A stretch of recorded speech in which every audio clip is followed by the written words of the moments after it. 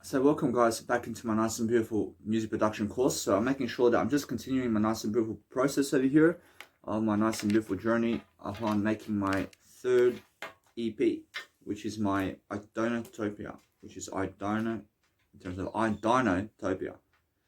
Whereas now I have to be actually always listening to this in a way that's going to help me grow by making sure that no matter what, that I want to be speaking over the track as I'm doing it. So what I do is I just go and really just understand something about life.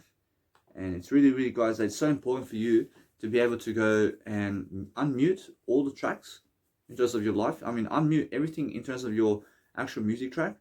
And then what you do is listen to it again and again and again. Listen to it over again to see, is it the track you need? So what I need to do here is I have to listen to the track really to understand it. So since I'm understanding either way that my track is something right now that has automation clips right now and has something that's happening right now, I want to be also recording the screen while I'm doing it, and I want to be also doing music production right in the morning when I wake up. So every single day, I realize every single day when I wake up, I do music production first. I never get into the shower first. I never get into grooming sessions first. I never start uploading my Instagram first. I do my music production first. And why is that? Because music production is something much more for me than Instagram. I mean, music production is much more for me than grooming and showering. So I make sure every single day I'm just doing that because it's my free nature to do so, and I just love to do my passions for free. I never do it for the money, but the money just comes along with what I do. So I'm making sure either way that since I have this going for me, I understand that what's important for me right now is understanding something about life. I understand that either way, that since I can listen to it again and again right now, I need to be able to actually go and do that. I have to be able to listen to my whole freaking track right now and see exactly how it's actually vibing until the 30 minutes. So I understand either way, that's what you have to do as a music producer. And you have to be able to listen to the track. So I'm understanding that no matter what, that since I'm understanding that even though you have done the nice and beautiful segments of your track, that is excellent, but listen to it again and again. I mean, listen to it again and again in terms of everything that you've done, even new. So let's say for the first 7 minutes, I understand I've done the listening of that 50 times, man, and more. But I still have to listen to that segment and how it goes into the next segment and how it goes into the next segment and how it goes into the next segment, because my first two segments are something in terms of, let's say the first one segment that on my track here, I've done listening to it, but then it transitions into something new. And that's something I have to listen to. And then it transitions into something new and something new. And I have to listen to the whole story. And is it vibing with the sounds for me in the whole story? I mean, how is the rhythm actually coming along in the whole track? I mean, is it rhythming? Is there a rhythm, or is it broken down into a way that it never sounds good as a 30-minute piece of track? I mean, is the whole 30 minutes or 1 hour sounding good for you? I mean, that's what we're understanding. But if it never sounds good, then make it good for yourself. Go and remove automation clips from it and just place actual master EQ automation on it, so that what you can do is understand you can also pause your video while you can pause your video while you're re-listening to the track, and you can also remove the nice and beautiful screen recording so you can just listen to your track as well. So what's important is understanding that you need to be doing this constantly, and you also need to be renaming all of your instrumental racks and all your patterns to understand exactly what is what inside of your nice and beautiful FL Studio or whatever type of plugin you're using in terms of all the digital audio workstations and whatever digital audio workstation you're using. I mean, now what's important is understand that you have to also color the patterns, for example. So I have black patterns in terms of black patterns, and then I have a red pattern to signal the transposition of that nice and beautiful content right there. So what's the transposition? So when I go, it has a new color. I place a new color into that, so I color it, so I see that's where it happens in the track. So I'm always coloring my nice and beautiful FL Studio with what it is. So I want to understand much greater about life. So I'm understanding either way that what's important for myself over here is understand that I can click on my pattern modes, for example, and I can color the pattern mode over here. So once I color the pattern mode, I understand either way it's something much better for me to do so, and something that shows me also that what I need to do is just record it really quickly.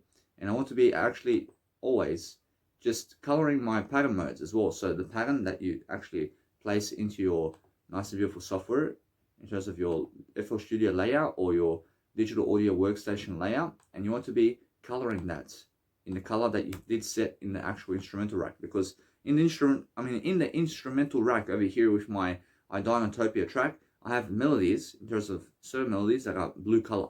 So I just go and place a blue color on all of those patterns inside of my FL Studio, so that I can really understand where is everything in terms of my nice and beautiful content over here. So I have to be always changing the color to suit my needs, and I have to make sure that everything here is working. So once it's working, I mean, that's the whole point, isn't it? And the whole point is make sure that you're doing something today that's going to help you succeed. So making sure all the time that you have to be coloring your content if something is working for you. So make sure you're always doing it, so that you can understand that you have to grow with your music production, and you have to understand that we have to go and do something much more important every single day. So make sure that no matter what, that every single day you're focusing on making sure that your life is prospering for yourself. So we're coloring the nice and beautiful content right here. So I'm saying that's that. I mean, now when I look at it, I mean, there's other contents over here. I'm saying when I look at it from a nice and beautiful angle of, let's say I zoom out of the actual FL Studio, then I can actually tell that it's just that kind of pattern. I mean, that's an oscillator. So since this one is an oscillator, I understand it's a pink one. So a pink color on that one makes it a nice and beautiful way for me to go and just change up the color here, for example. So understand that when you make your actual patterns unique, then guess what? Then you have to color those ones as well. So sometimes when you have 10 patterns and you make one of them unique, and then you color the 9, I mean, you color these patterns together.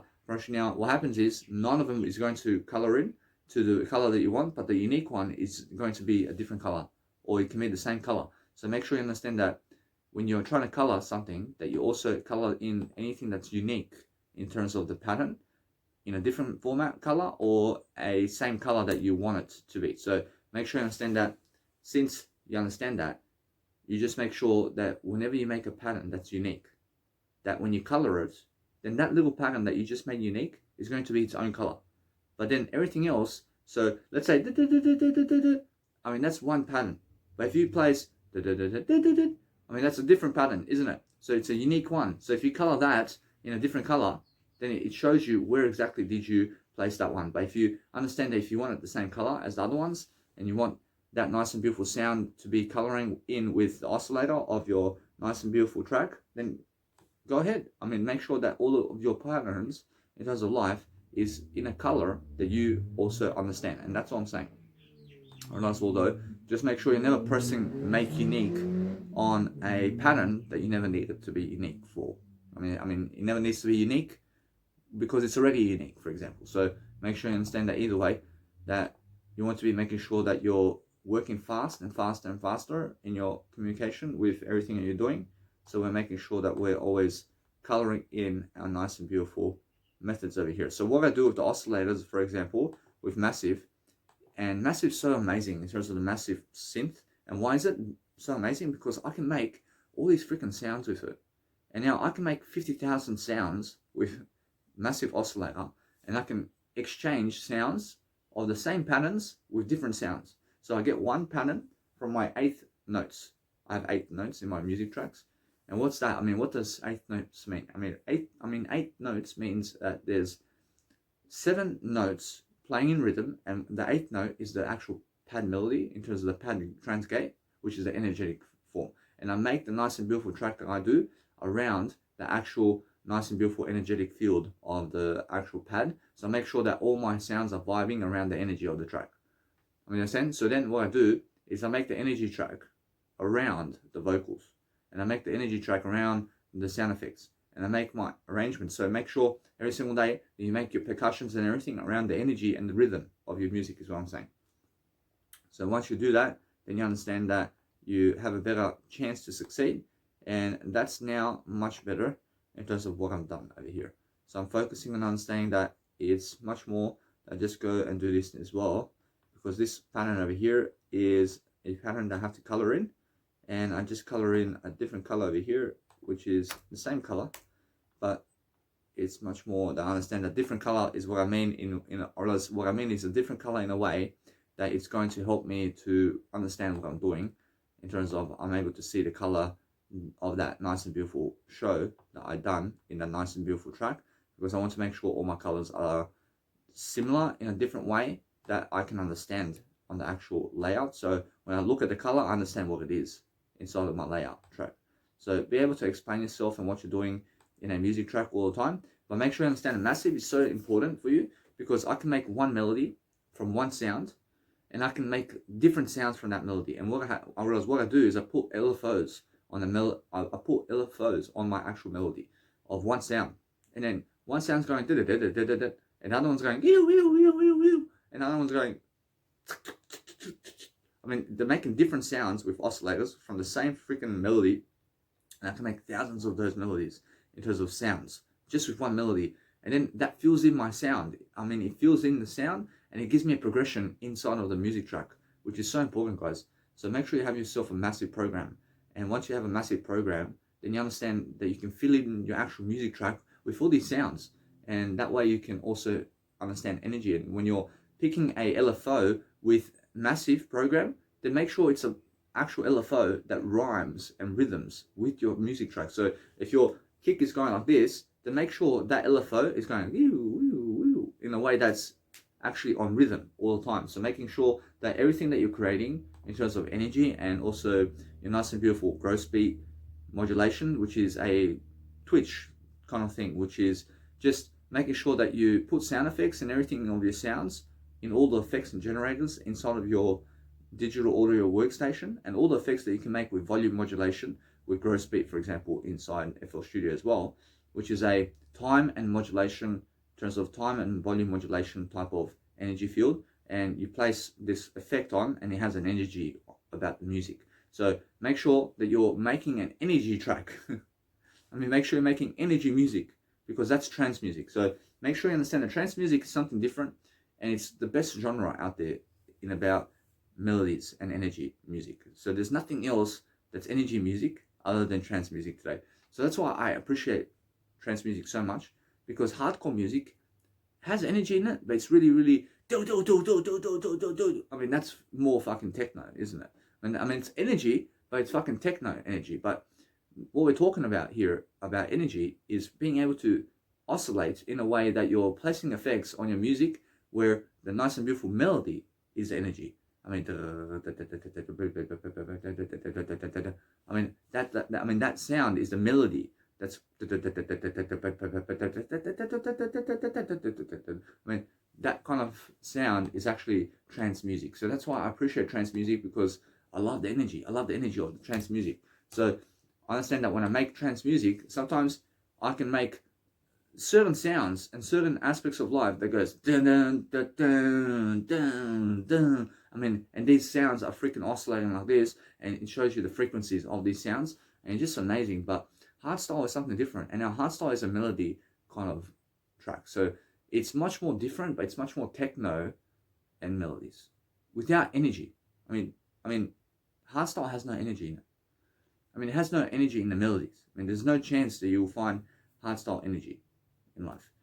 I mean, understand? But you must understand that the hardstyle track that you listen to and hardstyle genres have energy in it, but there's no melodies that have I mean, there's no melodies like that in terms of melodies that have energy, but their melodies are like I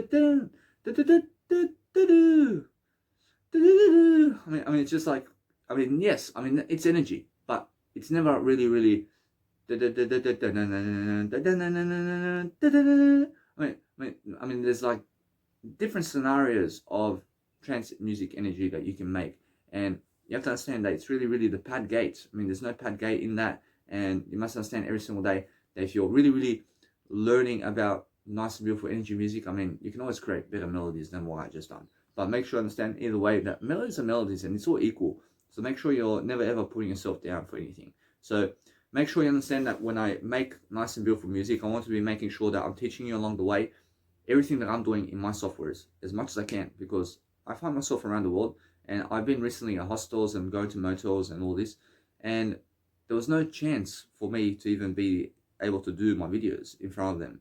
and I was never even doing my audio programs because I was so busy trying to learn the software, and I was trying to learn something else, and I was trying to do the music at least, and I was trying to teach you in my actual physical journal that I write, and I've been teaching you along the way in my journal. But what's amazing is understand that since I'm actually always understanding much more about music now, I understand if you want to fill up a sound that you have, then get better instruments and get better plugins. And I use Synth Avenger, and I also use Massive plugin, and I use also Nexus, and I use these three at the moment. And then also I'll have to get myself Omnisphere, and I have to get myself the other one, which is the Serum, and I have to get these two plugins as well so I can add to my vocabulary. And also I understand that anyway, from that point, just make sure you understand the massive sound is so important, because as Van Buren says, you have to make your sound expensive, but it has to rhythm. I mean, you have to make it a trance track. So what I do is I make certain melodies, just simple basic melodies, and like I mean, that's a trance melody. I mean, why is it a trance melody? I understand that any kind of melody that you make is a trance melody. I understand. And now the energy part is the pad of your music. I mean, it's I mean that is energy. So create energy with the pads, with one note system. I mean, put one note and go and put it with a gross beat or something, and just volume modulate it, and just cut the pieces of that nice and beautiful synth and make it a energy. I mean, make it like that. And then what you do is make all these sounds come true, and then place the percussion you need and everything, and then make sure that everything's going around the rhythm of your music, and everything's going really with the energy of the music. So sometimes what happens is I place one energy volume modulation on a synth, and then I place another volume modulation on another synth, and it never really collides with the rhythm. But I'm testing it out. I'm always testing out everything to see what in terms of gross beat and what in terms of life is really going with the actual rhythm. So I want to make an effect that goes with the rhythm of the music, because I never want my music in the kick out of rhythm, because when you're making music, I promise you, when the kick hits, it has to be a rhythm for it to be sounding great. But when there's no kick in your music and it's just a breakdown with melodies and instrumental versions and vocals, then place your vocals anywhere inside a breakdown where there's no kick. I mean, place it anywhere. And also inside of the breakdowns where there's instrumental, I mean, place anything you want inside of that. Place anything you want, because without a kick, there is no synchronicity anymore. I mean, in a sense, so everything in the music mix that you make that's no kick, and there's no kick there, I mean, place whatever melodies. I mean, play whatever you want inside of that. I mean, whatever you want. I mean, place it freaking whatever you want. But percussion, I mean, percussion too. I mean, percussion gives you the rhythm inside of your music tracks. But understand that it's just a rhythm progression, but there's no kick there. And that's the exact thing that you need. So make sure you understand that what you need every single day is to be much more better than exact and everything, but we're focusing on understanding that we want to make a rhythm inside of our breakdown all the time. So make sure you understand, I never use a hat inside of a breakdown. I mean, why is that? I mean, it's just a personal choice. I use a clap. I use a little clap. I use something else. I use something else other than a hat, because I want the hat to hit in my drops. I want that hat to be hitting in the drops, because I want to signify a new segment in my music, and that's it. I mean, but then the hat or the nice and beautiful, let's say, clap only ever comes inside of my breakdown, but my hat only ever comes in my big drops and techno. So in the breakdowns, I promise you, I just put anything that's a clap nature inside of my nice and beautiful, let's say, trance track. So I only have a hat and clap and also a kick inside of my percussions, inside of my music tracks. I mean, I never use anything else other than a snare. I can use a snare as well. So I'm making sure that no matter what, you guys understand that you have to fill up the sound differently. So if you want to understand my nice and beautiful theory about music tracks, then it's this. I mean, one line going up, and then what you do is twirl it like this. I mean, I said, and that is my music module, which is your music track must be going upward. Must be lifting people upways, and it's also energetic, but it's also fluctuating all the time with different frequencies, and that's why I'm always doing that. So I just want to be able to listen to this track now so that I can move forward with myself.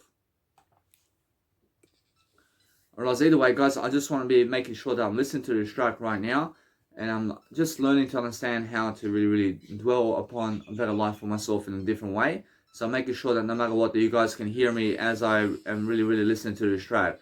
And I want to be going over the track, and I want to be listening to it to make sure that I never need a cigarette or anything like that. I am never a drug addict, because I understand that I'm learning about music, I'm learning about something different. So make sure every single day you're learning about how your actual music track is delivering different content. So as I'm actually recording my nice and beautiful, let's say, softwares, I'm making sure that I'm never recording while I'm listening back to my track, because it's a waste of time and I never waste time. So make sure you understand that when I have my pattern, I can see the actual version here where I do an image, I do a screenshot image so people can see exactly my image of how I'm doing it. So what I do is I look at the pattern and I see my transpositions are happening in two parts of the tracks over here. So that way, I understand that I have to use that, and I have to be making sure that those two transpositions are going to be something different in the nice and beautiful chill mix. I want to eliminate that from the actual chill mix, because I want it to come in the second half, and I want to have just one transposition that's up, and that's going up in my track, to just make sure that that kind of sound is something that I need in my music track to be able to teach you how to grow and how to really understand something that I'm doing. So when I'm planning my nice and beautiful track, I'm listening to the actual track, and it sounds amazing right now, but I want to make sure that something in my track right here, I was listening recently to my music track, and there was no kick in there. I mean, there was no kick in it, and there was no freaking instruments that I was meant to be listening to in that track. And then I'm saying, fuck, I mean, this track is fluctuating too much. I mean, it was too much fluctuating without kicks. I mean, where the fuck is the kick, man? I did export the track without the kick in it. I mean, so make sure you unmute all your tracks. Unmute everything, so that if it happens, in terms of anything, that you are listening to the full track module once you've done the exporting of that track. I mean, so I had no freaking kick in there. I had no sound effect in it or something like that. I had no two instruments before, and I was listening to my track. I'm like, fuck, where is it? But then I learned something new along that, and I learned that if it's fluctuating so much like that, and if it's so much fluctuating like that, then what you do is remove certain filters and automation from it to never make it fluctuate as much. And then just do a nice and beautiful EQ method, and just do it differently, and make sure you understand that way it sounds much better. And why is that? Because instead of just fluctuating like this all the way through, I mean, let's just make it, cut the first half, and then let's do that in terms of, let's just draw a new automation with a nice and beautiful master EQ, and then we add another automation in the second half of that, and it's going to be fluctuating in a different manner. So we're always using something different, and we're learning something different from what we're understanding. So if you make mistakes, then just learn from it, and never ever do what you've done before. So I made music before, and I understand exactly how to DJ those tracks, and I understand exactly what to do in certain situations of every music that you can make. So what I do with techno tracks, because techno tracks have a lot of techno kicks, and it sounds like a small drop all the time. But guess what? With actual small tracks that are techno and much more rave techno, anything that's a rave techno track has no melody in it. So anything that's techno really today has no melody in it. But hardstyle has melodies in it. Understand? So this is the difference between techno and trance music, and also hardstyle music. And now techno music has percussion. Just percussion. There's no fucking melodies in it. There's only one sound melody. In terms of one sound is more enough. Although, guess what? Techno is just percussion and a one melody line, and that's it. But guess what? Percussion is a techno track. Just percussion. Just look at techno tracks as a boom, boom, boom, boom, boom, boom, and there's percussion in that. It's like a breakbeat kind of percussion techno. It's a techno track. Although with techno, it's more percussion only, and there's no melodies in that. And then also trance music. Now, trance music is energy melodies. Energy melodies, and we're creating melodies that sound great. Actually like Mozart type of melodies. and we're creating nice and beautiful energy and kick and techno rave music as well inside of that trance music that has melodies upon the techno. Understand? So that's trance music, and with energy along the way at a certain frequency. And now we must understand that techno is around 120 BPM only because it's a slow percussional track. But then trance music is 138 BPM to 137 to 133 and that kind of nature. I mean, it's a bit faster and there's more energy going in the track. And either way, then we have hardstyle music. And hardstyle music is more melodies with a distortion kick and distortion melodies. Understand? And there's no energy in the actual hardstyle. So when you look at the differences, then you look at techno is percussion. Understand? And then we have trance music, which is energy melodies with techno.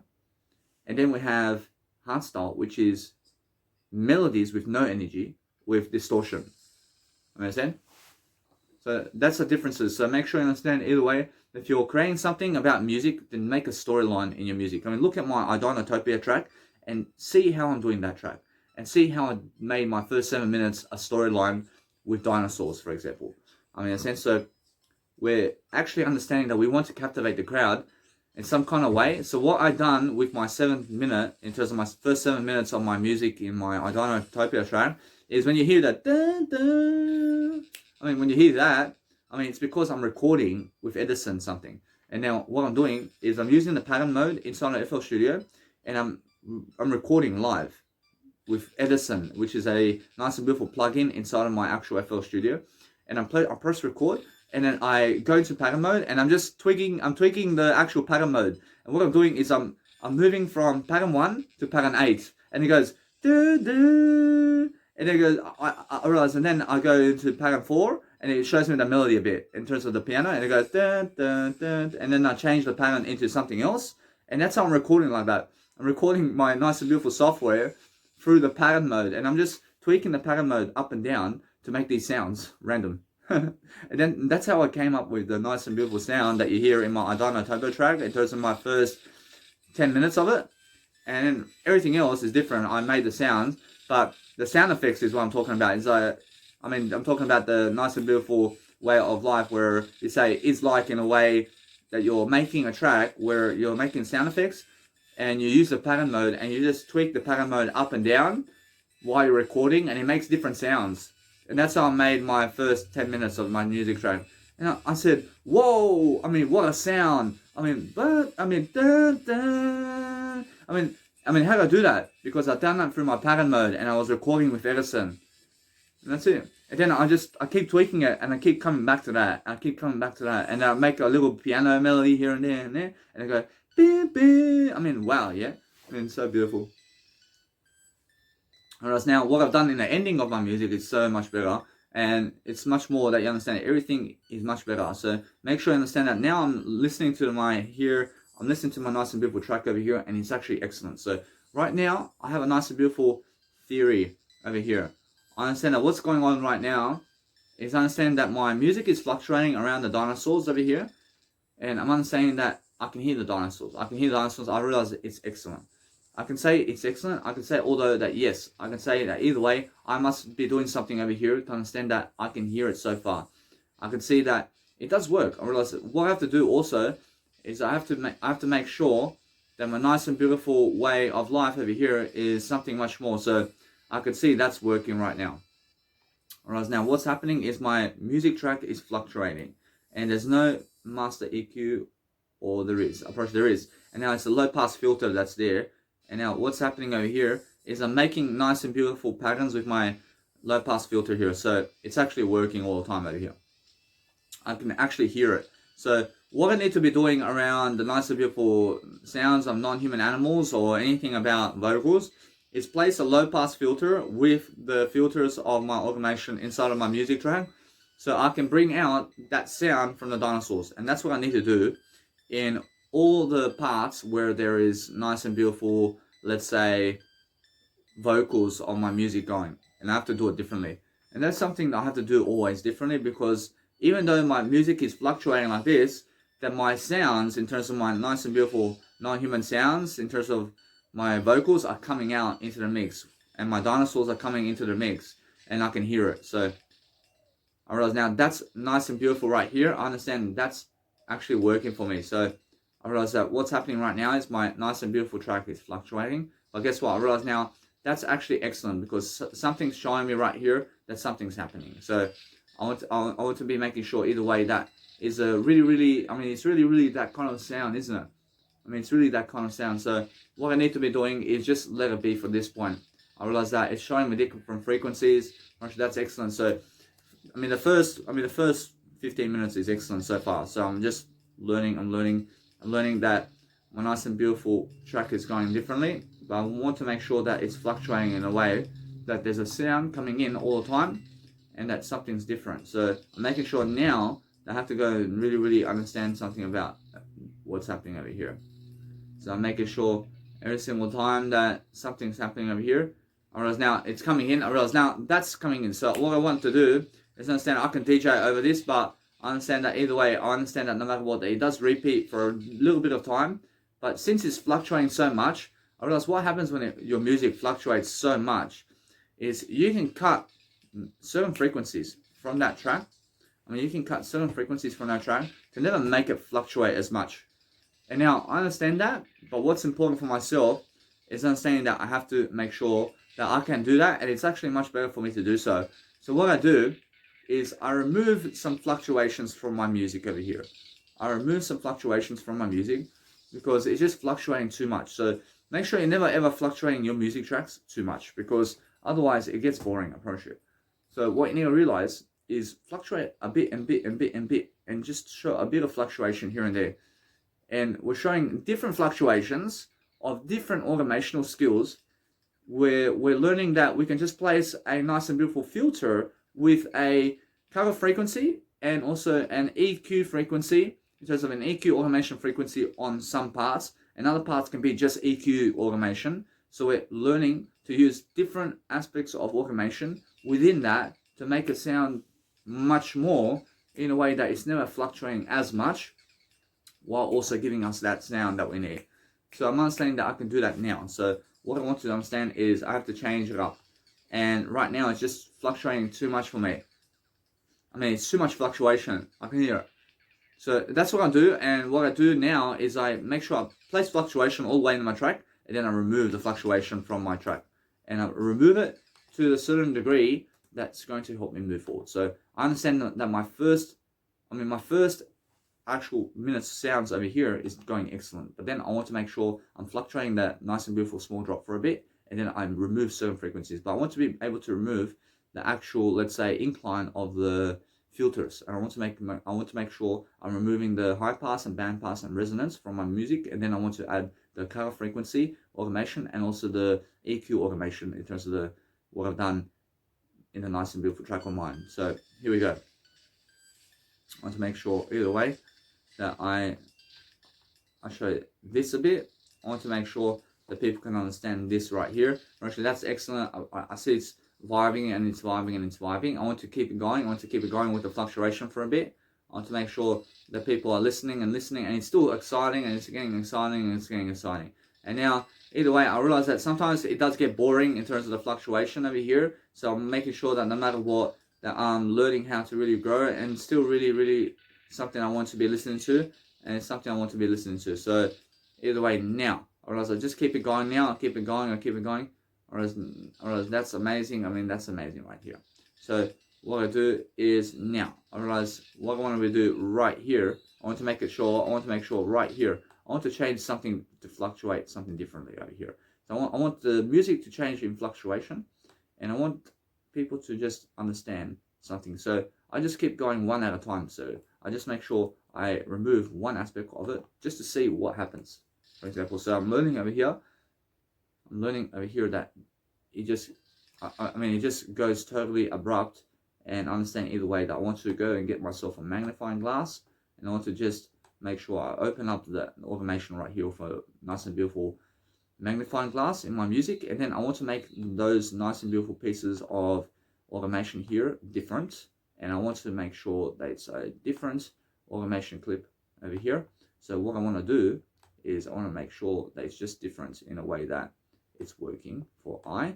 So I make sure I place 100% on it in terms of 100% of the nice and beautiful frequency is going to show. And let's have a look over here. Understand either way that it's coming.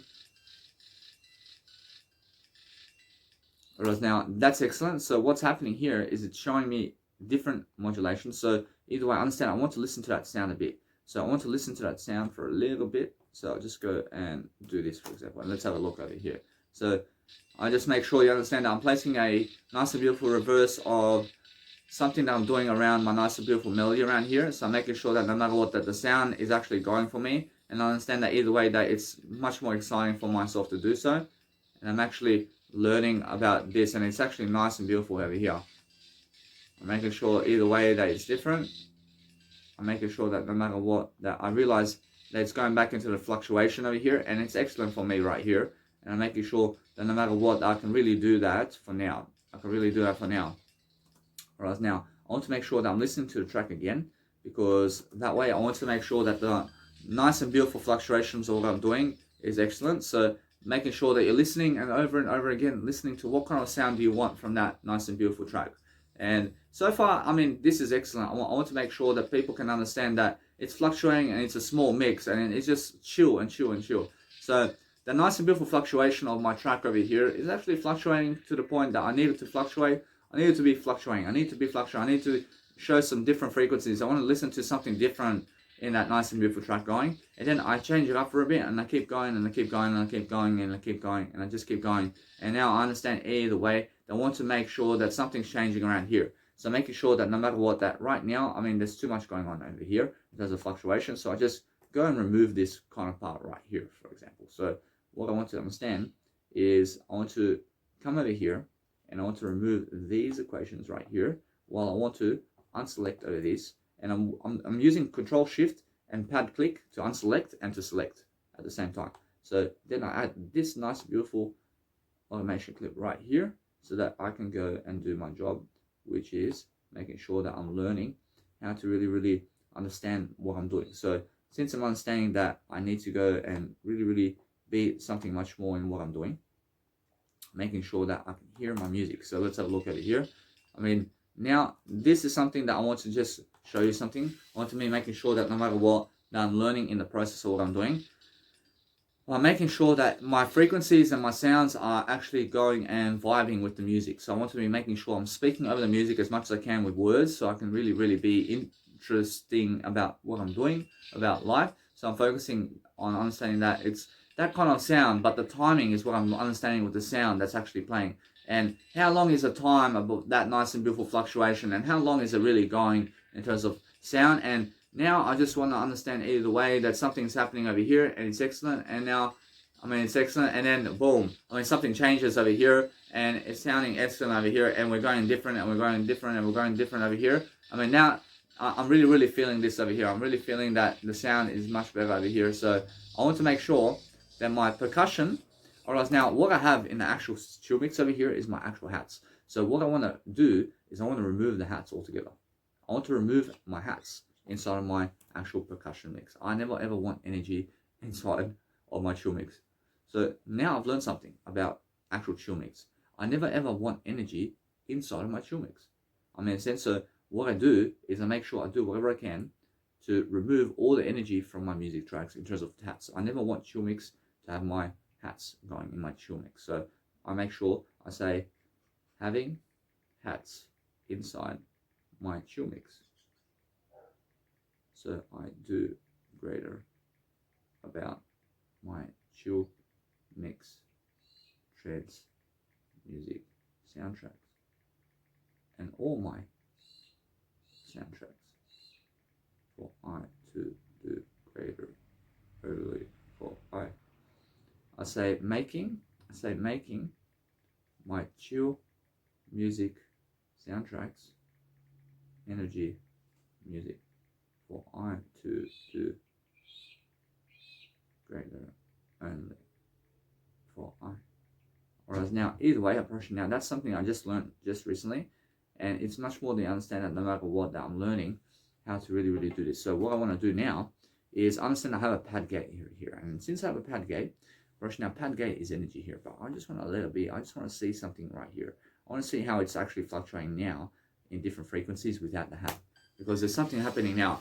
Because that hat was giving me so much energy, but the pad is energy. But either way, I want to let it be for now because I understand that pad, and I want to understand the pad, and also what's going on with the transgate together is making more energy. But when I remove the nice and beautiful hat from the actual mix, then I understand that there's less energy going. So this is actually excellent. I mean, there's so much chill more. I mean, there's more chill, and there's more of a chill mix going on around here. Because I understand there's no freaking, let's say, energy in the music, and it's nice and beautiful.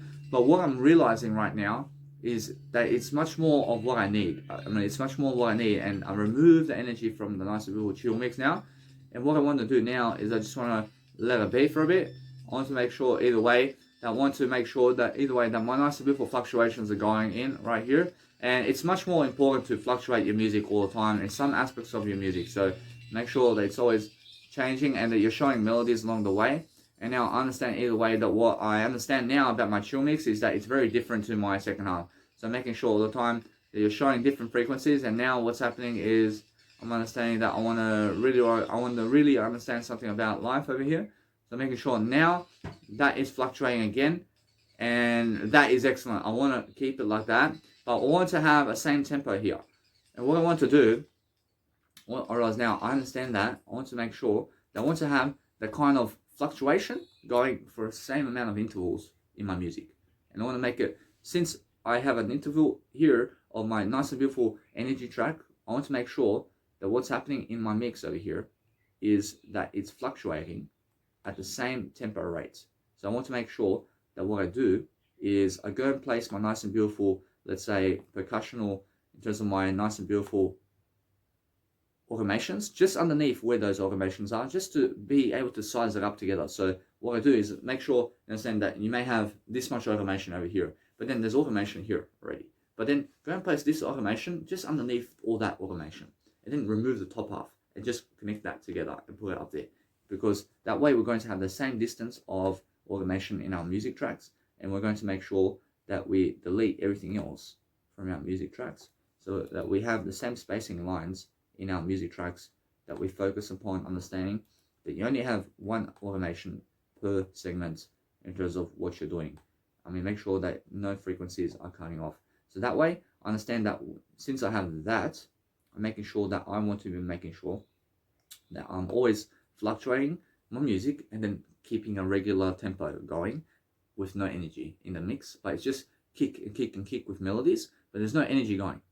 And now why is that? Because my melodies is something that has melodies going, but there's no energy in that. And now my nice and beautiful bass, I realize my bass line here is giving me a sound. I mean, it's giving me a sound, but there's no energy in it. And now pitches, in terms of pitch synths, has no melodies. In terms of, it has melodies, but it has no energy. So I mean, there's no energy there. There's no energy there. But a pad that has one note systems and goes da da da da da da da, I mean, that is energy. I mean, we have to create that, which is a pad gate. And now I understand that. Now I understand that pitch synths and anything that has a pitch on it has no energy, unless it's a pad gate type of module where you're actually creating the energy in it, and then it has a pitch. I mean, that's different. So make sure you understand that what I'm doing here is I'm spacing out my nice and beautiful automation clips to make sure I'm using fluctuations to start off, and then it goes into a real track for a bit, which is the real chill mix track, and then it goes back into the fluctuations, and then it goes back into the chill mix that you can hear fully on. So I'm always fluctuating this nice and beautiful track. So right now, I understand that either way, that what else I can do from this point is I can always make it better, but I have to place a low pass filter to see also what's going on in this mix right here. So I'm understanding that is kind of the track I want to understand, that it's really nice. I really vibe with the nice and beautiful track that's going on right here. I understand that either way, I want to make sure that people understand it's a chill mix. So I understand that that's nice and beautiful right there. And it's showing me nice and beautiful frequencies over here. So I want to be making sure that those frequencies are very beautiful in the music mix. Alright, now, since that's happening, I want to make sure that no matter what, I can remove that sound somehow.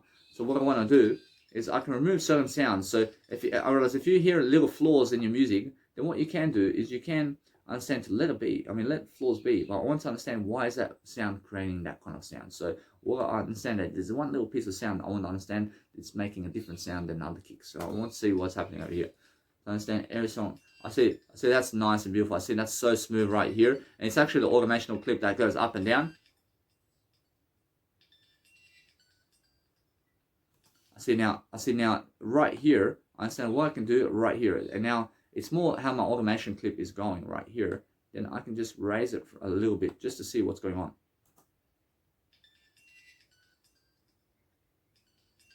I see now that does improve the actual sound right here. So what I want to do is I want to place this sound right here.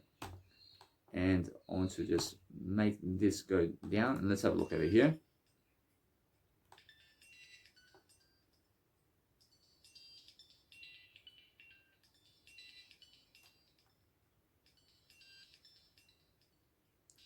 I mean, that's it. I mean, the sound's gone. So that little bubbly sound of the actual kick is gone. I mean, how did I remove the sound?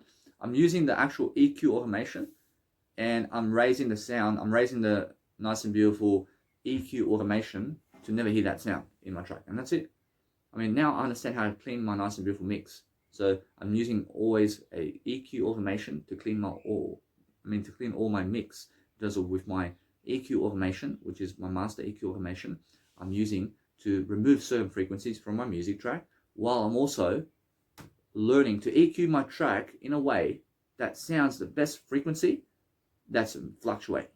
And that's it. But it has the highs and lows that you need. And it has the middle that you need.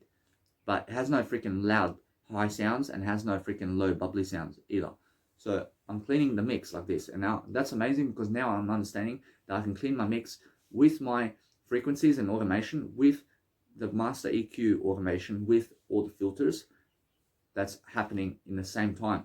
And then what I do is just I move a certain amount of frequency with the nice and beautiful EQ to make sure that that sound or bubbly sound or high pitched sound is never ever in my ears as much, because I never want it in my ears, because that way I understand I have a nice and beautiful sound going.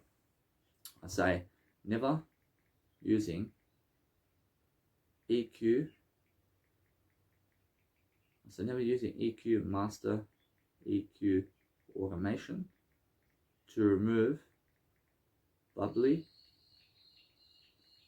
kicks from my music soundtrack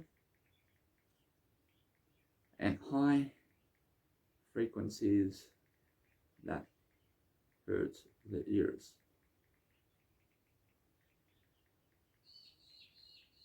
And ear drums. So I do better for I see now. I realize now in my nice and beautiful track with I Thou Shalt Never Kill, I hear that bubbly sound one time the whole music track. But either way, I understand that no matter what, it's just 1 second of that music track has a bubbly sound in it. But a little bit.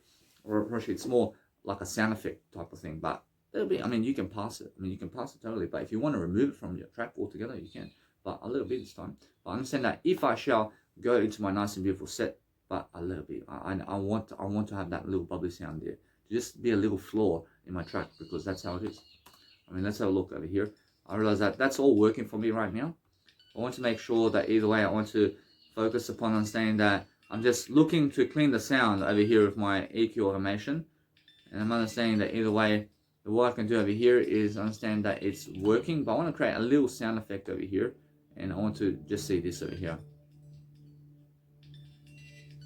Right now, that can, I mean, anything that's a sound effect, you can raise the kick sometimes as a sound kick.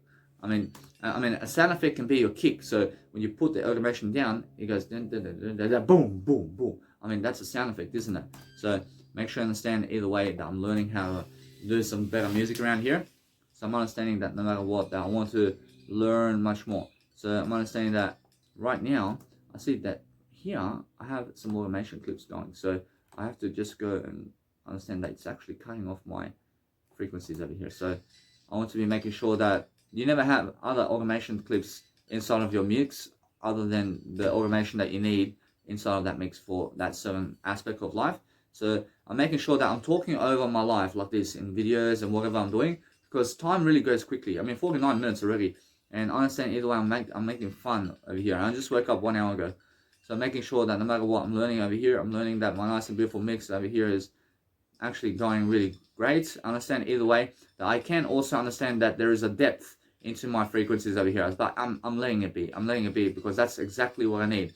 And now I want to make sure that I can also draw my nice and beautiful EQ differently, but is that what I need? I mean, I understand that right now I'm drawing that nice and beautiful sound. I'm drawing it. I'm not saying that I can let it be this way. I understand that it's creating certain effect chains. I can say it's really, really excellent right now, and it's really, really teaching me something about life. And then here we go, and then here we go, and then boom. Whereas now, why not? I mean, why not right now? Whereas now, that's really, really going right here. I understand how to draw now, music much better. But I'm making sure all the time I'm learning. I'm learning something along the way. I'm learning that's right now excellent, and it's showing me that nice and beautiful sub bass line as well. And then we're going the nice and beautiful frequencies here, and then excellent right here. And now, I mean, right here, I realize now, right here, I have some kind of bubbly sounds with the kick. I realize now that kind of sound, I realize that kind of sound right here is something that I have to just see, to just move it here to see how it goes.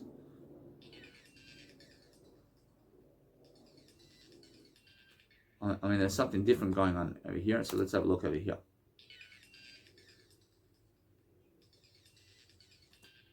And there's something different. So I understand either way, there's a different frequency over here, so let's have a look like this. Alright, now, when you have a bubbly sound, when you have a bubbly sound in your music track with the kick, then raise the EQ automation all the way up. And try to raise the automation clip all the way up somewhere, and place it somewhere in the higher end, and that way you never hear the bubbly sound from the kick. So now I'm learning something. So I say never raising my EQ automation master EQ automation clip up in sound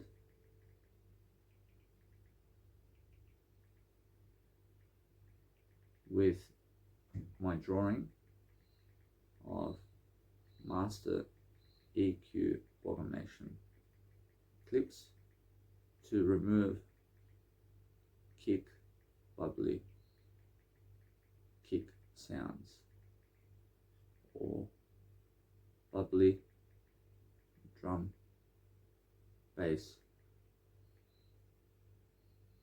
kick drum bubbly sounds to do greater only for I.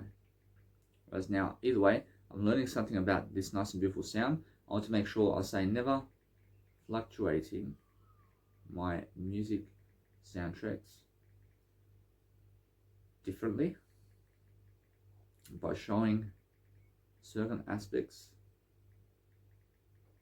of my music soundtracks to be cleaner by cleaning my music soundtrack sounds with automation clips with EQ master EQ automations to do greater for I say now I can remove these bubbly sounds. So I say having kick bubbly sounds in my music soundtracks. So I do better only for I. Whereas now I want to have the same spacing with my automation also, to have it all balancing in different ways. I say never having the same spacing with same automation clips going in different intervals of my music tracks to do greater only for I say having an energy mix and hats in my chill mix music soundtracks to do better only for I. I say now low pass, I say low pass filter over here. I say adding low pass filter where my master EQ automation clips are. So I do better only for I. Alright, now what's amazing for my life over here is I'm doing this, guys, without anybody else watching me. So this is just something behind the scenes I'm doing. So every single day I'm listening to my track now. I'm making sure that no matter what, you guys can hear that I'm just never placing low pass filters where my master EQ automation is, because it never goes. And now what I want to be doing is, if I want to bring out the vocals on my track, then what I need to be doing is I remove the whole freaking, let's say, master EQ from that, and I place a low pass filter to bring out the vocals. And now that's something I must do to realize something about life over here, that I can do that, and there's something that I want to actually elaborate on as well. It's much better to do it. So why is that? Because it brings out my dinosaurs in my track, and it's much better.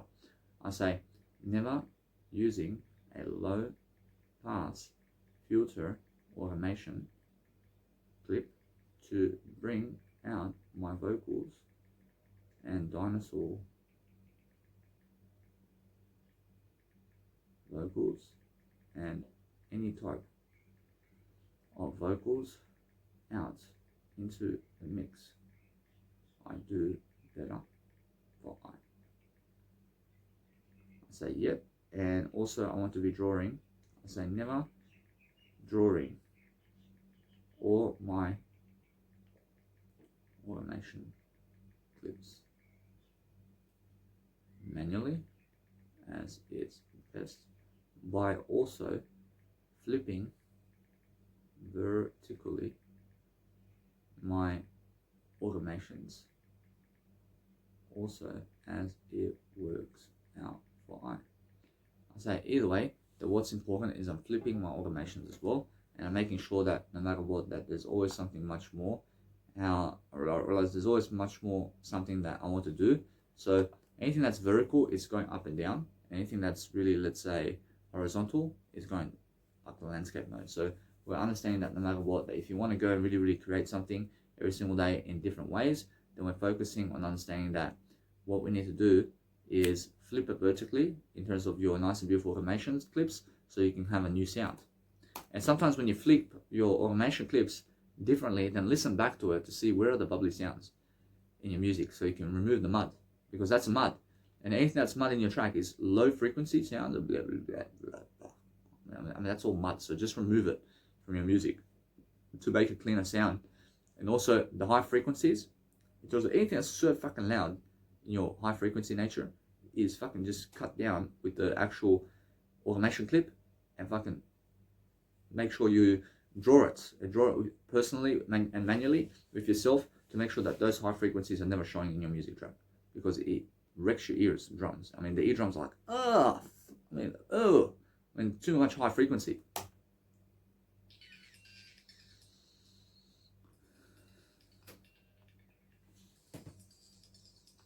I'm just listening back over here to see now, right here, I see that sound right here. I see this right here. I see this one. I see that sound right here is something that is, let's say, some kind of loud sound right here is happening. So I'm making sure either way, I want to just see what's going on around here. I want to make sure that I can raise the tone over here. Whereas now that sound right here is too loud for myself. So I want to bring that automation clip down a bit. I want to see what's going on over here. Whereas now that's the kind of real mid kind of frequency I need. Whereas now that right here, I mean this sound over here is very loud. So I'm making sure I want to bring that down. I mean, I can bring it down like this. Whereas now, when I bring it down too much, then I understand that there's freaking mud in there. I'll see this one over here. I'm gonna say this right here. For example. I can hear it now. I can hear that. Whereas now I can see the mud there.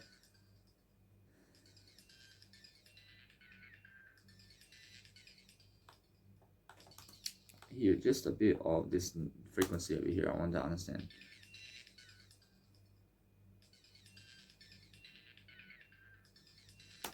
I mean, it's actually coming from my actual EQ over there. So it's actually coming from one of my sounds over there. But what I do is I let it be for now. I understand that I want to be able to have no EQ on any of my actual frequencies in my actual track unless it's specifically something I want. So I understand for this one, I understand I'll let it be, because you can EQ any separate instrument the way you want it to sound in your music track. But what's even better is if you do that, then what happens in your music track is it sounds much better for you to remove any kind of frequencies that you never want in your track. So if you realize, for example, that if I just go and I listen to the nice and beautiful instrumental tracks of everything I have over here, actually what I can do is I can actually listen to the sound and frequencies much closer, and I can see much closer upon how my frequencies are. So that's why it's so important for you to EQ all of your tracks and all of your soundtracks before you're placing the master EQ and all the frequencies in terms of the fluctuations of your frequencies inside of your mix, because that way it helps you to save grace and it helps you to go and have the best frequencies in your mix. I mean, it helps you to have the best frequencies in your mix regardless of what's going on. So make sure either way that you're always EQing once you have the sound. And either way, that if you do that though, there's a big tactic over here I want to teach you. It's make sure that you never ever EQ your music sound before you do the recording of Edison with those sounds in your pattern mode, because the difference is that you get this massive sound that you want, and that's the whole point. So what I want to be doing is understand that now there's a certain amount of frequency that I want to show in certain aspects of life. So if I hear too much frequency somewhere, then I can go into my nice and beautiful software to just minimize that sound. I mean, that's it. I mean, never touch anything else. I mean, you understand? Because if you go EQing all of your sounds to the way you want it, then guess what? I mean, you have to show all the frequencies as much as possible in your music, is what I'm saying. So make sure you understand that this one sound here has a high tone. I mean, it has a high tone. So yes, I can just go into the mix over here. I can go into the mix and just be able to do this. So I want to make sure that I just do this now. I say never master EQing all the mud and high frequencies of my music track separately where I must, where I hear it going into my soundtracks via the master EQ of my soundtracks is more than enough for I to show the most frequencies in my music track for I. So I want to teach you something now. I want you to understand that when I go into this sound, I understand I did EQ it, but guess what? That since I did EQ it, I realized that I want to make sure that I'm showing the most frequency I can in that mix. So what I'll do is I understand that this frequency here is showing me something. So let's have a look over here. I mean, it's just that kind of frequency. So I understand that either I let it be, but this frequency here is, I'm cutting certain frequencies from my mix to make sure that it's a cleaner sound, of course. But this sound over here, I understand that it's very loud, right? It's very loud, and I need to turn it down. So I understand now that it's really that I just go like this. Alright, I mean, wow, I mean, it's so loud over here. Alright, now this number 6 over here is what's turning it down. Alright, now that there is too much. Alright, over here. Alright, I mean, it hurts right here. I realize now, either way, I want to understand this one here. I mean, that one's still hurting. I mean, that one there is right now in my face over here, but guess what? I mean, it's just more enough, huh? Whereas now, I want to let that be. I want to let that be right here. Whereas now, that sound there is in my face, but guess what? I realize that something here tells me to just move it down a bit more. I mean, I move it down a bit more. Whereas now, I can hear this sound over here. I can see it. I can see it. I can see it. I mean, guess what? I mean, say yes. I mean, I say yes to that, and I just move the number 6 from this one over here because it's just loud. I mean, it's loud. So So what I want to do is I turn off the Edison over here in the master channel, because you never need it on unless you're actually using it. So turn off your Edison in your actual FL Studio, because it's a plugin in your FL Studio, and turn it off if you're never using it. I say never turning off my Edison plugin if never using it, for I to do greater only for I remember when I was in high school and walking to high school and how that was. I was dreadful. I was dreadful about high school. I mean, make sure I understand every single day that I am somebody now much greater than high school nature. I'm making sure that I have life school now. I'm making sure now. I'm listening to my frequencies now. I mean, it's all different, but that kind of sound that's a high frequency. I mean, as soon as you hear that high frequency and you have to lower your actual EQ in the master EQ to bypass that, then go into that sound that's giving you that high frequency and just cut it off. I mean, cut it off at the EQ point of the actual instrumental mix. That you have the instrument of the melody, and go and listen to it personally and just fucking cut it down like that, instead of having to go into the master EQ to do it. So it's much better for you and it's much faster. I say never cutting off mud and also high frequencies from my music soundtrack via those instrumentals personally to do greater only for I. Rushing now. Either way, I understand that what's important is those people who never teach you something about music production while they're making music are going to be losers of life. And they're losers of life, and understand why, because they're never teaching you music. So anybody who's a singer of life but never teaches you how to do singing, they're a loser, even though they're famous. I mean, the same. Even they're famous and they never teach you nothing, they're losers. They're short-term fame. I mean, short-term fame. I mean, so make sure you understand that. I mean, understand that, for example, every single day you're going to focus upon understanding that what you need to do is always teach something, but be consistent about it. And those people who are never consistent about teaching, they're losing life. They're losing life. I mean, you have to teach consistently about what you're doing, because that way you're much more of somebody great. So I love I make sure that no matter what, and now, since I have this EQ sound, I want to keep listening. I want to make sure that I'm cleaning my sound, but understand this now. Understand that no matter what, before I even actually record, in terms of before I even, let's say, EQ anything in my mix, I want to make sure that the sound is great. So yes, EQ comes before the recording of the sound that I need. So I say never EQing personally my soundtrack before I do Edison recording pattern mode and layout mode recordings via making sound effects to do greater only for I. Now that's different.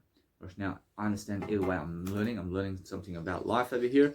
I'm making sure that my frequencies are just in that spot. So I'm understanding I want to be hearing that sub bass going on, and I want to make sure that my nice and beautiful track is right here. So there's something going on right here. So I understand I can hear, or I can hear this sound right here. So I want to make sure that I can hear this sound right here. Alright, now that's nice and beautiful. See, it's nice and beautiful over here because it's nice. Woo, and what's happening right here?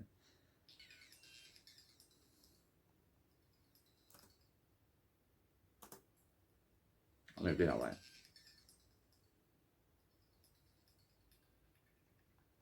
I'm just listening to the sound over here. I'm making sure that you guys can hear me as I'm doing my content over here. So I'm making sure either way that I'm just listening to the sound and to see where it is. So now it's much better. I'm learning to vibe with this over here.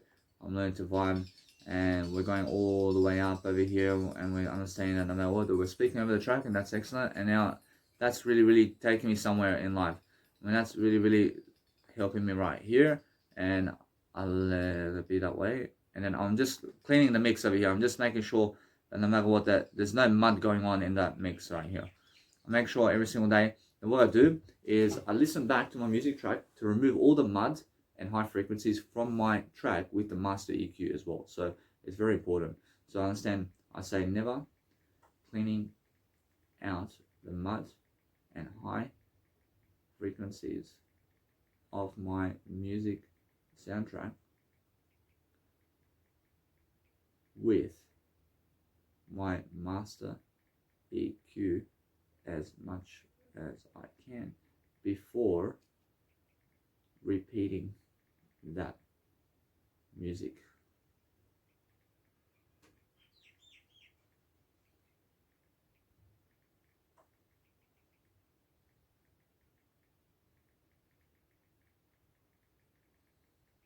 So what's important, guys, is sometimes when I say music, I don't say musical. And so I want to make sure that either way that I write, for example, and what happens here just now, I went silent for some reason, and it's because I was writing music, but then I want to say musical. I said music out loud, then I say musical in silence. In a sense, that's why I went differently, and I understand that. So what I'm doing now is I'm moving forward the track, but making sure I'm never re-listening to the track unless I remove all the nice and beautiful mud from the track first. I want to be making sure of that. So I'll do that now. I say never removing all the mud and high frequencies. I say never removing all the mud and high frequencies of my soundtrack before I re-listen to the music soundtrack for I say never learning about it all by staying away from what never works out for I say doing what never works out for I. Whereas now, since I'm understanding that I'm so alone, guys, when I'm doing this, and there's nobody to help me except I. So I'm helping myself create music here. I'm helping myself create this video. I'm helping myself do everything in terms of what you have understood about me. So where are my friends, man? I mean, where are they? I mean, where is my family? I mean, I'm my family. I'm my friends over here. I mean, I'm doing this because I'm understanding that I love to do it, and it's not because of the money, but I'm doing it because it is money to me. I mean, this is money to me in terms of being able to produce this. And that's it. I'm just enjoying my life. I'm enjoying this, but I'm never seeking validation anymore from other people. I'm never trying to call them. I'm never trying to go to them. I'm never trying to knock on their doors. I'm just doing my life over here. Right, that's the whole point. So I'm listening back to my nice and beautiful track while I'm teaching you, because that's my passion. So I'm here for a purpose, to teach you while I'm actually doing my content over here, because that's what you have to be doing all the time. And I'm listening to my nice and beautiful track over here. I'm listening to the frequencies, and I'm learning about sound design over here. So I'm doing some sound design over here. So I'm understanding that no matter what, I want to listen to the track so closely that I understand that I can hear certain frequencies, and that works for me. I mean, that's so beautiful right here. And I realize now, also I'm looking to see how is the shape of the sound as I'm really doing it. So you can be doing any type of nice and beautiful, let's say EQ melody right here, and that's excellent right now. And that's showing me some midpoints. And right here, I heard a mud right here. Right now, that right here, I have to just change this one right here, and I want to be making sure that I have an incline over here in a way that it can be like this, for example. And let's have a look. Alright, now that right here is something that I want to show you right here. So I just make a nice and beautiful incline right here, and let's have a look. And that's, I mean, an incline upways. So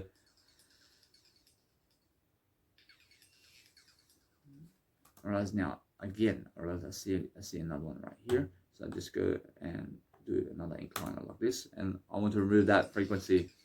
I do a nice and beautiful EQ up, and let's have a look over here. I can see now we're doing much better. I can see now.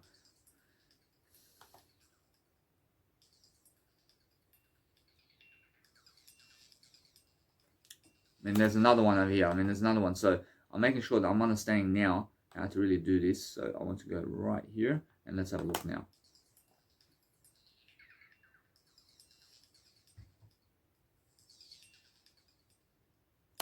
I mean, excellent. So now what I'm doing is I'm just really quick about making my sound what I need it to be. But making sure that no matter what you can do is you can EQ your music in the actual FL Studio layout of where your arrangement is, and you can EQ it there with the master EQ.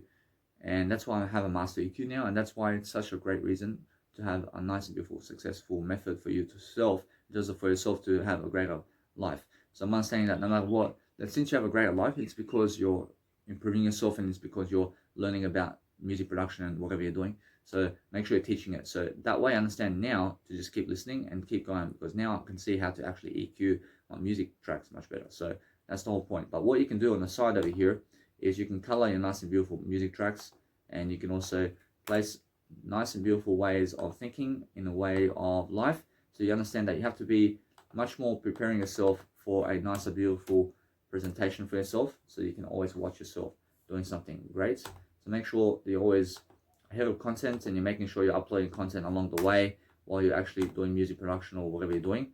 So making sure that no matter what, that you're going to learn how to understand what you're doing while you're actually speaking about something that you love to do, and make sure you understand everything in terms of what you love only. I mean, understand that no matter what, if you understand anything about what you hate, then understand that you never hate anything, and just make sure that you love only. And that way you understand that I'm always loving myself and other people, and I'm always making sure that I can help around as much as I can, because that's how you become a compassionate type of human being all the time, because we want to make sure that everybody around us is happier in a way that we're growing, so that way we're always learning something about life. So I just want to make everything nice and neat for myself over here. I want to make sure I'm just always doing something around my nice and beautiful way of life over here, where I can go and color all the nice and beautiful methods I have over here, just for a nice and beautiful presentation for myself, to say, hey, I did color it and I did place some nice and beautiful, let's say, effect into it. So making sure that colors are effect as well. So if you have a color in your life and you understand what you're doing about life, then you understand either way that you're going to just make sure you understand. I make all the melodies first in my music track. I make all the melodies, and then I make the percussion, and then I make myself the sound design with all that. Makes sense? To make sure I understand. The first I make the melodies, and I make the melodies and the melody sound design, and then I make the percussion with the sound design, and that's it. And then I make sure that no matter what, that I go and do the arrangement. I say never making the melodies with sound design. I say never making the melodies with sound design first, then the percussion to create it. Alright, now what's amazing about that is understand that with techno people who just create techno, I mean, they just create percussion music, and that's it. I mean, with trance music, it's create the melodies first and then the percussion. And then with hardstyle, it's create the melodies first and then the distortion with the percussion. So first of all, there's a big difference over here. There's a big difference with how you do hardstyle. And now hardstyle music is no energy music, and also you create the melodies first, and just create melodies and create trance sounds. Create trance sounds. You understand? So you make trance sounds, and then guess what? Then you do the percussion and create clean music. Create clean music first with hardstyle, and then remove the energy from the track. And then what you do from that point is go and put distortion on the actual sounds now, because you have a clean mix, and then put distortion now, because the distortion in hardstyle has to be the last thing. It has to be the last. You can never ever make a sound clear and what you want it to be with distortion at first. So what you do with a hardstyle track is layer it and place it how you want it, but make some sound effects, and make a lot of sound effects here.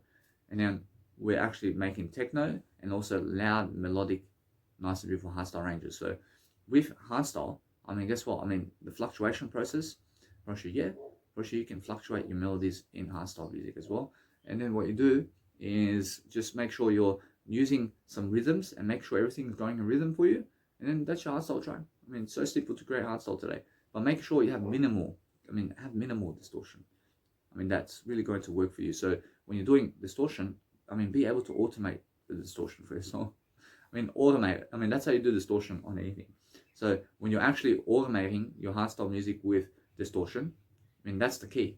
The key is, if you want to have a great hardstyle track, then you have to be automating everything. Automate everything in frequencies. Understand? And that way you're going to find the best sound with that hardstyle track, and that's it. It's going to be really, really pumping. Understand? So make sure you understand that I can create some hardstyle music now. And I can understand that no matter what, that I can put into rhythm and I can do something really quick. And now, either way, you must understand, then you put the vocals in. And now the vocals is, you create a nice and beautiful vocal that's clear cut. And then make sure you understand that from this point, you have to vocal tune it. And now when you vocal tune your nice and beautiful vocals, I mean, what you need to do is find yourself a nice and beautiful sound that you want with the vocals. So put some nice and beautiful pitches in it. I mean, put some pitches in the vocals. I mean, put some auto tunes. I mean, put some effects on it. I mean, put some nice and beautiful, let's say, different effects of growth speed with time modulation. And also you're making sure that people can hear the vocal in terms of what the words are, but making sure that you're boosting that distortion inside of the actual vocal, which is deep or high or wherever you want it to go. But then from that point, you stretch up the vocal as well, and stretch it up in a way that you automate as well the vocal to make that sound that you want. So make sure you automate it, and then either way, now you have rah, I mean, whatever you want. So make sure you understand that either way, then you can place your own vocals in there. You can say I mean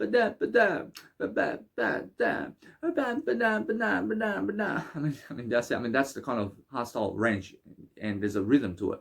So that's what I understand about hardstyle now, and it's much more different. But I can't create it. I can't create hardstyle. I want to create trance music because I'm much more trance music right now. So either way, let's have a look at what we're doing over here. So I'm listening to my nice and beautiful track over here. I'm making sure either way, I want to make sure learning about something. So I realize that from this point, I understand that I want to be listening to it. I can understand to go and do this now. I can understand I do need some automation. I can see over here. I want to make sure that I have some effects going over here. I'll make sure this one's going like this, for example. And let's have a look.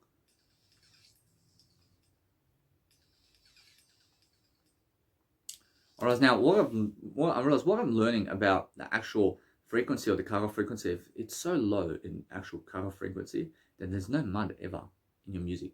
So what you have to realize is, what I realize now is, if the cutoff frequency is going up in your mix, then there's always mud in that mix.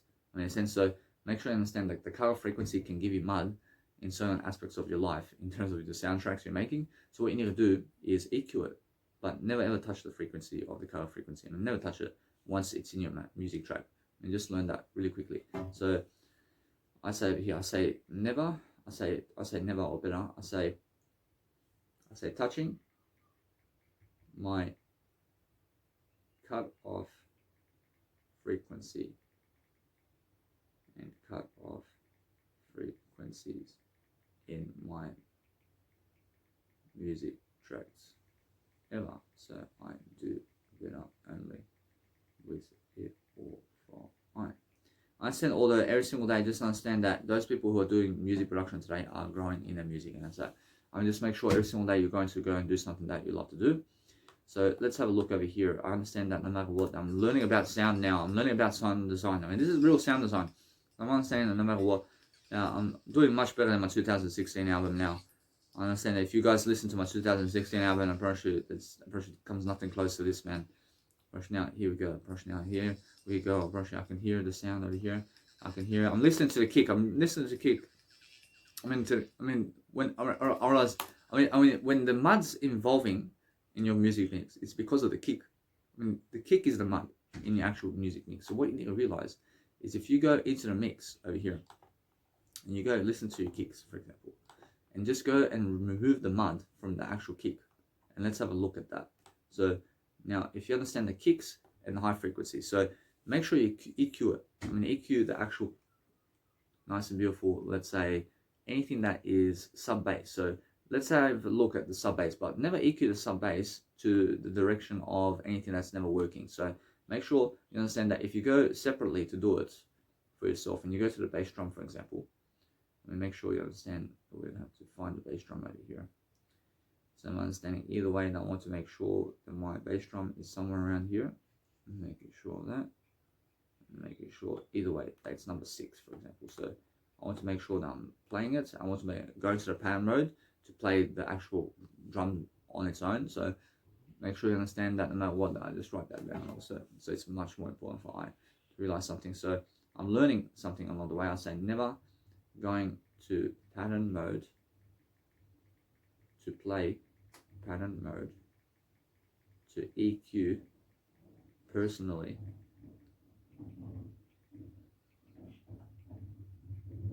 certain mud from my music soundtracks with kicks for I, as kicks are the ones that have mud in your music soundtracks. I see. I say yes. So I say never listening to the kicks when removing mud from the soundtracks. I do. I say now. I say never removing. I say here we go. I say now I can see this.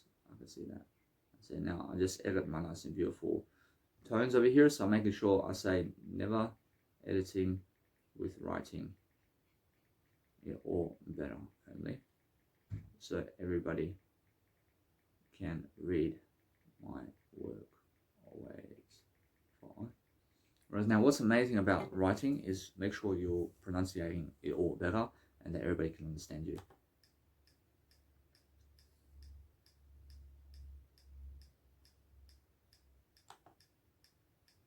See that kick right here? I never ever want to touch the kick. I did play some distortion in the kick as well. So make sure you understand that what's amazing about my track over here is it has a little bit of distortion in the kick. So what I want to understand now is no way can you go and let's say EQ a kick that has no mud in it. You understand? So what you understand that the mud is coming from the actual frequencies of the cutoff frequency with the kick. And that's how the mud is happening. So anytime you have frequencies with the cutoff frequency inside of your mix with a kick happening with automation, I mean the actual nice and beautiful automations of your cutoff frequency is making that mud in your kick. And that's what you have to understand. So make sure you understand you never touch the cutoff frequency. I mean touch the actual EQ and make it different in terms of the EQ. I mean make your EQ different in terms of the automation clip of master EQ and put a master EQ in your mixer channel in terms of the main mixing channel that you have. And then go and just raise the EQ into a high frequency there where the mud is. So where you find mud in your music, I mean go and raise the EQ to go up into high frequencies in that mud mix. So the mud never shows, but it shows the high frequencies of that mud. Understand? So when you have mud, I mean place a high frequency on it and it overlaps the mud, is what I'm saying. So what you do is you get the EQ and you place it where the high pass is. And high pass music, in terms of anything that's high pass, is high range. So go the high pass way in the mud mix. I'm saying, but if it's too high, if it's too much high frequencies, then go low pass. Then go low frequencies, and then just go get your master EQ and go from high EQ to low EQ.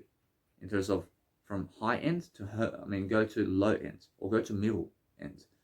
So if you want to remove the high end, then go to middle or low end. Whatever you want. But if you want to remove the low ends, then go, if you want to go remove the low ends, then go to middle and high range. But if you want to if you want to go and let's say remove the mud from your mix, because mud is the low frequencies, then go to middle range frequencies and go to higher range frequencies, and that's it. It's so simple. But when you're EQing your music tracks, go and understand to EQ everything separately, and then just EQ to the point that the actual sound is maximization. It's a max sound that you can have for that synth. Never ever go in the actual synth to minimize that fucking synth of its sound quality ever. Make sure that if it's all red range here, that you keep the red range in that mix. So the red range is showing, and as the nice and beautiful music is playing, you can see the red particles of that nice and beautiful, let's say, soundtrack. So keep that, and never ever try to cut half of that. Then the sound is gone.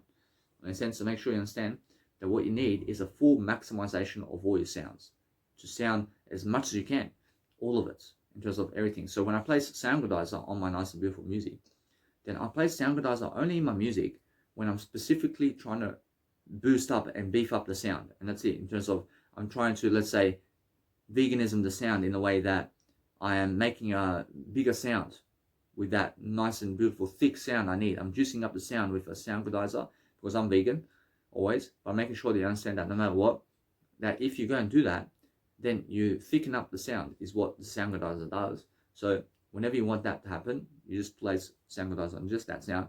Never ever place it on your whole track. Never place sound glider on your whole track, because the sound glider can ruin your mix.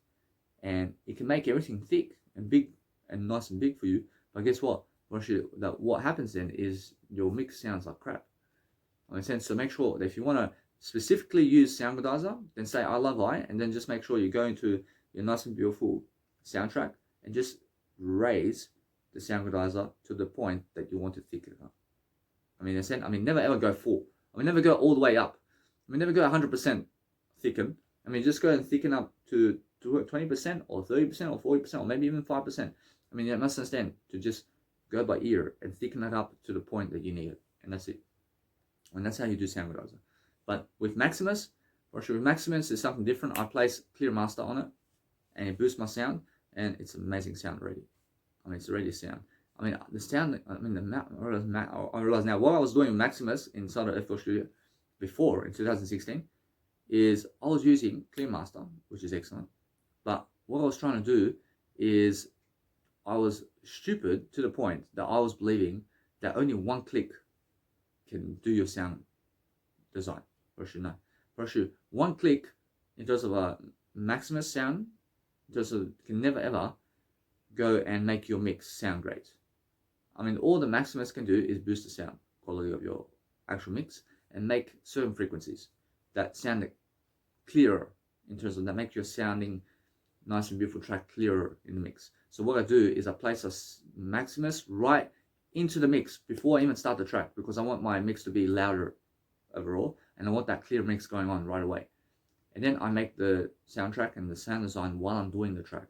And the sound design is now, I'm doing it. I'm doing the sound design right now, which I'm removing the mud and I'm removing the high frequencies. So if you remove anything that never works in your music track from the sounds, then you have a clear mix. Just boost the frequencies as much as you can, and also fluctuate those frequencies within the track. And now you understand what I'm doing. So that's what I'm doing all the time. So with anything now with distortion is you can add distortion in your music, and even in your trance music if you want. And I have a distortion kick right here, and it's there's little distortion, so you can always add a little bit of distortion in anything you're doing in terms of trance music as well. So make sure you understand that.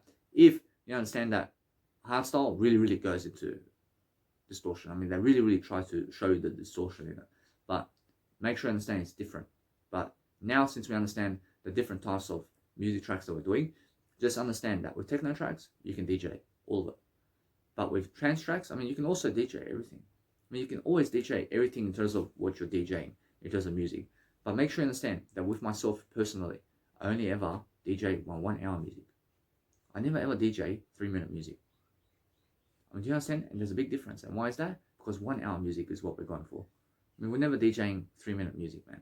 But if you place all your 3 music in terms of all your 3-minute music into 1 hour set, you should never DJ that.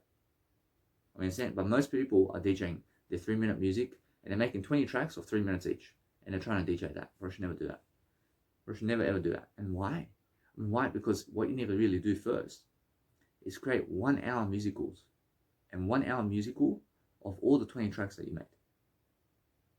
Now you have 20 hours of music instead of 1 hour 20 music. You understand? Instead of 1 hour 20 music, you have 20 hours of music, is what I'm saying. So since you have 20 hours of music, that in that 20 hours, you're going to create a music soundtrack that you can DJ.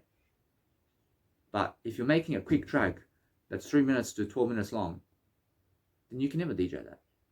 You can never ever DJ that, because that is never the full track. Up to 12 minutes, that's never the full track. But up to 1 hour is the full max track. Create 1 hour of music. But either way, that if you're creating techno music, you can always DJ that. You can always DJ. You can DJ. You guys can make your soundtracks right now, even with 12-minute tracks, in up to 12-minute tracks. You can make your sounding tracks DJ, and you can DJ it. Of course, you can DJ whatever you want. But guess what? What's amazing about my way of DJing is I make 1 hour music, and I DJ only 1 hour music that I make. And now, when I make 30 hours of music, I also have 30 minutes of music. So I make 30 minutes of music in terms of something in terms of small tracks. Let's say I have 1 hour of music, but every single track in that nice and beautiful theory is 20 music tracks per 3 minutes each, is 60 minutes, isn't it? So I have all this stream music. I have all this 3-minute music that I just made from all my 1 hour sets. So what I do is I make a 1 hour set, and I make a 1 hour version set, and then I place it into a 3-minute version, and I place it into a preview mix, which is 1 minute 30 to 1 minute 40 mix, and it's just a mini mix. So I go from 1 hour to 3 minutes to a preview mix, which is 1 minute and 30 and 1 minute 40 seconds mix, and in between there.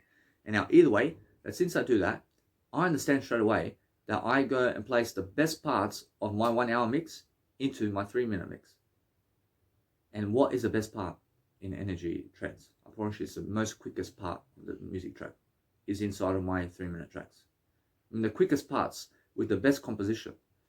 I mean, do you understand? I mean, with the best scenario going in my music track, I'll go and find a piece of music right now in my nice and beautiful theory of music here, and I place that music. So I never place chill music inside of my trance music, 3-minute music.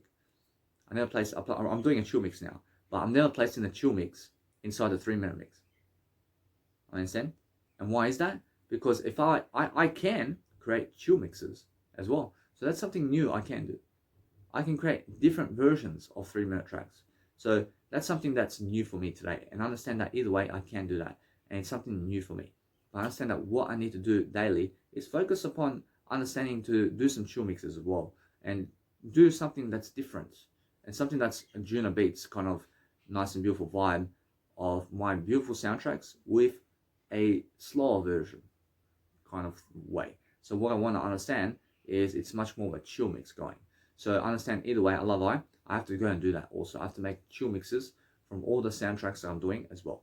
So I want to do that from now on. And I want to make a preview mix of all the chill mixes as well that I'm doing, because it's just a new fashion and a new statement for myself to learn something to grow. So I understand that once I finish this track, I understand that I want to go and really dwell upon making all the other mixes that I have in my music track, and I want to make sure that I want to go and do all that and then move on.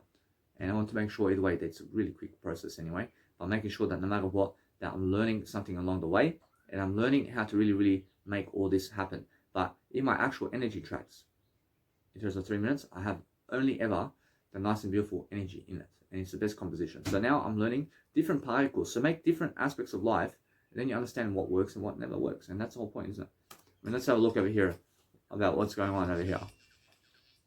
I'm listening. I realize now I can hear some distortion. I want to remove that. I want to remove distortion from my music tracks in trance music. I want to EQ it out. I understand that when I do that, that the distortion happens in the low end. I mean, distortion happens in the low mud. In terms of anything that's mud in your music, is low frequencies, and that's where the distortion comes. So distortion is from my kick, and my kick has a distortion. So what I need to do is, since it has a kick, and my kick has a distortion, I mean, that's why I have that low mud sound. But guess what? I realized that either way, I want to understand something, that I want my kick to be like that. I want my kick to be that way, but I want to remove the distortion from the kick so that I can go and understand that it does help me to understand that in the clear mix, you can actually hear some distortion in it, but it's a clear distortion. And that's why there's a big difference. And the big difference is that I EQ out inside of the frequencies and the automation, all the nice and beautiful distortion that's in the low mix and in the low pass filters.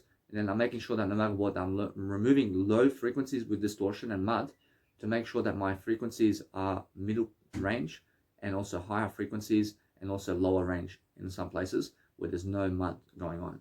And that way I'm understanding I'm making a balancing mix. I say never removing distortion from my chill mix version music tracks via master EQ automation to do better for I say never making chill mix versions of my 1 hour soundtracks to do greater only for I Alright, now for myself over here, I understand that no matter what, that since I'm learning something about life, I understand that with my DJing of my chill mixes, now that's something that I can DJ anywhere. And I can DJ a 3-minute one. I mean, you understand? Because why? Because it's a chill mix. I mean, now, chill mixes, you can always DJ everywhere. I mean, you can DJ that anywhere. But energy music, I mean, now, that is something that you have to understand. That it's much more that if you have melodies going in that, and something that's melody based, and you can actually hear the melody going, we never DJ that. We never ever DJ that. But if it's a long set of that, then you can. So there's a big difference between DJing and what you have to DJ and what you never DJ. So what you even do before you even have a DJ deck is plan how you DJ before you even have a DJ deck. So make sure you understand what to do before you even do it. So my phone is a DJ, and I have a DJ application, and I use a DJ application to be able to go and DJ my music. So now, since I'm understanding all this nice and beautiful knowledge, I'm understanding that no matter what, that anything that has an EQ automation in your nice and beautiful music track, you can also be able to DJ that. But anything that has a melody that's really, really ringing a bell in a 3-minute track, I mean, never touch it. Because otherwise, you wreck the whole mix. I mean, if you have vocals playing with a nice and beautiful melody, I mean, never DJ that. I mean, why do you want to DJ something that's a vocal and a beautiful melody line? I mean, why do you want to place a frequency over that? I mean, never do that. I mean, just let it be. I understand. So I understand either way, that's what I do now. So I say DJing vocals with beautiful melody lines in music soundtracks. So I do better I say over here, I say never DJing or chill mix versions where there is automation clips inside my soundtracks, also to do better only for I.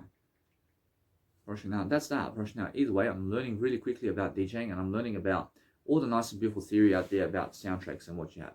So if you have a plugin like Citrus or anything in terms of that, you can create some sounds from that. I mean, you can create something from that. So make sure you understand that you can use every single plugin that you have, and you can create certain effects and certain plugins and everything and certain sounds that you want. You can place it, and you can place these effects in it, and you can do it. But make sure you understand either way that if you want to delay your kick, I mean, never ever delay the kick anymore. I mean, never ever delay your kick because it never works. Although you must understand that.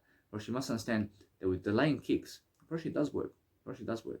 But if you've done it already, I mean, never ever do it again. I mean, never ever delay your kicks ever again once you've done it the first time. I mean, go and do something different is what we're talking about. I say delaying my music soundtrack kicks ever again. So I do better to level up for I. As I done that. Fine. See, now the whole point of music, I see kicks. See, the whole point of music is never do what you've done previously. I've already done the delaying of my kicks. I never need to do it again, man. I mean, in the sense of what I do is I do something different. So once I make this track, I make it differently, and I make it differently, and I do it differently in a way that I've never done it before. And that's the whole point of making music. I mean, you make music in different ways that you've never done before, because that's the challenge. But if you're making music always the same way, but then people expect you always the same way to be that way. I mean, they expect you to understand what you're doing, but guess what? Since you're making music always the same, then you're never evolving if you're doing it the same way. Understand? I promise you. If you're doing life the same all the time, then you're never ever evolving. So do it differently if you want to evolve. So that's the whole point. So make sure every single day that I'm learning how to grow. I'm closing doors where my nice and beautiful way of doors may be closing and shutting because of the wind. I'm understanding that it's because of I who did open the door. So I say delaying ever again, or better, I say delaying kicks ever again. So I do better to level up for I as I've done that for I. I say never closing doors that are banging because of the wind blowing it, because I do it all for I. Whereas now, if you're banging, I realize if you're going and blaming other people, then go and look at yourself more than other people. And that's how you understand to be more responsible and to increase your word I. So let's have a look at over here and what's going on. I realize now, over here, I just want to make another note I want to make sure that no matter what, I'm never losing, and I'm making sure I say never making all my dual mixes via my soundtracks that have a 1 hour notion into the music soundtracks I do, and the preview mixes that are my dual mixes also to do greater only for I. See, now I say never making preview. I say never making preview dual mixes also works out for I to do greater for I. So now in Spotify, I'm uploading 3 albums right away, and what I want is 1 hour sets, and then I want the 3-minute energy tracks, and then the 3-minute chill tracks, and then the preview mixes is something different I want to add as well, and that's my 4th EP. So I'm making 4 EPs out of just 1 hour tracks that I'm just doing. So I say never uploading 4 EPs of my music soundtracks into Spotify to showcase it all to do better only together only for I say yeah, I say never uploading all my music online into Spotify and online together into Spotify to do better only for I say never uploading all content into Mega Drive storage online right away to do greater only for Alright, now I'm just doing some nice and beautiful life coaching here, but I'm understanding that no matter what, it's very important that it's all music as well. So I'm making sure every single day that it's something that I have to do for myself to grow. So every single day I'm giving ideas, guys. So make sure every single day you understand that we're continuing the project over here. So let's have a look over here.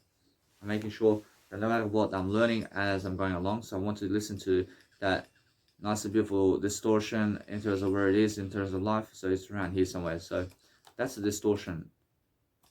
Alright, now what I want to do is I want to make sure that frequency is going up right here. Alright, now here we go. Alright, now that's something right here. So it's just that nice and beautiful frequency going right here, and boom, boom, boom. Alright, now here we go like this. Alright, now now we have to go and raise this nice and beautiful frequency here. So I want to let that be right there. I want to make sure that this frequency is going up here.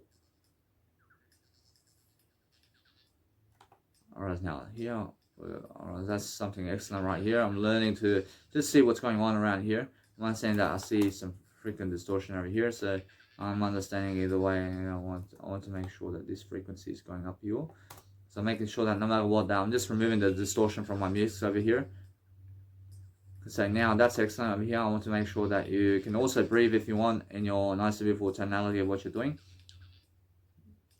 Alright, now since that is going on, I want to make sure that either way, that's just the way it is, isn't it? To make sure I'm always learning something about frequencies. I'm drawing my automation clips into my soundtracks to the degree that it sounds great with an effect with the nice and beautiful master EQ going in a different direction that's working. And that's it. I'm just going around the nice and beautiful distortion and also the mud, and I'm going around the high frequencies, and that's it with my automation clip, and that's it. And I'm making effects along with that. I'm making sure that either way I'm learning very quickly about how to do this much better.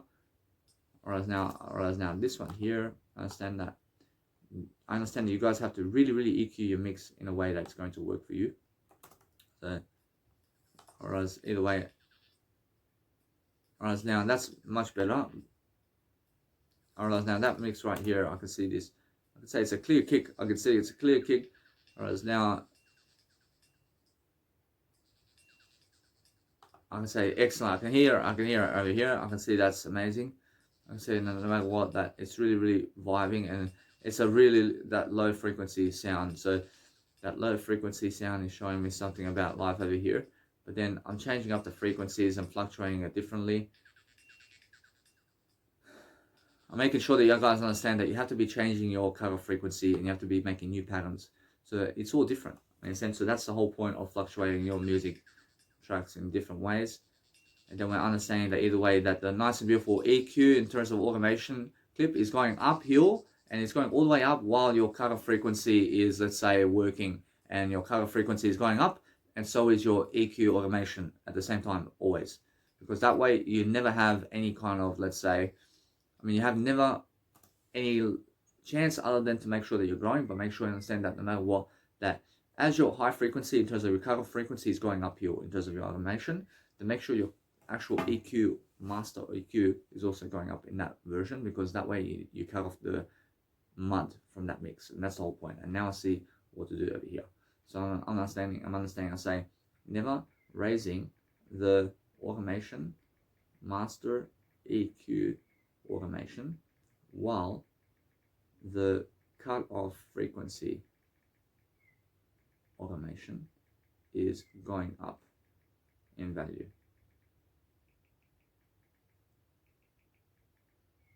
So it's both going up in value to remove mud and distortion from my chill mix and soundtracks. Fine. So yeah, brushing out. Either way, I'm brushing out. There's something here I have to write. I'll say never adding. Never adding distortion in my soundtracks where it's only a clear cut mix without automation only is best for I say never adding distortion in my music mix where there is no automation happening to do best to show my distortion better only for I say never adding minimal distortion always to all my soundtracks to do greater only for I say never going around my soundtracks with master EQ automation to remove low distortion mud sounds from all my soundtracks and chill mixes and high frequencies. That never works for to do better, while also creating better for I'm always creating better only for I say never creating master EQ automation sound effects while removing mud with distortion in my chill mixes and high frequencies. That never work inside all my soundtracks. Also is best for Right, now what else over here did I say? I understand either way. I'm learning very quickly about how to do this, so make sure you understand that when your nice and beautiful cutoff frequency is very low, that you understand that there's no mud in that. So make sure every single day I understand. I write this now. I say never making my cut-off frequencies low in value to bring out the sub bass of my music soundtracks to remove distortion mud from my music soundtracks works best for Whereas now that's working. I realize what else do I have to write over here? I'm just doing something to just make sure that I'm learning something very quickly. But that's just how it is, isn't it? Now, you must understand either way that I'm learning very quickly to just keep going. I'm learning how to make my sound over here. So I'm just making a great sound over here. I'm listening to the kick. I'm making sure the kick is excellent over here. So I say over here, I say never listening to the kick via my chill mixes by also doing better for I. I'm always doing better. I'll say never doing better only for I. I say now that's the thing. Approaching my chill mixes. Approaching now, there's a big difference. Approaching your chill mix and your approaching your trance mixes. I mean, never ever put distortion in your actual chill mixes of your trance music because there's automation going on and it never ever comes out properly. So that's why. Actually, there's a big difference. I say placing distortion sounds in a chill mix that is chill mix trance music. So I do greater only for I to do better only about it all only for I. Whereas now, what you can also do is you can make storylines. An EP is about storylines you've done. So that's another aspect of life that you have to do. So what you have to do is set up your nice and beautiful files to make sure that any kind of storylines you've made from your music tracks, that you make an EP album about that as well, where you can make a prologue about something and you can always add it to the equation. So you can make sure that no matter what, you can always add it into your mix somewhere in your sets. So it's very important to also make an EP album about all the nice and beautiful storylines you've done. So it's all together so people can read those storylines as well. So it's very important. I'll say never making another EP album that has all my storylines going. So to do greater only with it all for I say never uploading 5 EP albums into Spotify all together to make sure it all works out better for I only for I. Whereas now that's that. I say over here, I say these are my 5 albums. I say these are my 5 Spotify albums. So these are my 5 Spotify albums, which are storylines. I say storyline EP. I say 1 hour extension music soundtracks. I say over here, I say 3-minute energy music tracks. I say 3-minute chill mix music tracks. I say preview mix albums. So preview mix albums, and there we go. I say preview mix albums. Whereas now with my nice and beautiful preview mix albums, actually it's all chill mix and energy and chill mix together. I mean, if I do that, although it's nice and beautiful to understand that I can separate it, but make sure you understand that what you need to do is if you want to create a nice and beautiful chill mix set with nice and let's say together into one track or something like that, but make sure you understand that you make it all separate and make it chill mix and energy track, premium mix. So make it all different and then make another album of just your nice and beautiful set going with your nice and beautiful mashups of all your actual tracks going to one set, and make a set that you can post up online on Spotify of just that nice and beautiful mashup. And then that mashup, I mean, people can listen to it always. So I say preview mix albums. I say preview mix album, energetic album, and then preview mix album. I have chill mix album, and then also I have a preview mix set. I say preview mix set, I have also 3 minute.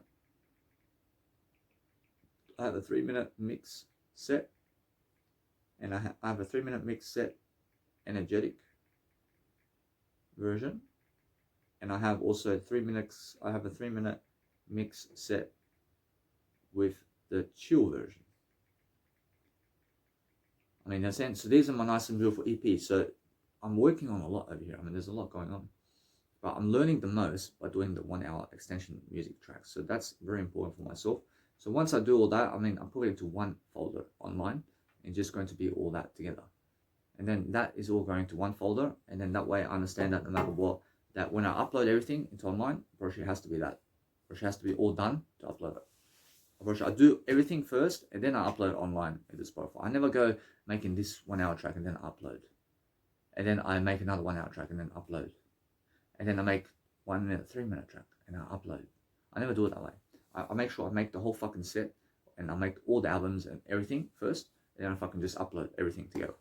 It's so much faster. It's so much quicker. Because, I mean, if I upload 1 hour music soundtrack into Spotify, I mean, it's 10 days to 2 weeks. I mean, 10 to 14 days to just be up online. So if I upload everything together in 1 day, then it all goes up into Spotify and everything in just 10 to 14 days. So let's say I have 100 tracks I upload in the first day. In 10 to 14 days, 100 tracks are going up online. It's very quick, isn't it? Understand? But if I upload 1 track here, and then 3 days later, I mean 1 track here, then 5 days later, I mean 1 track here, and 2 weeks later, I mean 1 track here, I mean fuck, I mean all over the place. You understand? I mean, guess what? I mean, fuck, there's too much going on there. I love it. But if you say, hey, there's my EP album dropping with this, and this, and this, and this in 10 to 14 days time, guys. I mean, 100 tracks in your favor. I mean, understand? I mean, it's nice and beautiful, isn't it? So let's have a look over here. I'm learning something about what's happening over here. So I'm learning to listen to the kick over here. I'm listening to the kick. I'm making sure that no matter what I'm learning along the way, I'm learning something about music production here. I'm making sure that no matter what I'm talking with myself, I'm learning that it's just the kind of vibe I need in my music right here. And it's actually working for me right now. So I'm learning that no matter what I do here, is I'm learning to see the kick over here. The kick, in terms of the kick, is right here. I'm saying that no matter what, I'm learning to see what's happening, and it's actually going into the nice and beautiful sound over here, which is excellent. Actually, now this over here may happen a click over here. I mean, I see this over here. Or else I can straight away here. I can straight away here from this point on. I can hear from here. So I just let it be just like that, and I make sure I'm always doing greater. So I make sure I just do this, for example. I make that kind of sound right here. And then now I want to make sure that I want to raise this tonality right here, and then I just go and do that. And let's have a look.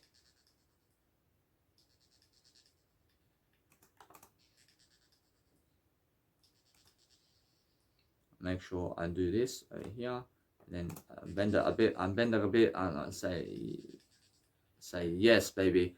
Or actually, why not, baby? Or actually, yes. Or actually, now we're going to see over here what's going on, and that's excellent. And it just goes into something different, baby. Or actually, now that's excellent for me. I mean, that's something that I need to understand right here. So I'm understanding either way. I just want to be understanding that my life is excellent. And it's just something that I want to see what's going on over here. I want to understand something about life over here. And now that's something that I did tweak in a different way. So I never want to touch that. I never want to touch that over here. So there's something that if you touch your nice and beautiful EQ somehow, I mean, just make sure you never touch it again. I mean, make sure you just leave it like that. I mean, that's the way it is. I can understand that. I mean, either way, I mean, that's what I can do. So, I mean, what you do is, instead of touching your EQ and trying to bend it this way to do something with it, I mean, never touch the EQ if it's excellent sound. I mean, if it's excellent, I mean, never touch it. I mean, just slice it up and remove certain parts from it. I mean, remove certain parts from something that you never need. So, I understand that now. I just say, I see what you never do below. I say, for example, over here, I say, I say over here, I say touching sounds that sound great.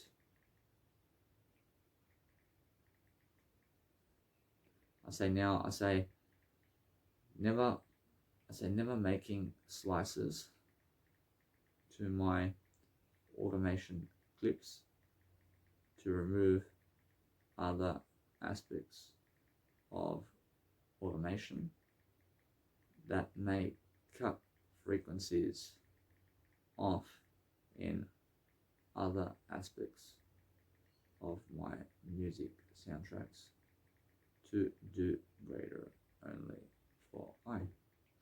Alright, now since I'm doing this, guys, I understand I'm having fun doing it. I'm uploading also my content online, and I'm making sure that you guys understand my video over here, and I'm understanding either way that now. Alright, now I do have the nice and beautiful EQ going here. Alright, now what I want to do is I re-listen to my whole track, and I listen to the mud, and I listen to anything that I may have in terms of my soundtrack. I'm listening specifically to the mud and to the distortion in the track to make sure that no matter what, the inside of the distortion of everywhere that you have your kicks is where the actual distortion and the mud happens in your mix. So make sure you're always listening to the parts of the track where there's a kick and there's a cover frequency in that mix with the kick is where the mud happens in your music mix. Makes sense? So I say this over here. I say never listening to remove distortion and mud from where the cutoff frequency is with the kick only is best for I. I mean, mud only ever happens in your mix where there's a cover frequency and a kick happening. And that's the only time there's mud in your actual track. I mean, you guys understand? But there's also mud in your track that if you never ever remove it prior to that. So remove mud and frequencies before you even actually do anything on the actual arrangement is the best. So I'll write this down. Say never EQing my soundtracks before I do the arrangements after the sound design for I to do greater only for I. So yes, so no matter what, I realize that's how it is. I say never making my melody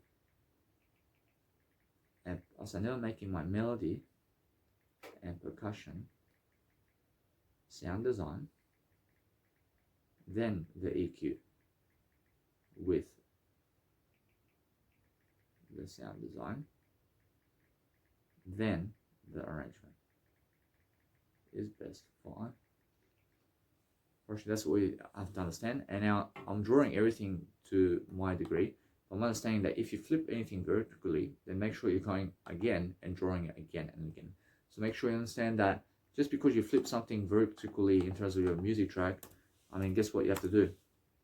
You have to go and draw it again. So make sure everything's manual. I say never making all my automations manually in my music soundtrack is the best for I to do better only for I. Now, since I have that going, I'll just save it quickly. I just did save it, but I save it one more time to just make sure about it all. I realize now I can see the time as well in terms of what I've done. I can see the time over here in a Livono laptop in terms of when I did save it was just a minute ago, but I want to save it again. I want to understand every single day that I can always look at the time of my nice and beautiful sayings or whatever, but make sure you're always saving your content regardless again and again. So that's the whole point. I say never saving all my music soundtracks over again as it works out for I to do better only for I. So now, I realize that since I do that, I understand either way that just yesterday I've done 8 hours of video content and audio programs, which is amazing. So I understand that it's just the most ever. So I understand that either way that today I'm surpassing that, and I'm making sure that now I have to go through the mix again, and I have to make sure that my nice and beautiful mix is happening with my automation clips. So now I realize that what I want to do is I want to understand that now there's a low pass filter that I have to place on my nice and beautiful track where it is already done. I'll make sure that what I need to do now is I'm listening to this part over here. So I want to keep progressing with my music track. I want to make sure that I'm placing a low pass filter where there's actually nice and beautiful dinosaurs going. So I'm understanding that. I'm understanding that either way, that since I'm understanding that my nice and beautiful dinosaurs are nicely going and about, it all understand that what's important is if your music track is fluctuating around vocals, then guess what? I mean, have no master EQ there. I mean, never have a master EQ there, because if you have a master EQ where your actual dinosaurs are fluctuating in and out, then guess what? Brushing never works. And why is that? Because a low pass filter is what you need. With the filters, so your filters are fluctuating, and because your filters are fluctuating, then you need a low pass filter to bring out the dinosaurs and remove out your nice and beautiful, let's say, master EQ from that situation, and place a nice and beautiful low pass filter there to create sound effects. The nice and beautiful low pass filter to bring out the dinosaurs in that music track, because your nice and beautiful music track is already fluctuating the way you want it, but what you need is the dinosaurs to come into the mix. So never have a master EQ somewhere where there's vocals and there's fluctuation going with vocals, because otherwise the vocals never come out. I'm learning that now. So I say placing a master EQ on fluctuational methods in my soundtrack where vocals are to do better. And for now, that's the whole point. Now, all I do now is I say this. I say never placing a low pass filter with filter automations and fluctuations around vocals as shown, only to bring out the sounds is best for I. Realize now, anybody who's never teaching you nothing about life, they are losers. And even though they have some fame today, I'm pretty sure they're losers. I understand? Anybody who never teaches you nothing about life, they're losers. Now, every single day, now I realize that the vocals are right here, for example. That's my chill mix. So my chill mix is excellent right here. So what I want to do in my chill mix is I want to use that kind of frequency into my other frequencies. And now it's already done for me. So what I want to do is copy and paste it. And now it's much better that I do that, because it's a certain amount of frequencies. But either way, what I do is I flip, I say no. But what I do is I change the sound. I mean, I change the arrangement sound. But even though it's happening, what I have to do here is understand it's much better to change it up everything. I mean, just change it up and just draw it again. I mean, draw something differently again and again. And just make it different if you want. So what I do is I understand that I can make it the same, but then it's a shortcut. It's a shortcut if you make it the same. Understand? So never make anything the same in your music track.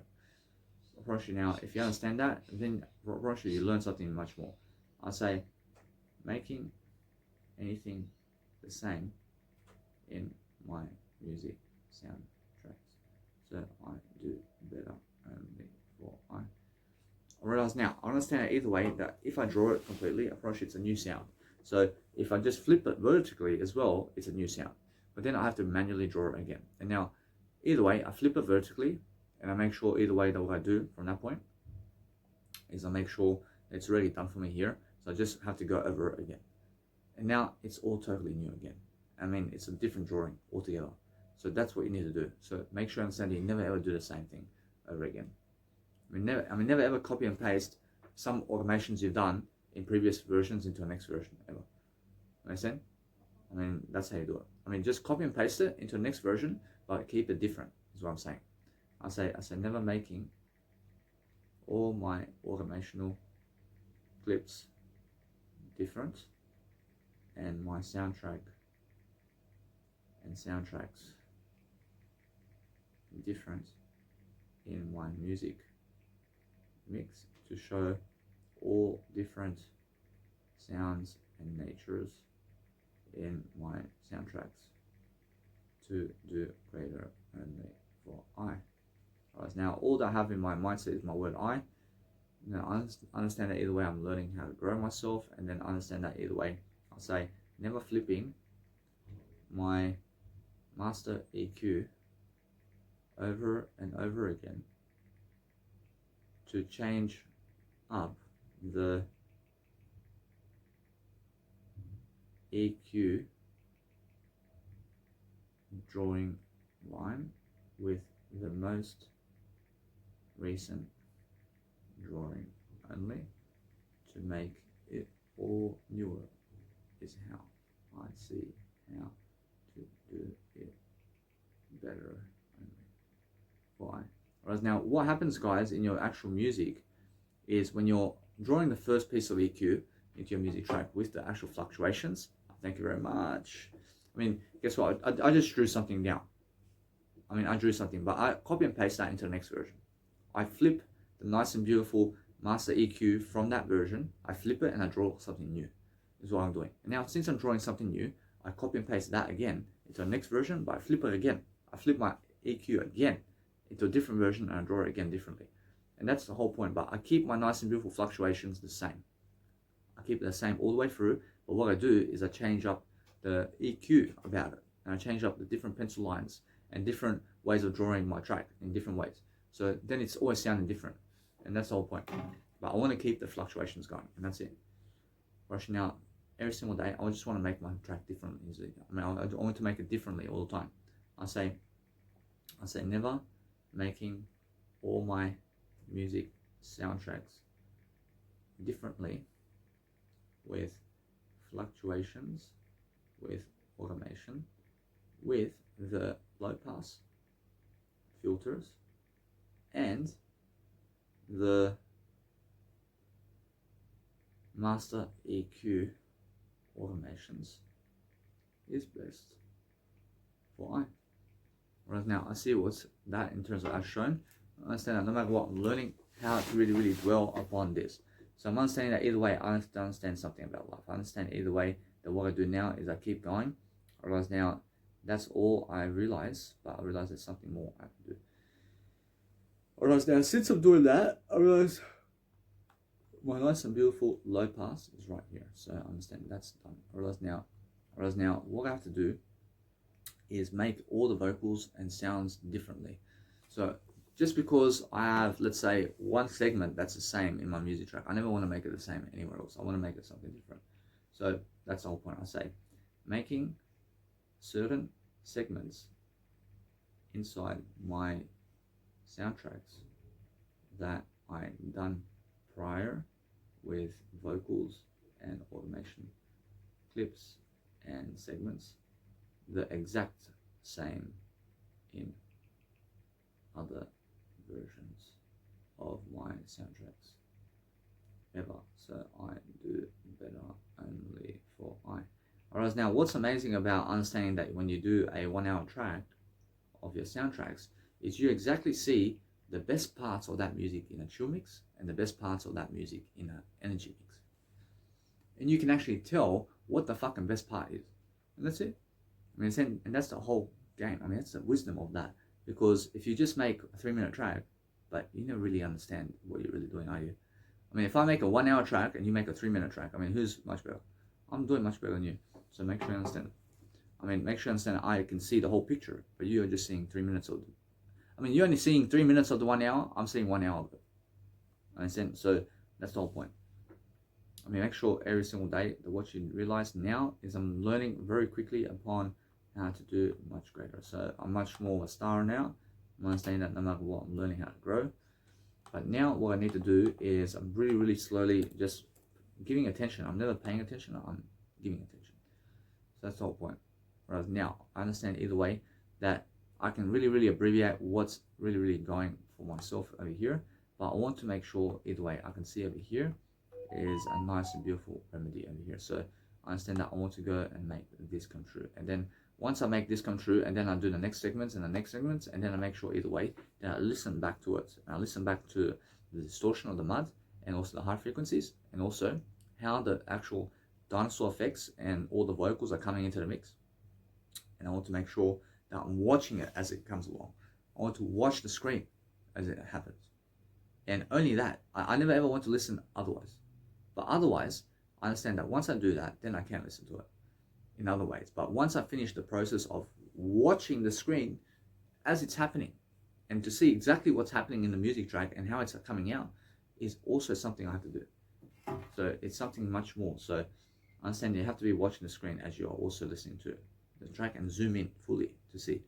I say never zooming in to, never zooming into my music soundtrack by listening back over it totally from start to finish to see exactly what is happening in the music soundtrack to do better only with it, or to do I better before doing anything else as shown for I. Right, now that's the way I say. Now since I understand that, I say never moving on to my other music soundtrack segments to make sure I boost the sound design and do it all better before zooming into the music soundtrack to listen to it as a whole to do better only for I. Whereas now with the arrangement over here, I want to be making sure that the arrangement that I do it before the EQ, in terms of before the EQ and before the automation process. So I understand that. I say never making the arrangement of the energy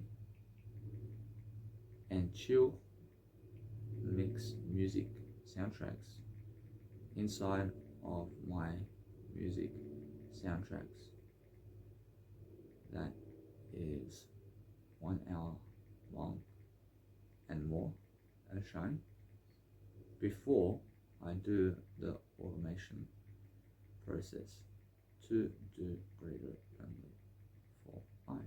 Whereas now, either way, I realize if you want to show parts of your music track where there's automation, then that's a chill mix.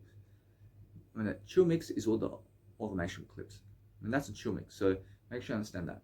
I say never making my chill mix music, only my automation music soundtracks that has automation only for I say placing automation into my energy music tracks ever.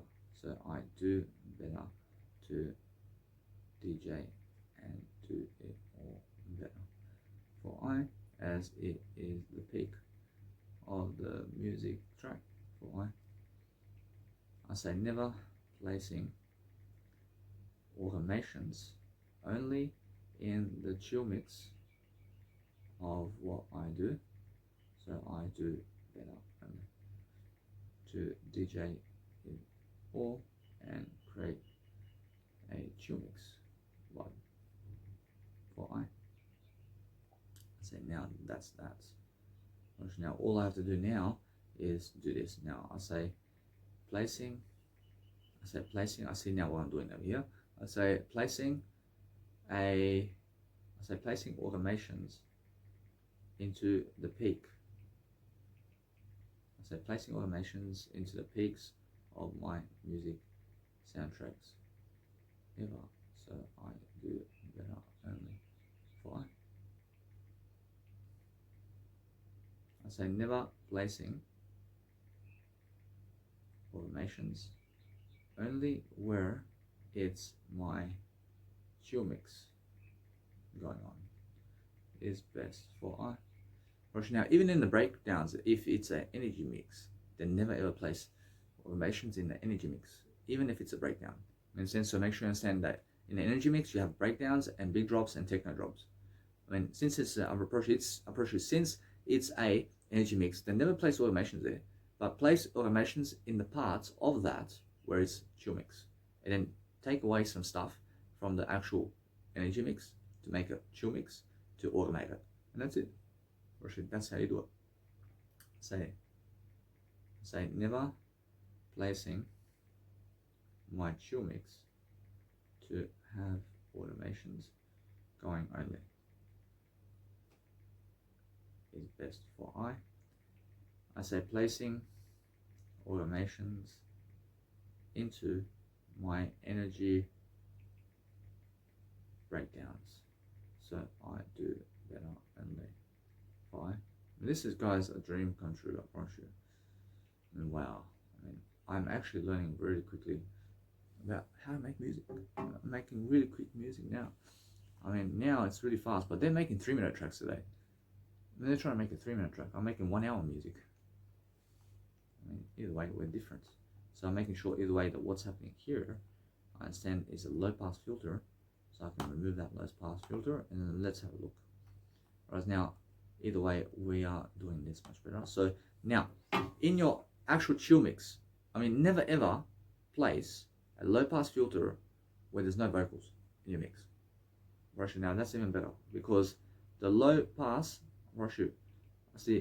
because the low pass filter only ever goes where your actual vocals are with the filters to bring out the vocals, and that's the only use with a low pass filter, and that's it.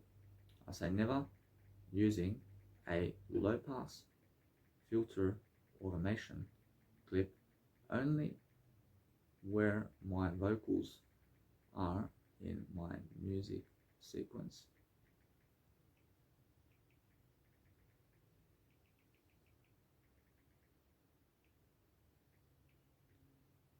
To do greater only for I.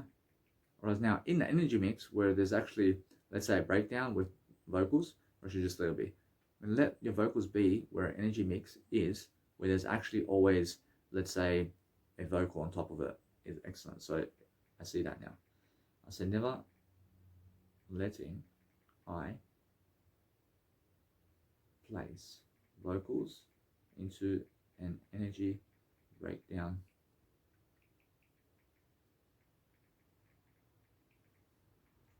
mix works out and into a part of the music track where it's energy and no automations going as shown to do better for I say yes, I say placing, I say never placing vocals into the breakdown energy music only is best for I to do greater only for I see now there's a big difference over here. I understand that we have vocals to be inside a chill mix. Now guess what? If you do that, then the vocals are never coming out into the mix. And they're never ever coming into the mix because you may have a master automation, which is a master automation EQ mix on it. So what you want to do here is, since you're making breakdowns over here, and now you can place vocals into a chill mix where there's a kick, but you have to have a low pass filter on it. There's a big difference. So what you have to understand is you have to pick either one or another. So what you want to do is, if you want to add something to this, so you must understand that if you want to progress your music track, then go ahead and place dinosaurs into your actual vocals of what you're doing into the chill mix kick and bring out the low pass filter instead. And now if you want to do that, then guess what? Since you're using more dinosaurs into the mix, then it's much more worthy of your attention to go and do it, because it's something that is much more, isn't it? Because that way you're going to focus upon making a dinosaur track, isn't it? So make sure either way, that's the whole point. So what I want to do here is understand that I need to go and write this down. So it's much more that now, since I understand this knowledge about live, I understand that I always want to place vocals in a chill mix. And now I want to use always in my chill mix where there's vocals, and where there's vocals, a low pass filter on that. And then also on the side, I want to place in between the vocals where there's no low pass filters, a master EQ. And now that's the trick. And the trick is to place both low pass and also a master EQ into your nice and beautiful soundtracks to fluctuate differently at different items and different intervals, where there's a vocal coming in, which is a low pass filter going on, but then where there's no vocals coming in is a master EQ happening. So that's the trick about nice and beautiful ways of tactics of making music. So I'm doing that now. So the process now for me is to make a nice and beautiful, let's say, master EQ on the actual chill mix.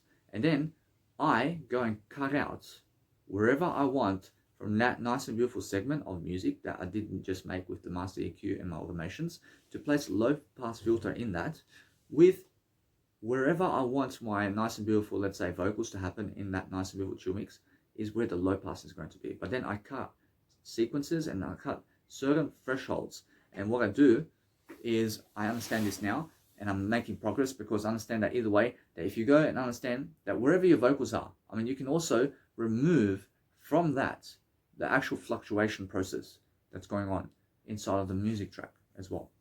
I understand? So what you do is it's still a chill mix. So what you want to understand right now is I'm learning now quickly that what I need to do is make fluctuations fully into the mix. And it goes up and down all the fuck way through the track, because that's never the fucking track, is it? But anyway, we're just making that example. And then we fucking create all the fucking master EQ with that. And then let's fucking place the vocals and the nice and beautiful low pass filters in that as well. But then what we do to do that is we place a nice and beautiful low pass filter and sound effects, and we cut the certain segments of the tracks of the fluctuation process and also the master EQ to place a low pass filter with the fluctuation process of that nice and beautiful sound in that. And although we are understanding either way that you can also let the fluctuation be as well in the side of the mix, because the low pass filter will also show you that nice and beautiful incline of sound that you want. I love that. So that's the whole point of understanding now that I'm making this nice and beautiful track, nice and beautiful mix in a way that it's going to work now to be able to fluctuate my music frequencies and also be able to add the low frequency vibe in terms of the nice and beautiful low pass filter into it, and also be able to add my actual drawings of all the actual nice and beautiful master EQ process with that. And because I'm teaching on a video, I'm actually learning it much quicker than actually writing it down. And now that's the key, isn't it? Now I understand that no matter what, I'm learning really quickly about what's happening around my music track over here. So now I'm hit the jackpot. I hit the jackpot over here. But I understand that either way, that since I understand something about life now, I understand that no matter what, that now I understand that's the completion right there. So once I do that, I love it. Then in the actual energy mix, I just let it be. But then all I do in the energy mix is I get the actual vocals that I did already in my chill mix, and I place it inside of my nice and beautiful energy mix. And now, do I place it in the same intervals? Now, guess what? Why place it in the same intervals for? I mean, shift it a bit. Just shift it a bit. Do it a little bit different. Understand? So when you shift it into a different aspect of the track, then it sounds different, doesn't it? But if you're always doing it the same fucking track in terms of the same sequence, then it looks like you've done something the same. So make sure you understand either way you make it a bit different. And either way, if you really change up your, let's say, vocals to go differently from that point, then it's in different intervals, isn't it? It's different intervals, but if you do that, it's something that you can do. And you can do it, but guess what? Now it is. It's something that you can do because it's a different interval. So let's say you start on interval 1, and then you do another interval 1 here. But what we do for the interval 1 is we shift it this way, but it's going to happen at this different times. And it's the same amount of vocals that's happening in the second half of your track in the same sequence, but it's just shifted just earlier a bit. And then what happens is those same sounds that happens in the first realm of your music track are happening in the second realm of your music track, but just earlier. And it's really different, isn't it? Because if it happens in the same interval, then it's always the same, isn't it? But let's shift it a bit earlier so that this sound has a dinosaur coming in before what was happening in the chill mix. And that way we're having a different mix. And then from that point, whereas now I understand either way, I have a nice and beautiful finish here. And we have to plan our track as we're moving along. But I understand either way that once this is done, that's all. It's all done right here. So I'm understanding that no matter what, once this goes live, it's boom. Now I understand I do have other mixes to do, and I do have to do it because I understand that I want to create all these albums and I want to create something amazing. So once I understand either way that to be able to create 60 minutes of music is what I want to do. So 3 times 20, I have to make 20 tracks. I have to make 20 hours of music to even get to that point of Spotify. So once I create 20 hours of music, then I understand either way that I just write 20 hours of music. I say 20 hours of soundtracks before I go. I say 20 hours of soundtracks before I go on Spotify. So that's the whole thing. I say Spotify. I want to make 20 hours of music before I even go to Spotify. So there's a long time to go, but I understand that it's much more capable of myself to do that because it's something that I understand is a perfect album for me where I understand I'm growing from it. And that's the whole point. I mean, in 3 hours of nice and beautiful sessions and more, I mean, in what I've done in terms of 3 years, I'm learning really quickly about this. So yes, I mean, as I'm doing this nice and beautiful in fluctuations of my nice and beautiful melodies and what's happening around here, I make sure that I have to complete this nice and beautiful method over here, which is my nice and beautiful fluctuations. So as I'm doing fluctuations, I want to show certain frequencies as well. Inside of my mix, I want to show certain frequencies, but other frequencies, I want to make it also slide, and I want to make it just a regular chill mix without fluctuations. And that's another one as well, but adding also the nice and beautiful mix of, let's say, vocals as well into that somewhere in the mix, so that you can also shape it in a way that's going to vibe all different frequencies is the best way. So I'm understanding either way that once you're shaping the fluctuations as well, I mean, make sure all the fluctuations are happening, and then go and do your EQ, and then go and do your low cut frequencies, and then all you do is remove certain fluctuations from certain parts, and then add certain sound effects into it with the low pass filters, and then cut also nice and beautiful master EQ from certain sections of where you want your low pass to be in terms of the vocals. So wherever you place your vocals in a chill mix, I mean, make sure there's no EQ going on in that frequency, but make sure also that you understand that what's important is once you do that, that you make sure that it's all vibing with the sound, of course, and then also making sure that the low pass is showing those frequencies, because they're also listening just to the vocals at this point. I mean, once the vocals come into your music, they're listening more to the vocals than they are the actual instrumental. I mean, you must understand that.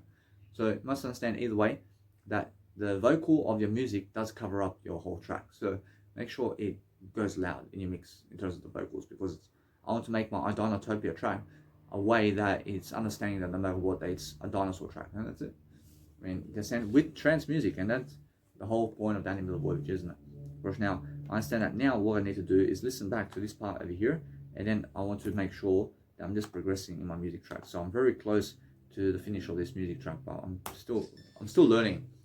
I understand either way, I want to be making sure I'm fluctuating this nice and beautiful tone, but I'm making sure I understand now how my track is looking like, and I understand how to actually do it. So I'm understanding that no matter what, I'm listening to the nice and beautiful versions of the actual mix over here. So what I'm doing now is I have to clean the mix. I have to clean the mix with my sound design and my EQ. So I'm making sure I'm listening to the kick mostly over here. I'm listening to the kick mostly. I only ever listen to the kick until a high frequency is so loud. So what I want to do is just that. So I always listen to that even more because I understand it's just like that. So I understand that I say never listening to my soundtrack. I say never listen to my soundtrack mud, and to where I'm never creating mud in my tracks. But what's amazing about my life is, I just want to say this, I say never listening to my soundtracks to see where the mud is with the kick over high frequency.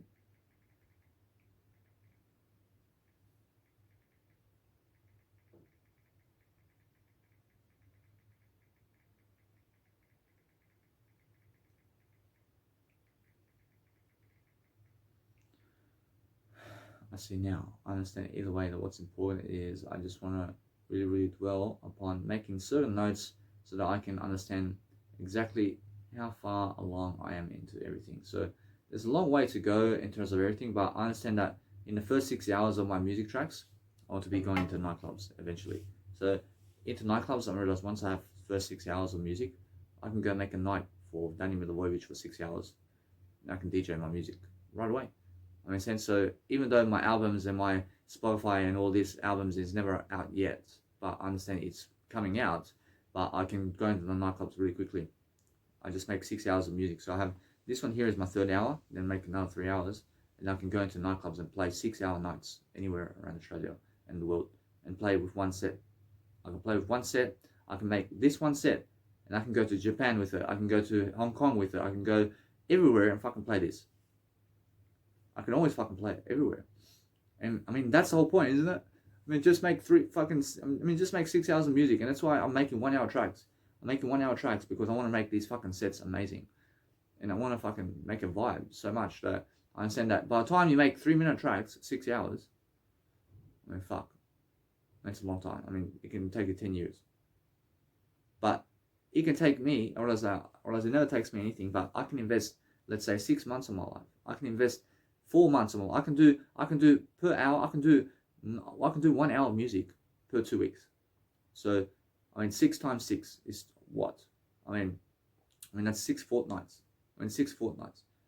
6 fortnights times 2 is 12 weeks. I realize in 3 months, I can make 6 hours of music. In 3 months. And then in 3 months, I fucking go travel the world forever. I travel the world forever with just one set. I play one fucking set everywhere. But of course, on the road, I'm making more music anyway. So, regardless, I'm almost there. I'm almost at the 6-hour mark. I mean, right now, I can make 3-hour music. I have 3-hour music. I can play a 3-hour set somewhere right now. I can do it right now. But you must understand that right now, I have to finish this one and then I can do it. But I can play 2 hours of music anywhere right now. I can play 2 hours of music right now anywhere around the world. No worries, but I want to make 6 hours. So this one's almost done, and then it's 3 hours, and then 4 hours, and 5 hours, and 6 hours. So I can actually create 5-hour nights as well around me. Makes sense? So I want to do from 9 to 3 o'clock in the morning. So from 9 p.m. to 3 o'clock in the morning, and just pump all my music, and that's it. And let's have a look over here. There's 6 months to go. Now it's April. Then we have May and June and July and September and October. 6 months. There's 6 months until we can travel the world. And you must understand, I can travel the world now, but what they're doing in terms of the coronavirus, Russia, what they're doing is they're blocking the borders from everywhere, and they're only making people who can have much more travel. So make sure that I understand that I'm much more than anything. I'm always much more, but what's amazing is understand that you never ever drop below other people and what they're doing. Make sure you understand that they are closing up the borders and they're never letting other people travel. But I can always travel, but you have to give them more money anyway. So the whole point is I understand I'm doing something anyway over here. I love my life anyway. So what's amazing about life is understanding that when people close the borders, they understand that they're trying to block people from traveling. And now, since they're trying to block people from traveling, that you always travel regardless. We never ever listen to those people who are trying to block you from traveling. Understand? So just keep traveling with your words or music or wherever you're going in terms of Netflix, in terms of watching all these images and all this. Just keep traveling somewhere new is what I'm saying. But they're trying to block you from doing that. So never ever listen to those people and just go and travel regardless. See, now I'm listening to see where the actual nice and beautiful mix is over here of my nice and beautiful, let's say, track. I'm trying to understand more about what's going on over here. So I'm listening and I'm listening and I'm listening. I'm making sure that no matter what, I'm learning on the go. I'm learning how to do this. I'm understanding either way. I understand that my process is much more simpler now. I'm understanding that I can see exactly how my music track is actually vibing with the melody over here. And my melody is what I listen to. I'm always listening to the melodies when I listen to tracks and people's different tracks in life. I'm making sure that I'm always doing my tracks more than listening to them. So I'm focusing on understanding that. Now I'm understanding that if you want to go and raise this nice and beautiful sound in your music, then place a high pass and band pass and resonance to be 100% in the mix. And then go and understand that you never need automation in that part of the sequence where you want your music to be 100%, but just make a little small automation that says it's 100% all the way. And then that way you're going to focus upon life over here. I'm focusing on understanding that something's happening over here and it's a beautiful setup over here. I'm making sure I keep it going, I keep it going. I'm understanding that's very important for myself to just see what's going on with this mix over here. I'm listening to the sound design. I have to be listening consciously, and I have to be communicating all over this as in a way that it's a better as. Making sure no matter what, I'm learning how to really just speak those words much better. So I'm understanding that now, since this nice and beautiful mix is actually working for me, and it's actually vibing, and it's going and it's going and it's going, and I understand either way that yes, I really understand I vibe with that mix. So what I want to do is I can shift it in a way that it can just be where it needs to be, for example. So let's have a look over here.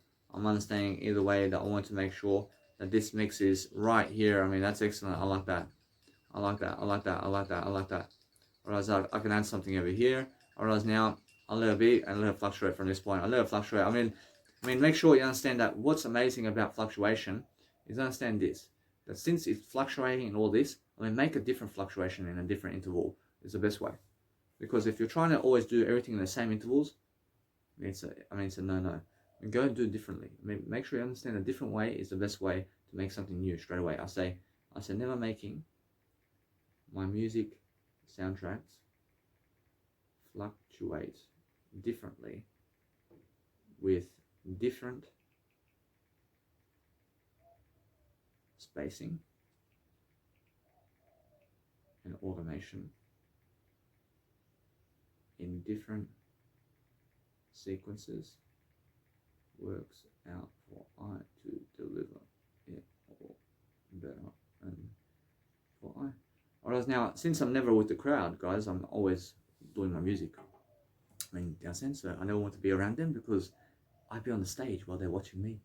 In a sense, because they're going to the nightclub, man. But I'm the DJ at the nightclub. And that's why I'm staying away from the crowd. Every single day, I'm brushing out. Every single day, I'm doing this alone. I'm doing it alone. I never need them in my life. So I'm focusing on understanding that now. I want to understand either way that I want to make the fluctuations over here in a way that it can be different. And now I understand either way that I can go and just say it's a different, nice and beautiful rhythm over here. But I'm never the same. I'm just making sure that I understand something about life over here. I'm understanding that either way, I let it be because it's a different, nice and beautiful rhythm over here, and I want to make it fluctuate. I want to make it sound great. In a sense, so once I make it sound great, then it sounds great for me. So that way, I understand it either way. I want the sound to be great. I realize I'm changing up everything. I'm putting sound designs in. I'm doing something different, and either way, making sure that I can go and learn something from that.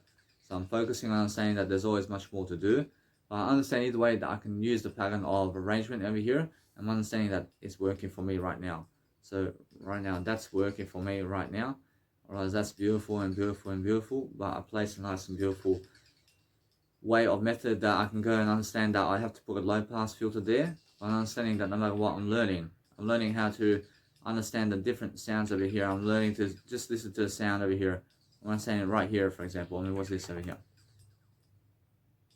I see that sounds excellent. So it sounds excellent over here. I'm understanding to talk over everything. I was just in Brisbane, I was just in Brisbane recently, and I understand that it's so beautiful to be waking up in the center of the CBD. So I'm understanding either way that we get back to the topic, which is my nice and beautiful music production, because we're understanding that no matter what, that we have to learn and grow in different ways. So just keep tuning into everything I'm doing because it's very important. Whereas now I'm listening to the nice and beautiful way or method. But make sure you understand, I'm just giving you ideas about my story. So let's have a look over here. I'm hearing this out. Guess what? I'm approaching out this over here. I want to make it nice and beautiful, steady kind of rhythm. And I want to make it a pattern. So I want to make this a pattern right here. So I want to make it a pattern in a way that it's all working out for myself. So when it's working out for myself, I make sure I let it be. So when I make a pattern, I want to make it all different. I'll make a little bit. I say, never making my patterns. I say, I have to make all different. I say, never making my patterns. I say, never making my patterns all the same in different intervals of my music soundtracks is best for I. Whereas now that's excellent. Let's have a look over here. Because it's all happening in different intervals, and even though you're making the same automation in different parts of the track, it's going to sound different all the time. So that's the whole point. So make sure you understand that you're always repeating that music track, and you're looking toward seeing what's going on, but make sure you're always much more passionate about what you're doing, because it's much more, you're going to be much more about what you want to do. So focus on understanding that we have to go and promote what we have in life, and then understand that either way that we're learning something about life, and then focusing on always understanding that where there's a low pitch down in terms of something that's happening, is what's important is understanding that we're always learning something. So keep learning, and then here we go with a nice and beautiful passion over here. So that's actually working for me right now. I can see exactly what's happening in my music because of the nice and beautiful automation clip over here. Whereas now that's going all the way up. Whereas now either way, I realize I feel high on the actual track over here. I can feel the nice and beautiful jingle right here, and the jingle actually punches through the mix right here. And I'm understanding that's a nice and beautiful way to punch through a mix. So you can use a jingle. I mean, you can use a clap or something, but a nice and beautiful jingle is much better to punch through the mix than a clap. So I say never using a jingle, clap, or sound in the clap pattern to punch through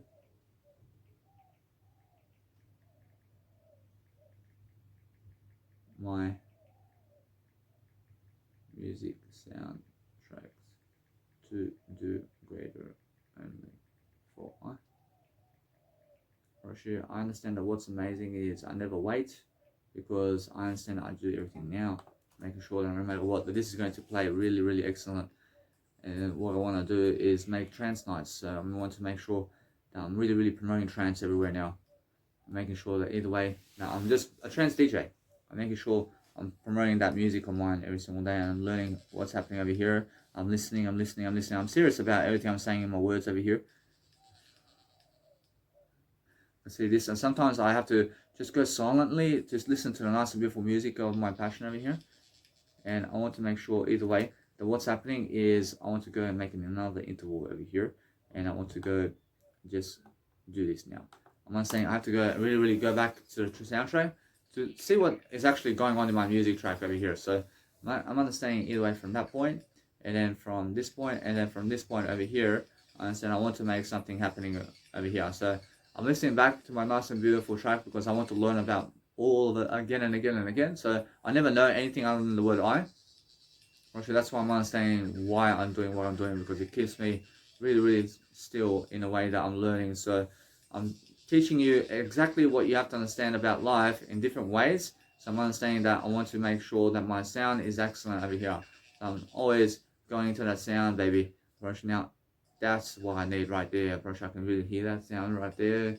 Now, that's excellent, but I want to make sure that around here somewhere, I realize that I just want to listen to this sound. I want to understand what I'm doing over here. So I want to make sure that I go and remove that right here. I'm going to remove this over here. So making sure that you understand that I'm just doing something around what I'm doing here. So I want to make sure that the fluctuation process is happening all the time. I make sure every single day that I'm just going to copy this nice and beautiful fluctuation process right here. And I make sure that, yes, I want that fluctuation to happen right here, for example. And I'm just copying and pasting the previous nice and beautiful automation clip into a nice and beautiful design, which is my previous ones that I've done, into a new segment of my track, so that I can go and continue my music forward. So I can go into a different interval. So it's a different interval that I'm doing this on, so that I understand it's all different. It's all different. I'm making sure that no matter what I'm learning something. Whereas now I want to be making sure either way that it is all nice and beautiful, but I'm making sure every single day I continue all the way. I want to be learning something along the way. I want to make sure that it's much more of how it's meant to be, but let it be different. Let it be different, and make sure that if you're trying to do everything the same, to make sure sometimes you make it different. And make it different, because either way, if something's the same which finishes earlier, then make it different. And that way you understand life. I say never making it all different where it's the same, where it may be looking other than different, to make it all different. Why? I say never making my music soundtracks different where it's looking different is the point. Phi could do greater and phi. Whereas now I can flip it vertically. I can flip my nice and beautiful music vertically, but it's more enough for me. I realize that. Whereas now for myself, I want to make sure that what I'm doing in terms of life, I want to make sure I'm doing that again. I make sure every single day that with my filter automations, I want to make a nice and beautiful design here where I never have to flip it vertically. I never want to do that. I say flipping my filter automations vertically with high pass and band pass and resonance ever. So I do greater only to work faster upon it or for I. So now a little bit that way. Whereas now that's all different. I want to listen to this again, but I just listen to it from this point because what's important sometimes when you're talking over something, then you forget to actually go through the mix again. So make sure you're listening to the actual mix of what's happening in life, and then we're learning about the different aspects of life. But I'm doing everything with earphones, as you can see. So I'm making sure that no matter what they understand, I'm listening to the earphones parts first, and then I go over again with the actual headphones. So I'm making sure that once you do on the earphones, then it's more enough for you to understand what's happening with the earphone version. But then go into the headphone version, and then go and EQ and listen to your mix again as you're listening to the mix with your earphones, and then go and really EQ something that never sounds good with the actual headphones of the music. So make sure you understand that as well. So that's the whole point. I realize now I have to write that down as well. So I'm making sure every single day I say never going with headphones over my music soundtrack once it's done, to communicate over it to see how it all sounds, so I do better to make better changes with the headphones to do better than portable speaker way. For I say never. I say yeah. I say never listening. I say never listening to the portable speaker way after my headphones resolution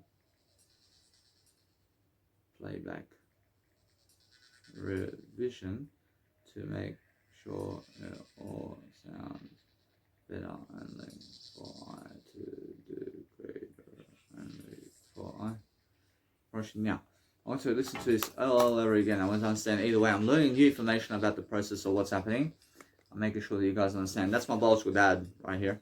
So make sure you understand that you have to be listening to your music track in different ways, and you have to make sure that it's vibing. So make sure that your soundtracks are vibing, guys, so that you understand that you have to go and do all that's happening much better. So I say over here, I say never making the sun shine in my eyes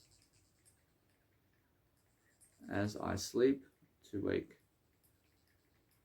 I up. Fine. I say never making the sun shine and sun and people and non-human animals and people wake I up also as my alarm to do better over. For I say yes. I see, that sounds excellent. I say never making music soundtracks others play wake I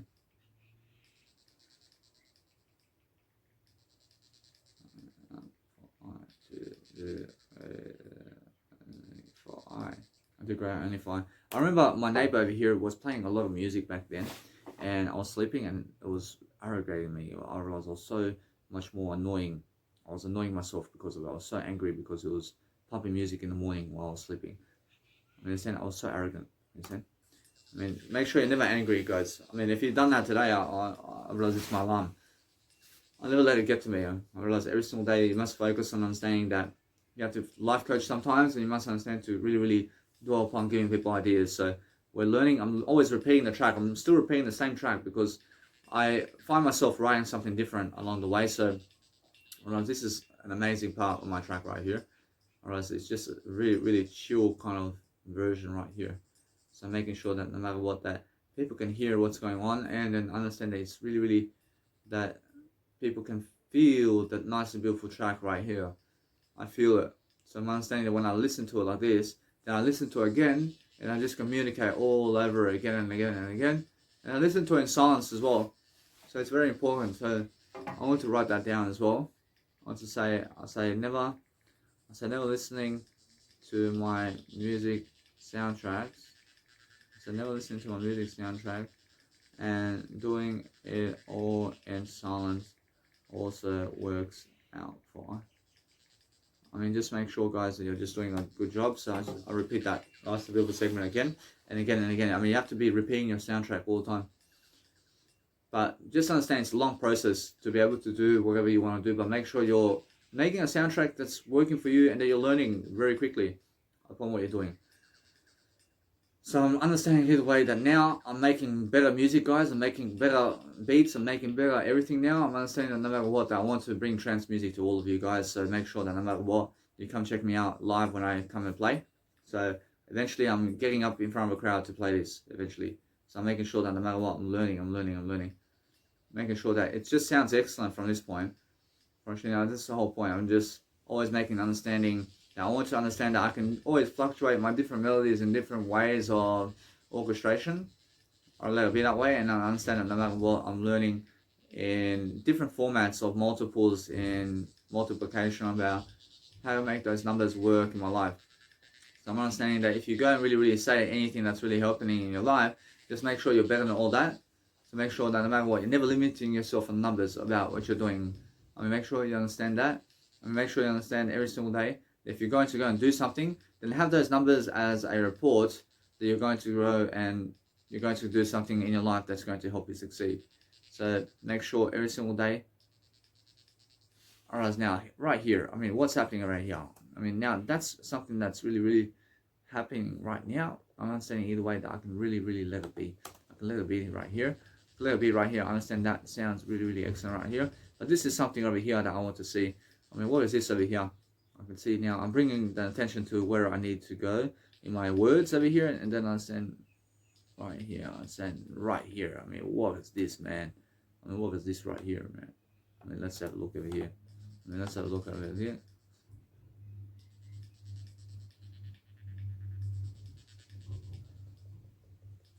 I can see that it's working on.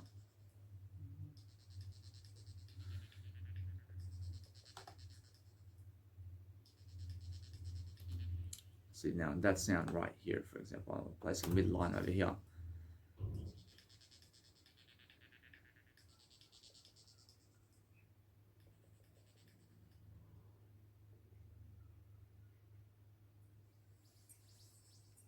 See now that's a nice and beautiful quiet way to finish up the track, huh? I just slow transition into something else and it's excellent for me. Alright, now since I've done that, I've done the nice and beautiful automation process here.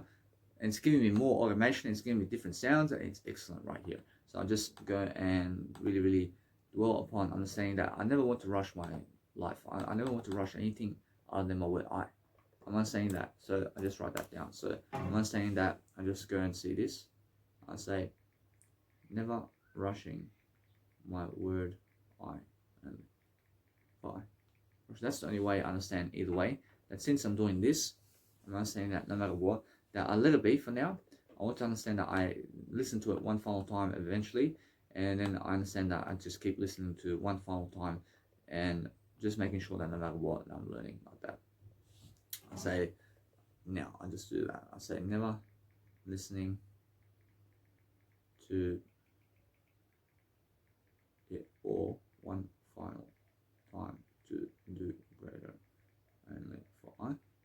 Which that's amazing, because now I understand what I need to do now is create something new. So since I create something new is now understanding, for example, that I realized that I do have energy in the actual mix of my chill mix. But guess what? I mean, now I want to understand this. But since I'm really understanding that, I want to go and mute the actual energy of the chill mix. And I want to see exactly how does it sound without the energy in it. Because there's a big difference. I want to see now I'm aware of it. So I want to see now, let's have a look. Whereas now, it's sounding amazing, but let's have a look without the energy. I understand either way. We're listening to the part of the track now where there's no energy in it. I'm understanding that it's going to sound like a chill mix, for example. So I'm understanding there's no energy going on in it. But I'm understanding either way that it does sound like a chill mix regardless. So regardless of what happens, I understand that it much more sounds better in the second half with an energy mix. I'm not sure I can see that happening already. But let's have a look over here. Now, since it's happening like this, that's amazing right here. There's no energy happening. And now I can really see what an energy mix is and how I understand it's just a pad gate in my music track. So I understand that now. I realize it's also the hats as well. The hats and the pad note gate where you actually place energy into the music track is where the energy is. So I understand that. I want to write that down. I say never making my hats and pad gate lines and melodies my energy.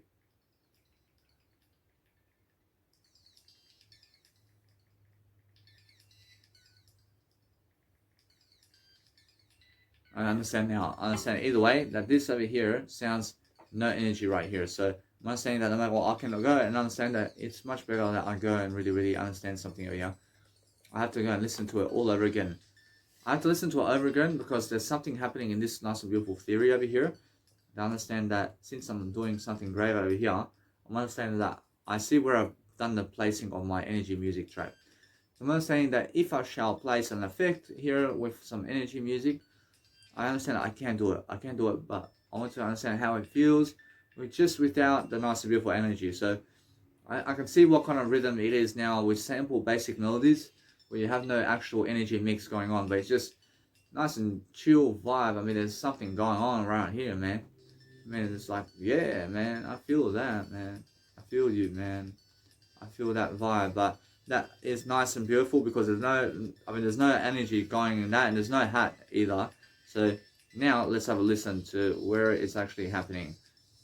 I mean, either way, we're learning something different along the way, and we're making sure that we're learning something in the process of what's happening over here. And now it's all different, and now it's actually sounding real amazing right here.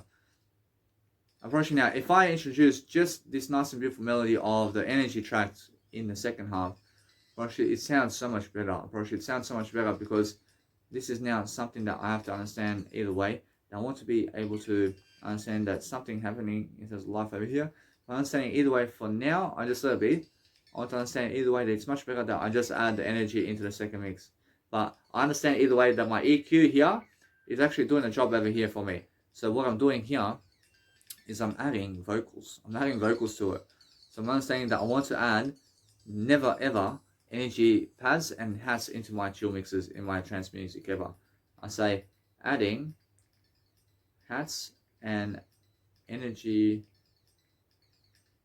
pads into my music soundtracks where it's my chill mix ever again. That is energy to greater only for I say you can however add a nice and beautiful pad version of a nice and simple melody where there's no energy going, and that's something that I can do now. Also, I have to add that nice and beautiful tone of a melody line where there's no actual, let's say, energy going on in that mix. So it could be like a violin or something like that. So I can do that. I say never adding a pad that has no energy in my chill mixes, so I do better only for I say adding energy into adding energy into my soundtrack chill mixes, so I do greater for I mean, that sounds amazing. I have to go and really dwell upon seeing all that again. But now, since I understand that, whereas now the atmosphere, and I realize when you're adding atmosphere into a track, and the reverb, and now I see the reverb here is excellent. I realize I have already reverb, and I have more than enough reverb in this one to be able to understand that sound is excellent for me. So I'm understanding that reverb just comes with the nice beautiful synths that you're actually making, and never touch it. Make your soundtracks around the reverb in a way that it sounds excellent, and that's it. I mean, in a sense, so I say never making my reverb the synths I use the reverbs with that have the reverb in the synth melody lines already is best for I. Whereas because the synths that you use already have fucking melody in terms of a reverb on it. So Nexus, whereas when I press a note on the Nexus, or there's a fucking reverb going on already. So I just use that reverb. In a sense, so you just use a synth reverb. I say never using the synth reverb with my never using the synth reverb with my music soundtracks as shown only to the greater for I. Whereas now that's amazing. I mean, wow, I can feel this one. Whereas now either way, I'm understanding that what's important for myself is understanding now that it sounds so much better with no pad right here, but it is a pad, however. So what I want to do is I can go and grab a nice and beautiful way of saying a slow pad over here. But what I want to do is I want to add some new instruments here. So now I'm understanding that what I want to do, I love one. Now there's a nice and beautiful energy track over here.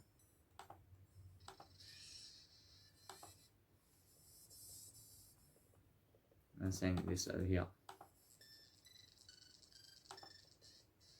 Whereas now that is a pad over here. So what I want to do is I want to go and create a chill mix pad. So what I do is I go and create a new sound. I make a new sound, and since I'm making a new sound, I can place any kind of sound in it. So I always want a different sounding pad than my energy track. Always, I say never having a different sounding musical soundtrack pad that is strings or violin or any type of atmosphere pad I can use for my chill mix is best for I. See now the ambience comes from the actual pad. I mean, use your ambience forms and whatever you're doing in ambience in your music soundtracks that is chill mix only. And never ever put ambience in energy mixes. Say placing ambience in my energy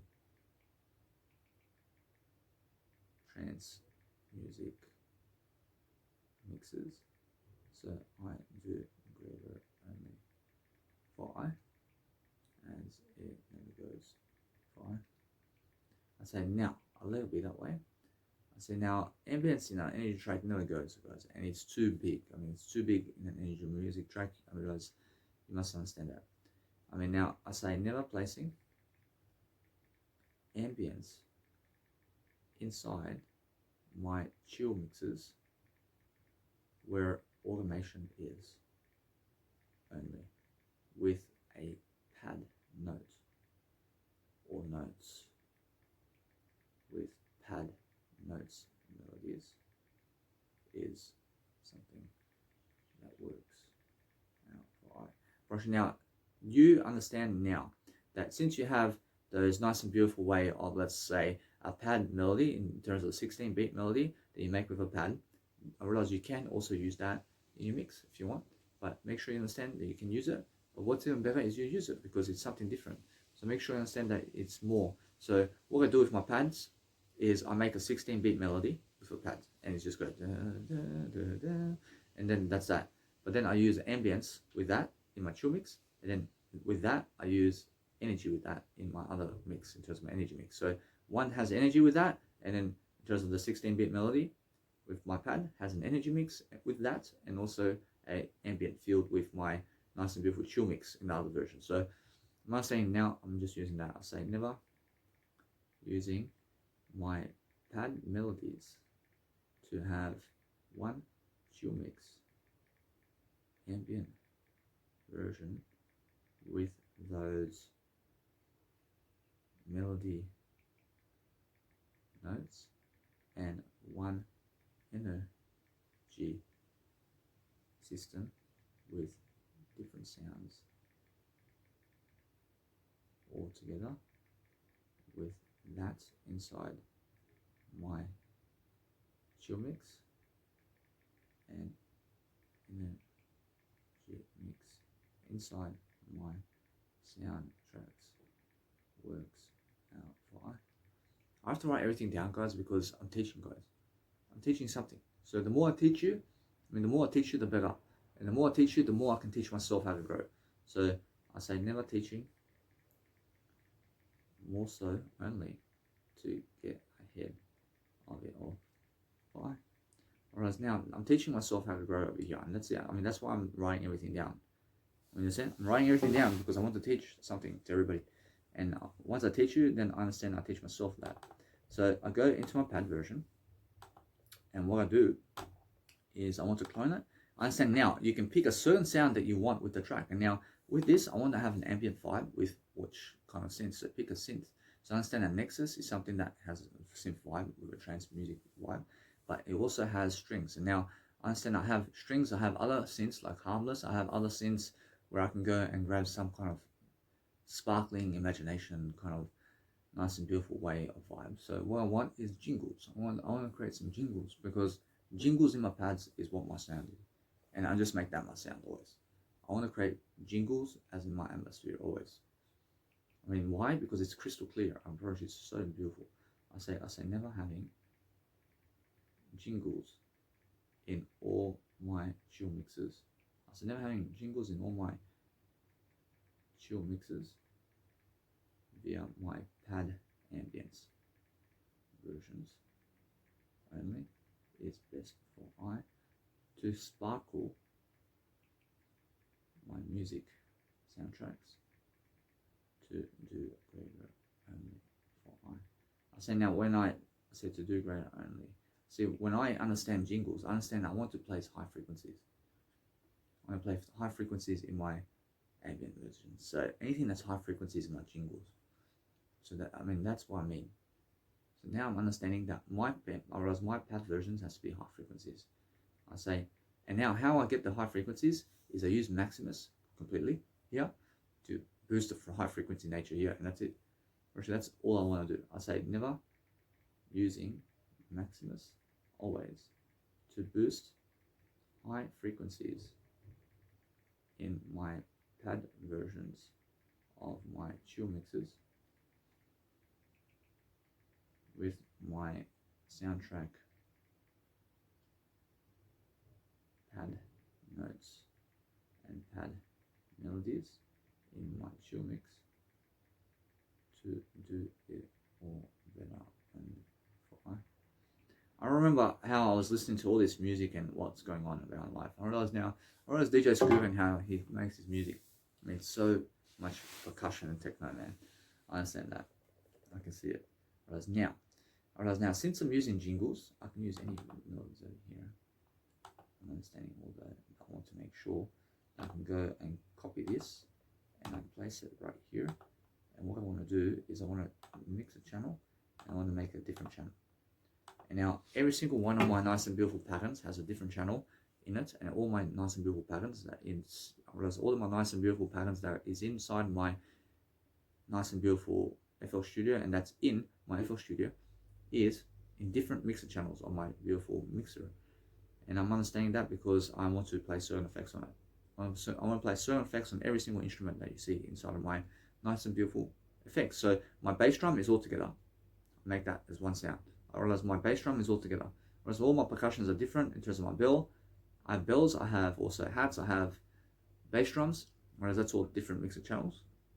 Whereas my oscillators, I have 6 oscillators over here. I mean, they're all in different mixer channels.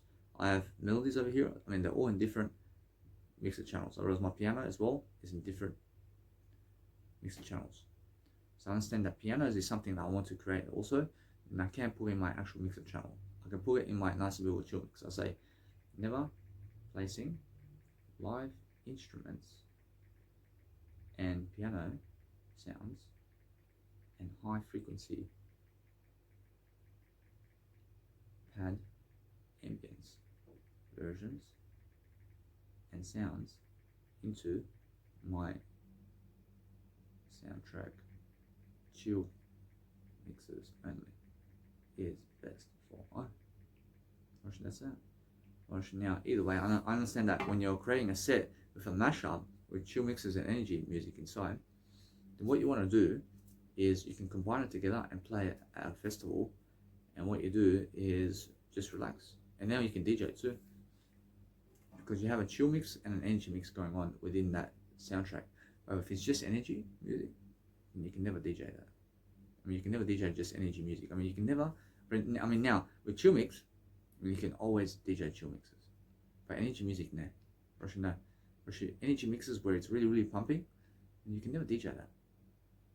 I understand? Because it's a fast track, and you have to understand that there's so much composition going on in that if you DJ it, then it ruins the mix. But chill mixes, you can always ruin it. Understand? Because it's fucking anything. I mean, chill mixes are anything going on in the mix, but it's a nice chill way, right? It's a chill way to go about it. So now, since I'm understanding I make a chill mix and an energy mix going on in my track, then what happens is I have 30 minutes of chill mix and 30 minutes of actual vibing instrumentals going on that is energy in my mix. And now it's one set. And now that I can play at festivals. I mean, why? Because I can, in between the chill mix, be able to make a breakdown for 3 minutes of the track, and then it goes into my 6-minute tracks. So what happens is I place a 6-minute track to go in between that. So it goes chill mix and then energy track, and then chill mix and then energy track, and then chill mix and then energy track. And then why is that? Because in between is the breakdowns. I mean, and the breakdowns is the chill mix. And now that's how I'm understanding how I put this nice and beautiful set together like this. And that's why I'm understanding where I'm actually heading with this now. And now I can actually place a 3-minute tracks of chill mix and also of my nice and beautiful, let's say, music tracks into 6 minutes. And they can be 6-minute tracks as well. So I'm understanding either way that since I'm learning this now, I'm understanding that now my tracks are actually 6 minutes long, but they're 3 minutes each. Understand? So what I do now is I can create 6-minute long tracks. Understand? But what I do from this point is I understand now that since I have 6-minute tracks, that I can also make a new album EP here, and I can place the 6-minute versions as well. And what I do with the 6-minute versions is just I combine it together. So what I do is I get both files and I combine it together, and that's it. I'll combine it in a software of FL Studio, and what I do is I actually go and just get the nice and beautiful files, but no, I actually go in an actual mix. What I do is I get the 2 stem files of the 2 tracks and I combine it together into 6 minutes, and that's one track, and that's it. Then what I do is I export everything into 32-bit, because that way I understand a greater quality, and then I understand every single day I have my 6 album EP, which is the 6-minute track. I love that. And now that's different, isn't it? And now I understand that I'm always doing this now. I say, alright, now I say I have a new set over here. So I say over here, I want to make sure, I say never placing my music chill mixes and energy mixes into 6-minute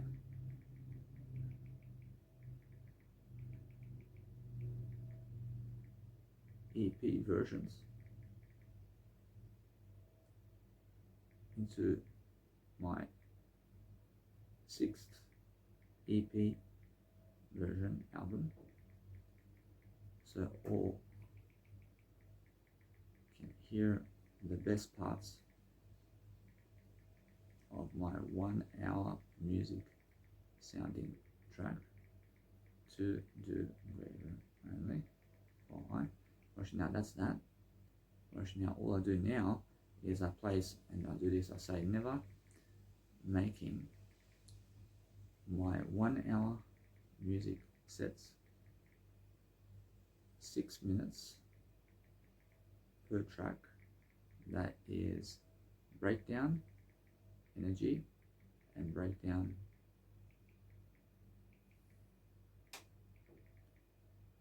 energy, or breakdown energy, breakdown energy is how it all goes for I. I say now, I say never DJing my 1 hour music sets. That is all 6 minute music only is best for I to deliver it all better for I. I'm doing better now. I say yes, baby. I say yes, I have this one. I say now.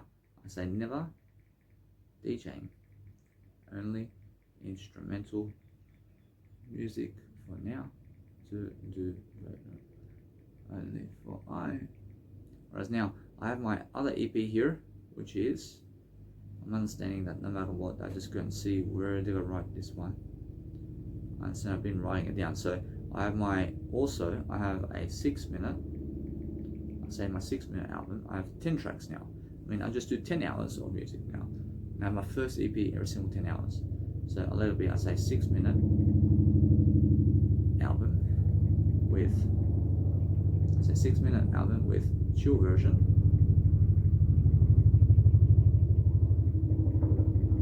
and energy mix going into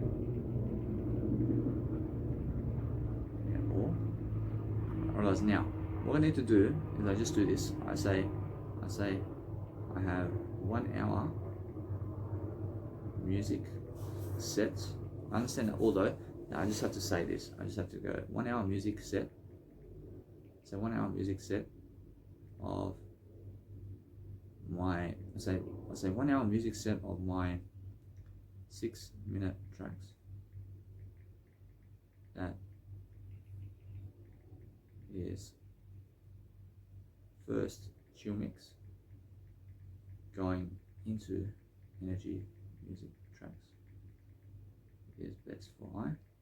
Whereas now I understand that what I want to do with my 6 in terms of what I want to do with my 6 minute tracks is I want to make the first half just breakdowns, and then I want to build it up into the energy, and that's how you make music today. I say never starting my first 3 minute.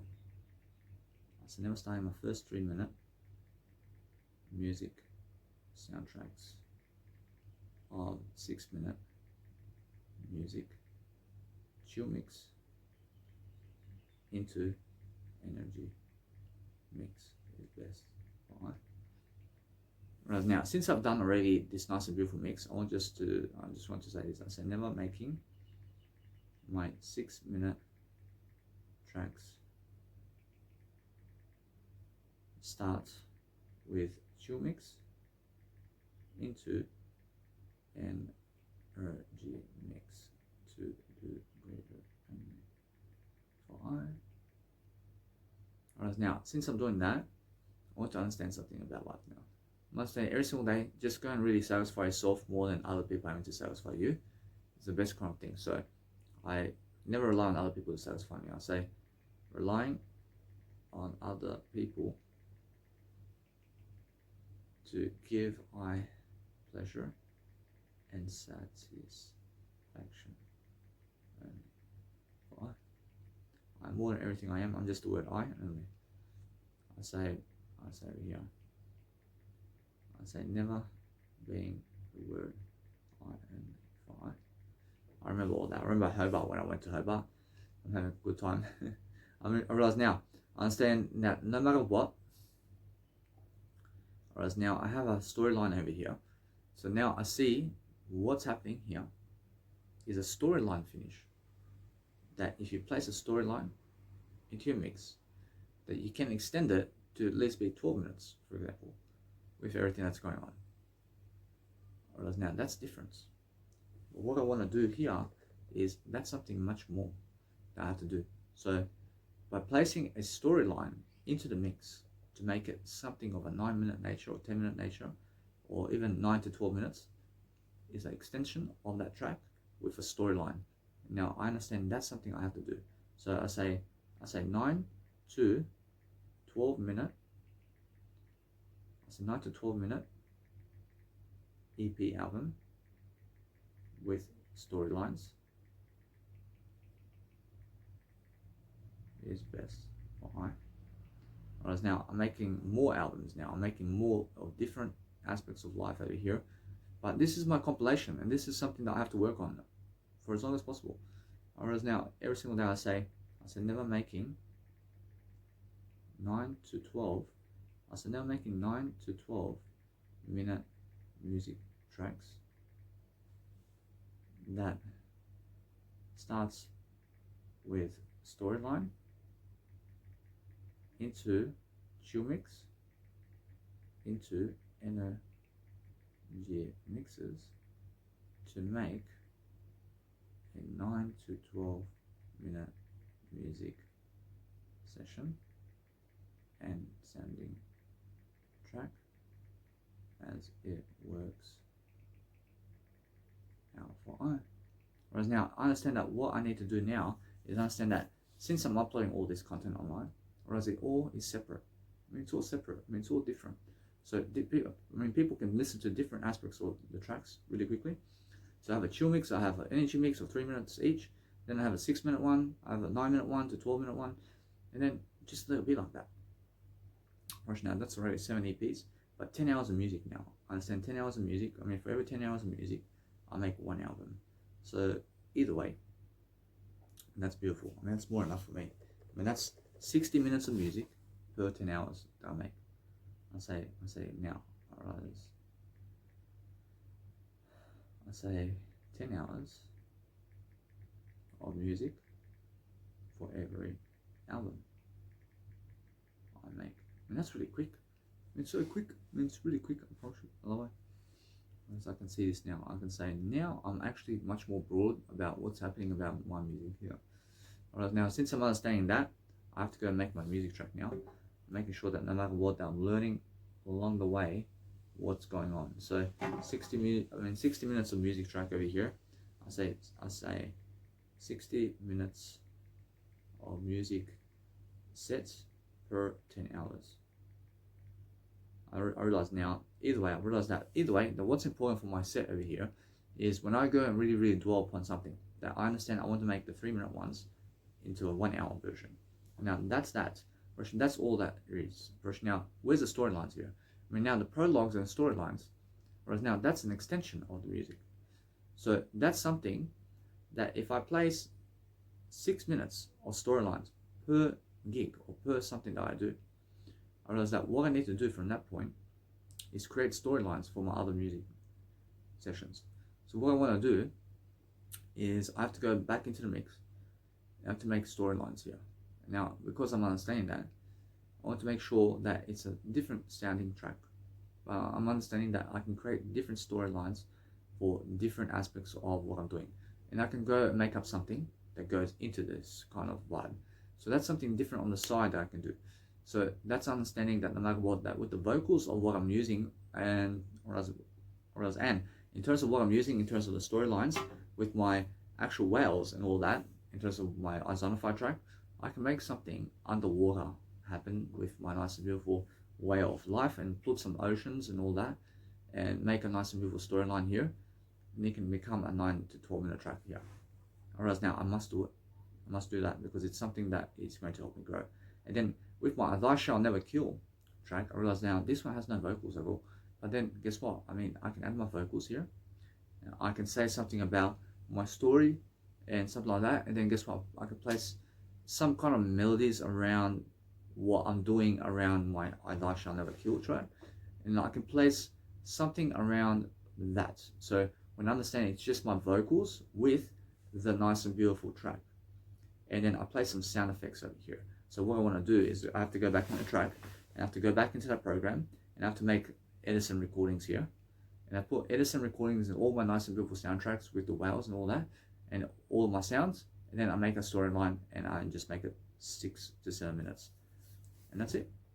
Now, I understand that once I do that, now it's always going to be 9 to 12 minutes of music right here.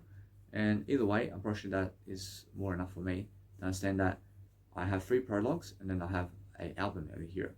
So that's what I have to do as well. So I'm focusing on understanding that either way, I want to make this nice and beautiful pad version now. But the enjoyment of this is understanding, enjoy the music now. Because no matter how much you want to get to another place to be able to pump it in front of a crowd, what's even better is being able to make the music now.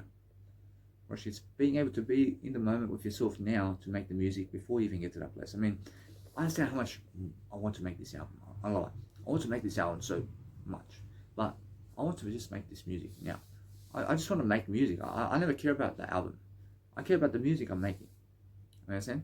I mean, guess what? I do care about the album, but it's more, I care about this moment more than what's happening after. You understand? So I'm never trying to rush. I'm never trying to rush to get to 2 years later to be someone famous or something. I mean, I'm just enjoying the process right now. You understand? Because you have to enjoy the moment of where you are now to enjoy something better.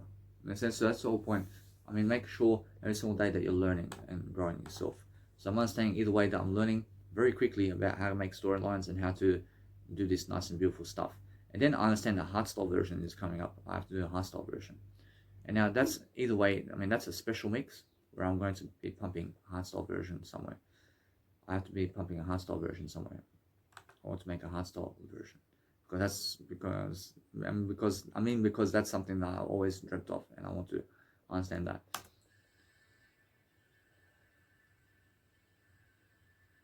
Wow, I mean, that sound right here is amazing. I like the frequency over here.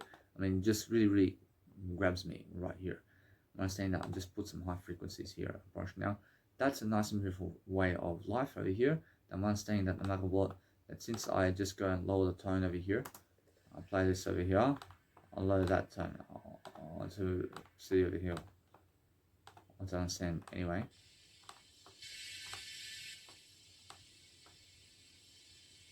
Whereas now, that's a high frequency now. I understand either way, that what's amazing about my sound over here is I'm learning something. I'm learning something about life, but my high frequency is much better. Actually, it's much better to have this one over here. But what I want to do is I want to understand to have a beautiful way of life over here. I mean, just that. I mean, that's beautiful. I mean, oh my god. I mean, oh my god. I mean, guess what? I mean, let it be that way. And what I want to understand about this is I want to understand something here. I want to understand that I want to make something happen here. But I'm making sure that I'm never losing that process of what's happening.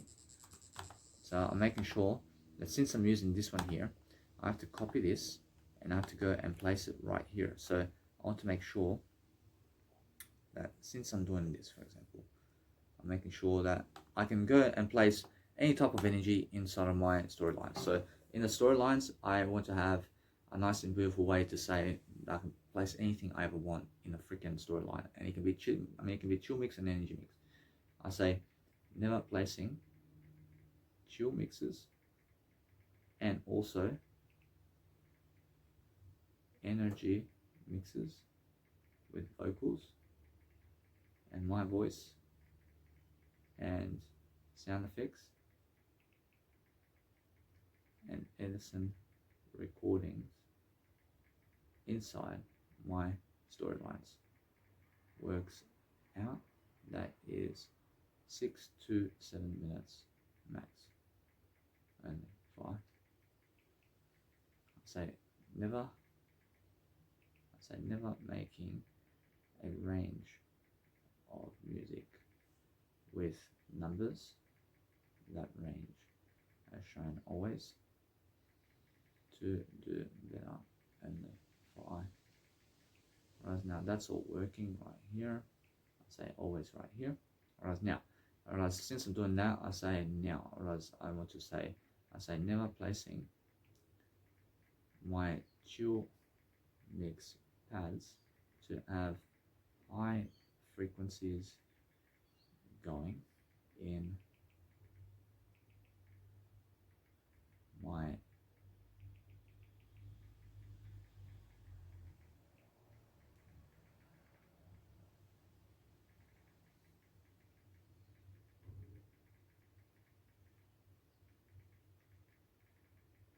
now that's done. Now I'm just making sure that I'm using my pads to have a nice and beautiful note system of high frequencies in my chill mix. Making sure of that, and what else? I'm making sure now I want to go and just realize something. I want to do this. I'll say never drawing a new sound into my soundtracks that helps I create a different vibing pad that is the ambient version after the energetic mix I make is best for I say never uploading all my music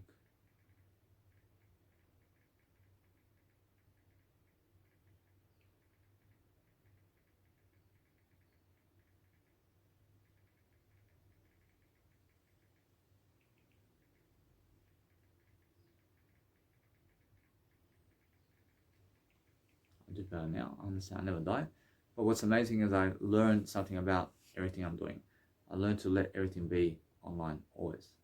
I say that's how. I say never making it all be online with what I do always as it works out for I. Whereas now I'm much better here. But what I do now is I'm understanding something. I'm understanding. I say never working on all my 1 hour music storylines to do better only for I. Whereas now, what I want to do really is I want to do this now. I love it. I want to go and keep creating this music for 10 hours. I want to create music for 10 hours and then everything else I work on after that. I mean, so what I do now is I work on 1 hour music tracks and then I make my 3-minute tracks now. I make my 3-minute tracks from this point, and I make my energetic versions, and also from this point I also make the chill I make the chill versions as well. So I make my chill versions from this point. But guess what? Actually, it's much better that I understand something now. I must go and do it. I must go and do it. But if I go backwards now to work on my other stuff right now, actually it's much more that I realize something. It's much better for me to make these long tracks now to have it at least. And why is that? Because I can go and play at a nightclub right now. It's much more for me. So what I do is I make the 10-hour tracks, and then guess what? A little bit, totally. And then I go and make all of my beautiful sounding tracks from that into queries. So I want to be making the nice and beautiful preview mix, and I have to understand it all comes together. What's amazing is understand to just go and really learn how to do everything as soon as you can. And what's even more important is make the 10-hour tracks in terms of the 1 hour tracks for yourself, and then from that point is make a shorter version. I mean, go ahead, since it's right there in front of you, and then make the energetic version and make the chill version and make the preview mix straight away, and then just let it be. And also from that storyline and what you have, just make the EP. So with this one here, I'm creating the chill mix straight away. I'm creating the storyline. I'm creating all the mixes I can with this one album right here. And this is going to be one album that has all the mixes. And then I continue like this all the way. I continue all the way, and then I go previously into my previous 2 tracks to create the other parts. But that's coming after, and I let it be that way. You understand? So that's something I want to experience, because now I'm understanding that I want to really, really be on the edge of life in the way I'm learning. But that's how it is. I make sure no matter what I'm learning. And now I'm always able to do something much greater. So what I need to do now is understand, to listen over, to see what's happening. I mean, every single day now, I'm understanding that sound. I mean, that sound over here, in terms of your ambience, has to fluctuate with an actual audio line. So what I want to do is, since I'm actually using high frequency jingles over here, I want to make sure that it's just in volume automation on my high jingles. And I want to make sure that is what I do. Otherwise, I say never placing, always, only volume automation via my, or now volume automation is so good. Russia, I say now placing always only volume automation via my jingle pad notes in my chill mixes to do greater only for I, to do greater only to do I for I. I say now I have two melodies fluctuating. I say thank you. I say never fluctuating my pad. I say never fluctuating my pad ambience inside my, or as now, if you want to fluctuate energy ambience while having an energy mix inside, while having an ambience on top of that, I mean, guess what? I mean, why not? I'm going to do it. And now you have a fluctuation going on, and it's actually working. And I say yes. I say, why not? I say never fluctuating my pad ambience inside my chill mix and energy mix that is different sounds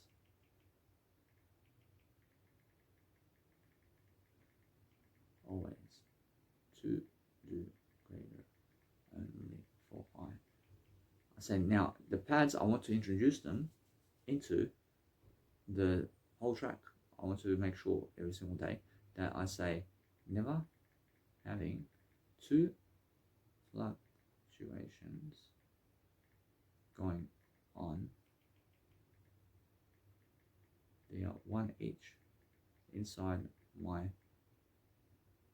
energy mixes and my soundtrack only, as shown via all I do in soundtracks to do greater only for I. I'm actually becoming greater now, so I'm understanding that no matter what, and now I'm learning something about life. So I say never making the art style distortion once I made the melody and percussion and arrangement of the hardstyle track.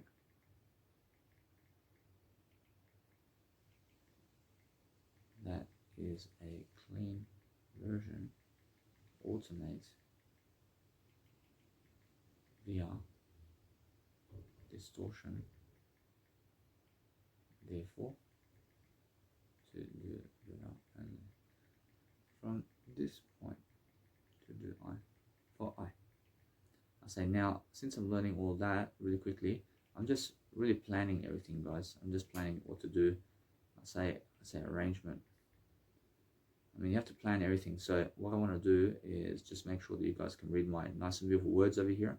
I say never stretching.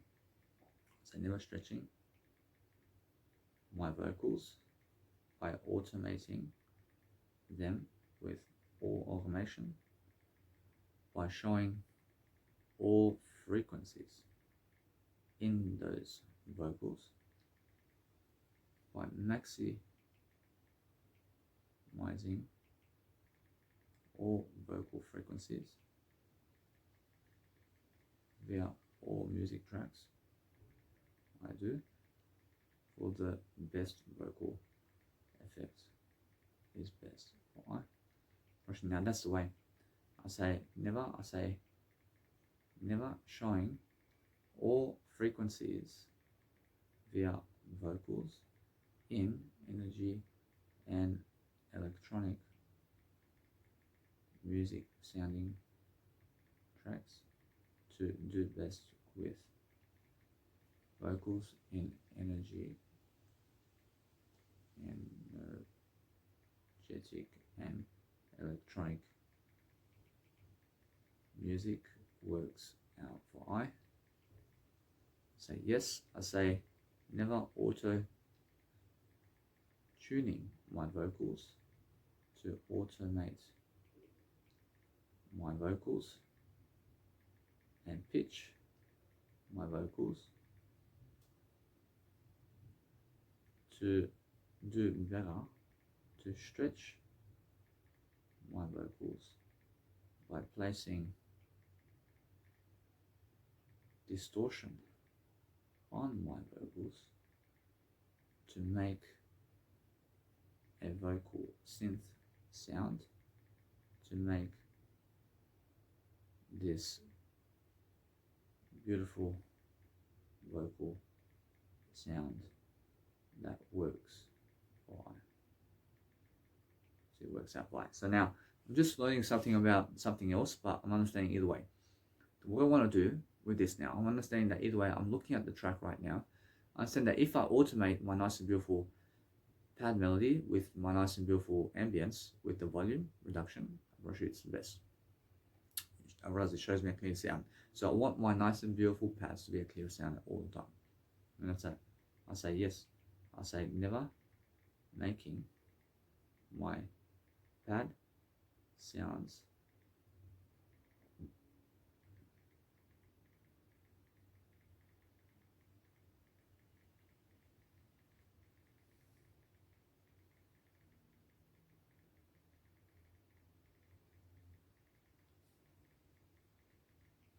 say now.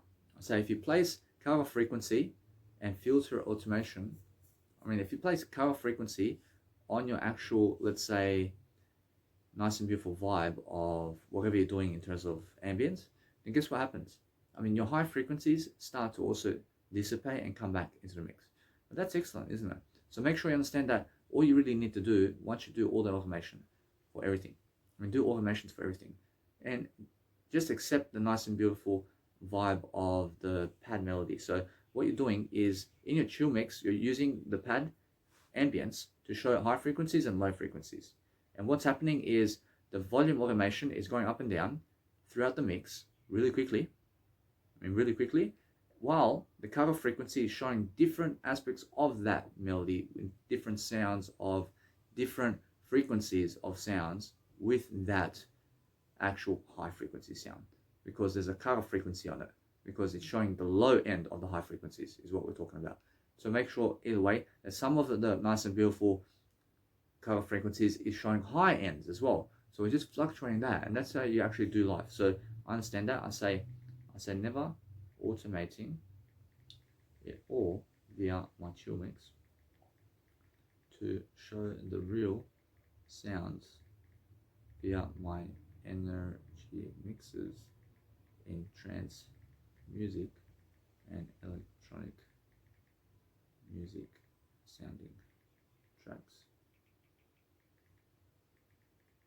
works out for I. I'm doing much better now. I understand, although that what I do now, I say never fluctuating my sounding tracks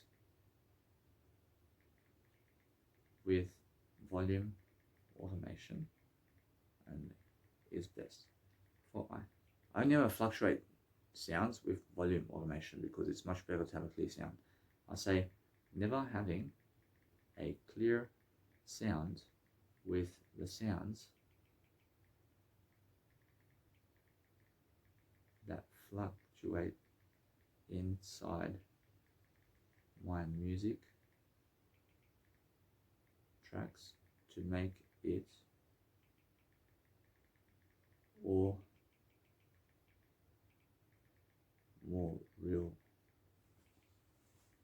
simple melody, bass, sounds are shown to make it melodic. Right? So yes, I say never making my pads and fluctuation melodies in my music, electronic music, melodic is best for I. Now that's the best approach. Now if you place sound effects on something that's melodic, approach never works. So I want to do this. I say placing sound effects on my music soundtracks that is melodic.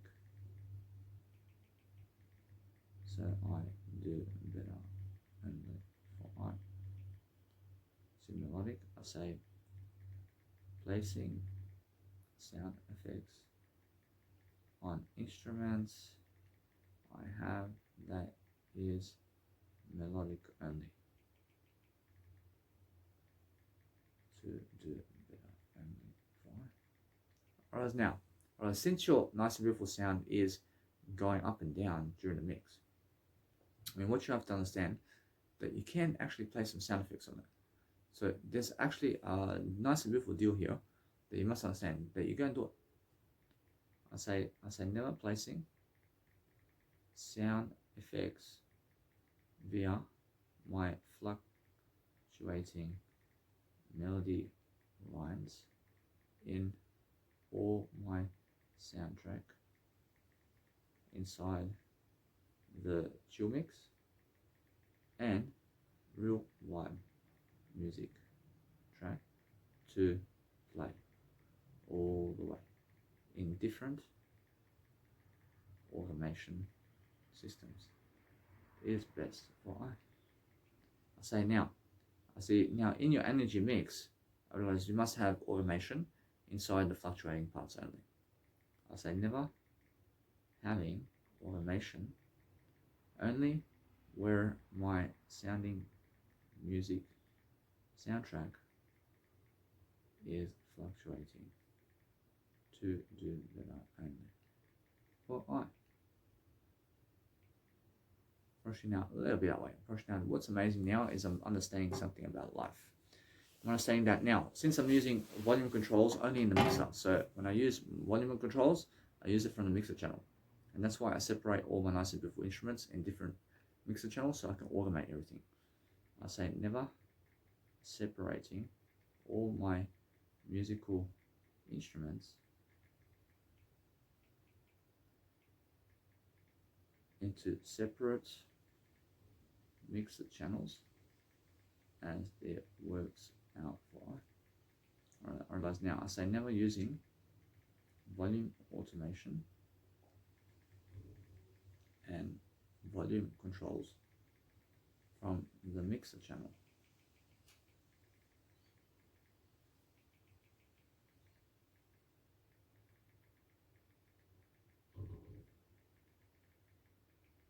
See as it works out for I. Alright, now a little bit that way. Alright, now what I do now is I go and see the sound here.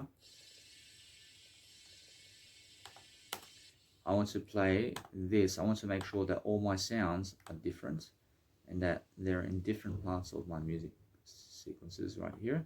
So make sure that I separate all my patterns with the actual instruments that I have into different segments of my patterns so that I can do everything better, and I rename it as well into what it is so I can find it. I say never renaming all my patterns to see where is what, and to also color it all to do better only for I. Say yes. I say never coloring my pattern modes so it all vibes are better for I from the side menu.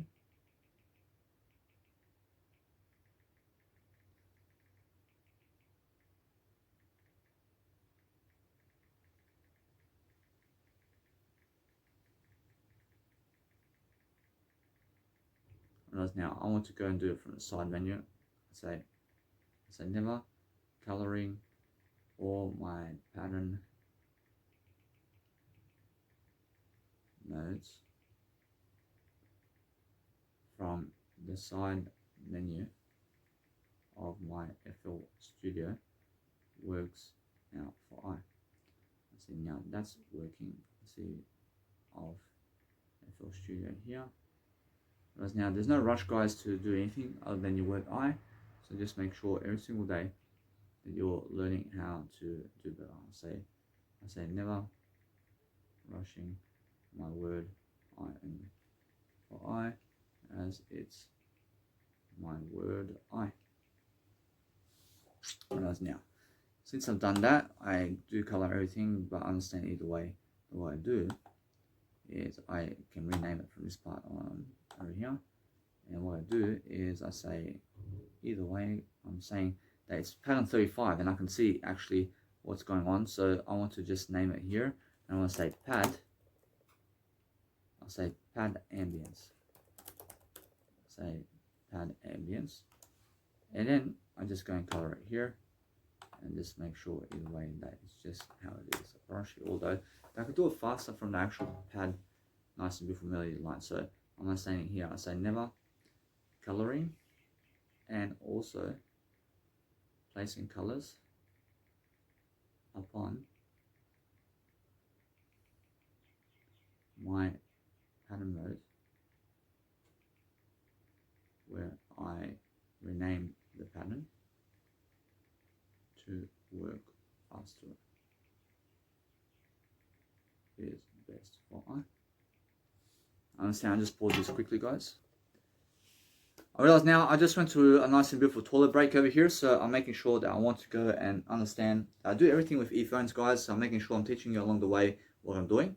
So I'm understanding that since I've been standing here, I mean, just yesterday I did do a nice and beautiful 4-hour program, and I'm doing another 4 hours here. I love why.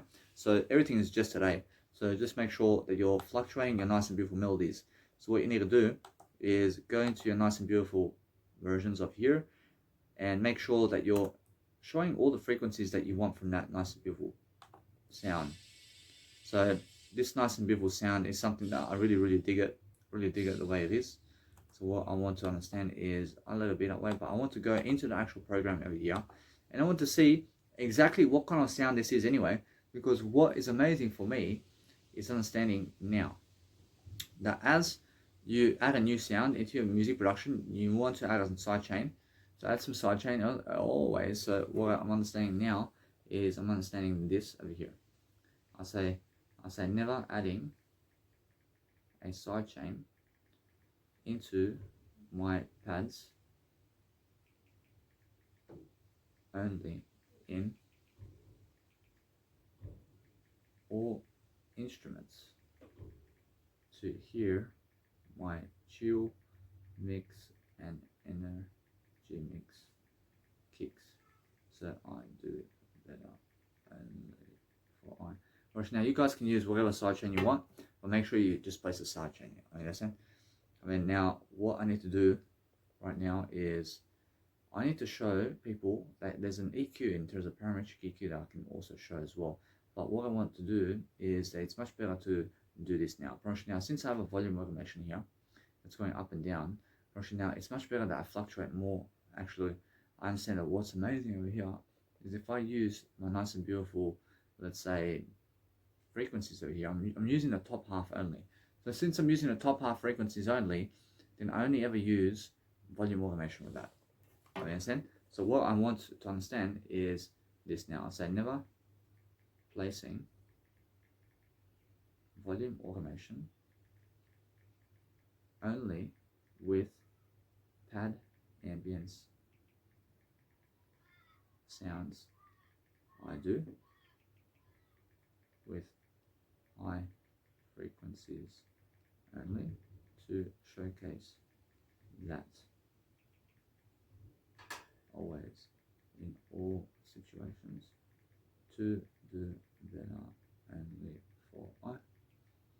Whereas now I see how different my music is with other people, but I'm mixing it in with different aspects of life, and that's the point. I mean, if you want to mix in something different, then make sure you're understanding how to talk to yourself in the camera, and teaching people really quickly on the camera is actually going to help you really quickly. So I'm making sure that no matter what, I'm teaching much more in audio programs and videos today.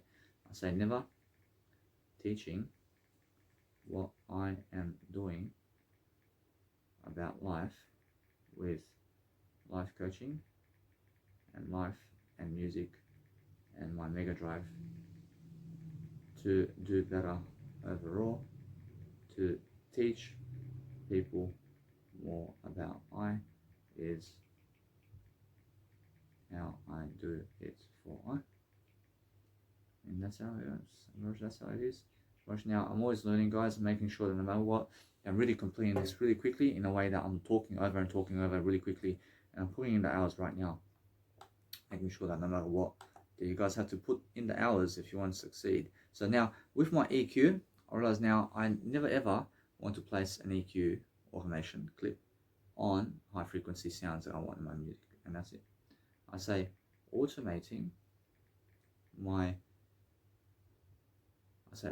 I understand that. I just want to do this though. I say automating my pad ambience with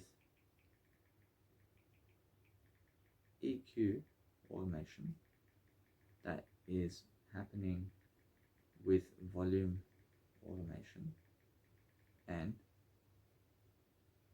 whereas now, since I understand that it can happen with volume automation, but guess what? I promise you that it's more. I realize that it can happen. So guess what? I have a new idea. Now, this is something that I've never done before, but it's more how I understand this now. I understand it's a high frequency sound, and I want high frequencies only. I want to understand that it's much more than that. So I understand now I can actually do this. I say placing my EQ frequencies via automation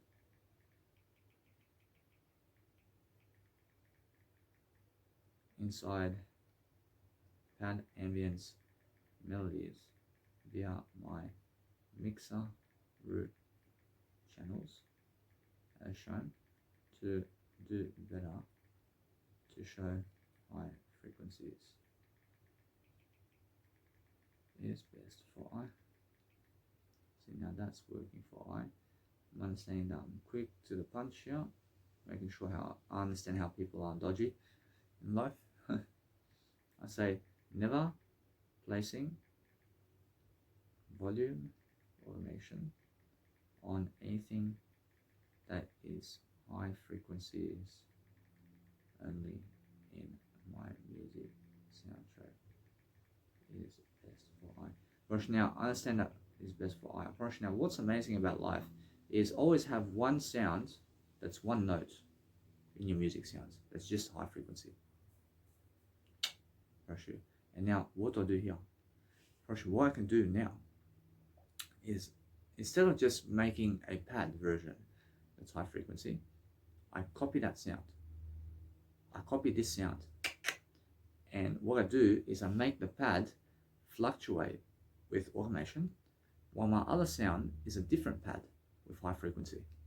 And now that is even better, because now I have one effect that's going throughout all my tracks with just high frequency, and I want to follow that kind of line, while also something else is fluctuating with the pad that's a different kind of ambience. And that's even much better for me. I love high brush that skills, man. I understand that. I say never having a high frequency pad sound that goes all the way throughout my whole sounding music track with different systems and sounds as shown. It is best for I.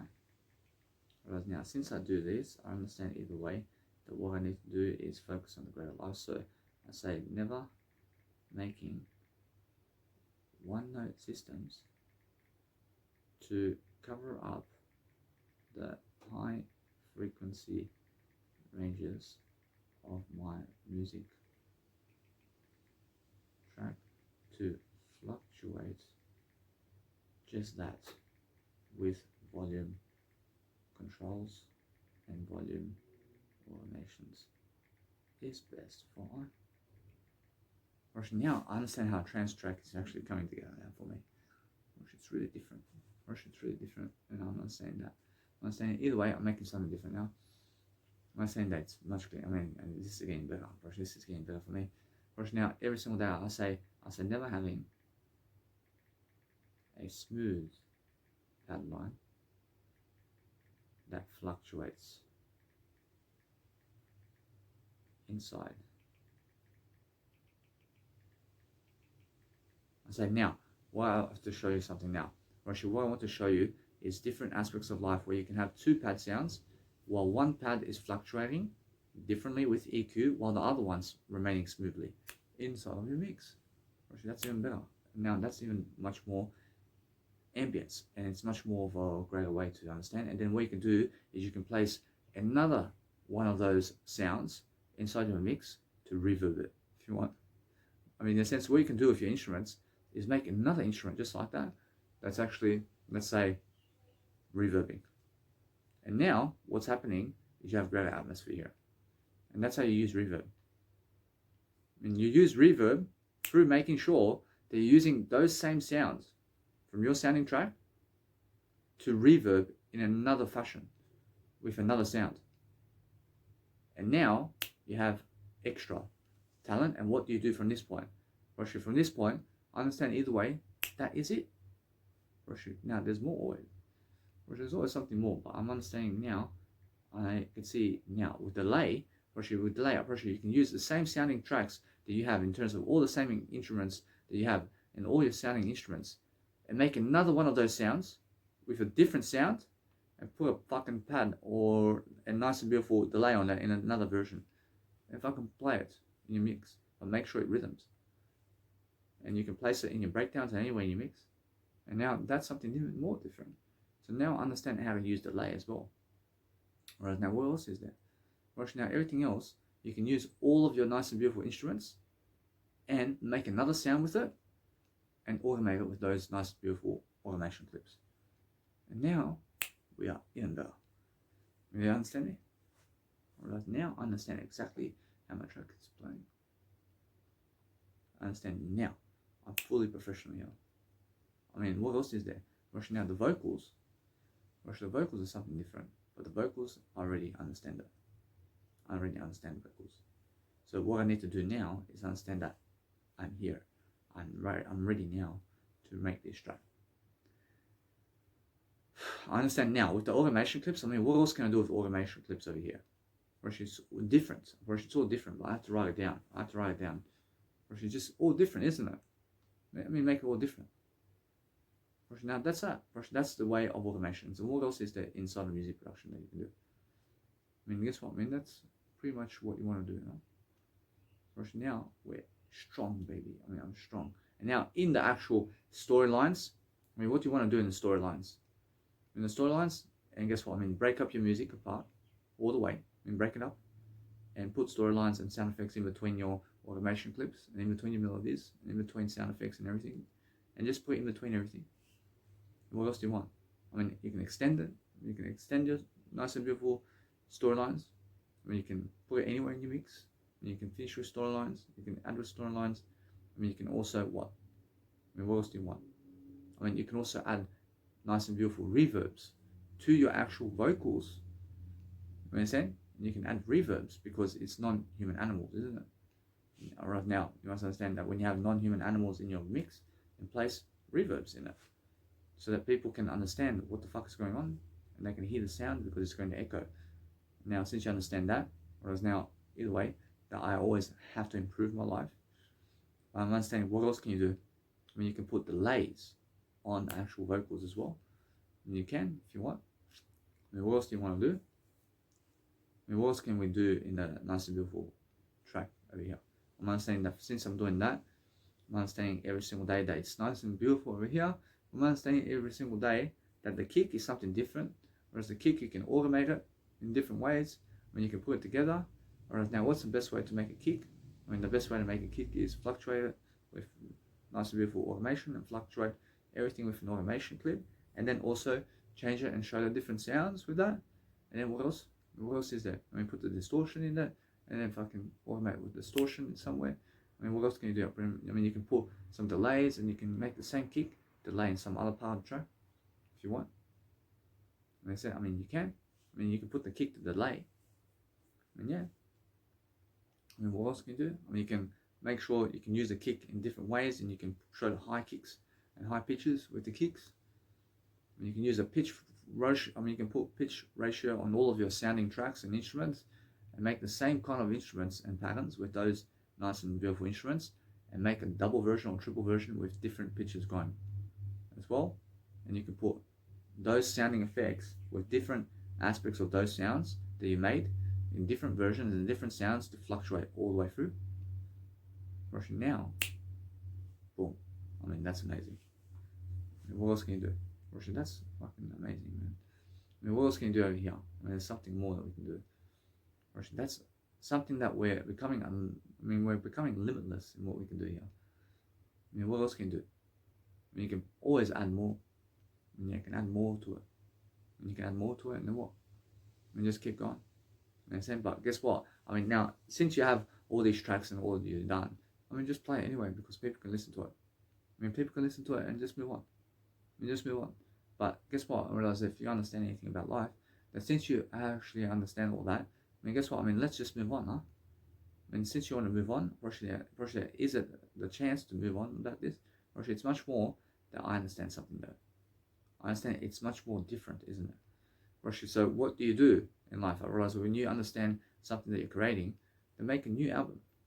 I mean, make a new album and just keep creating music all the way. I mean, create music all the way and just let that go. I mean, let all that stuff go.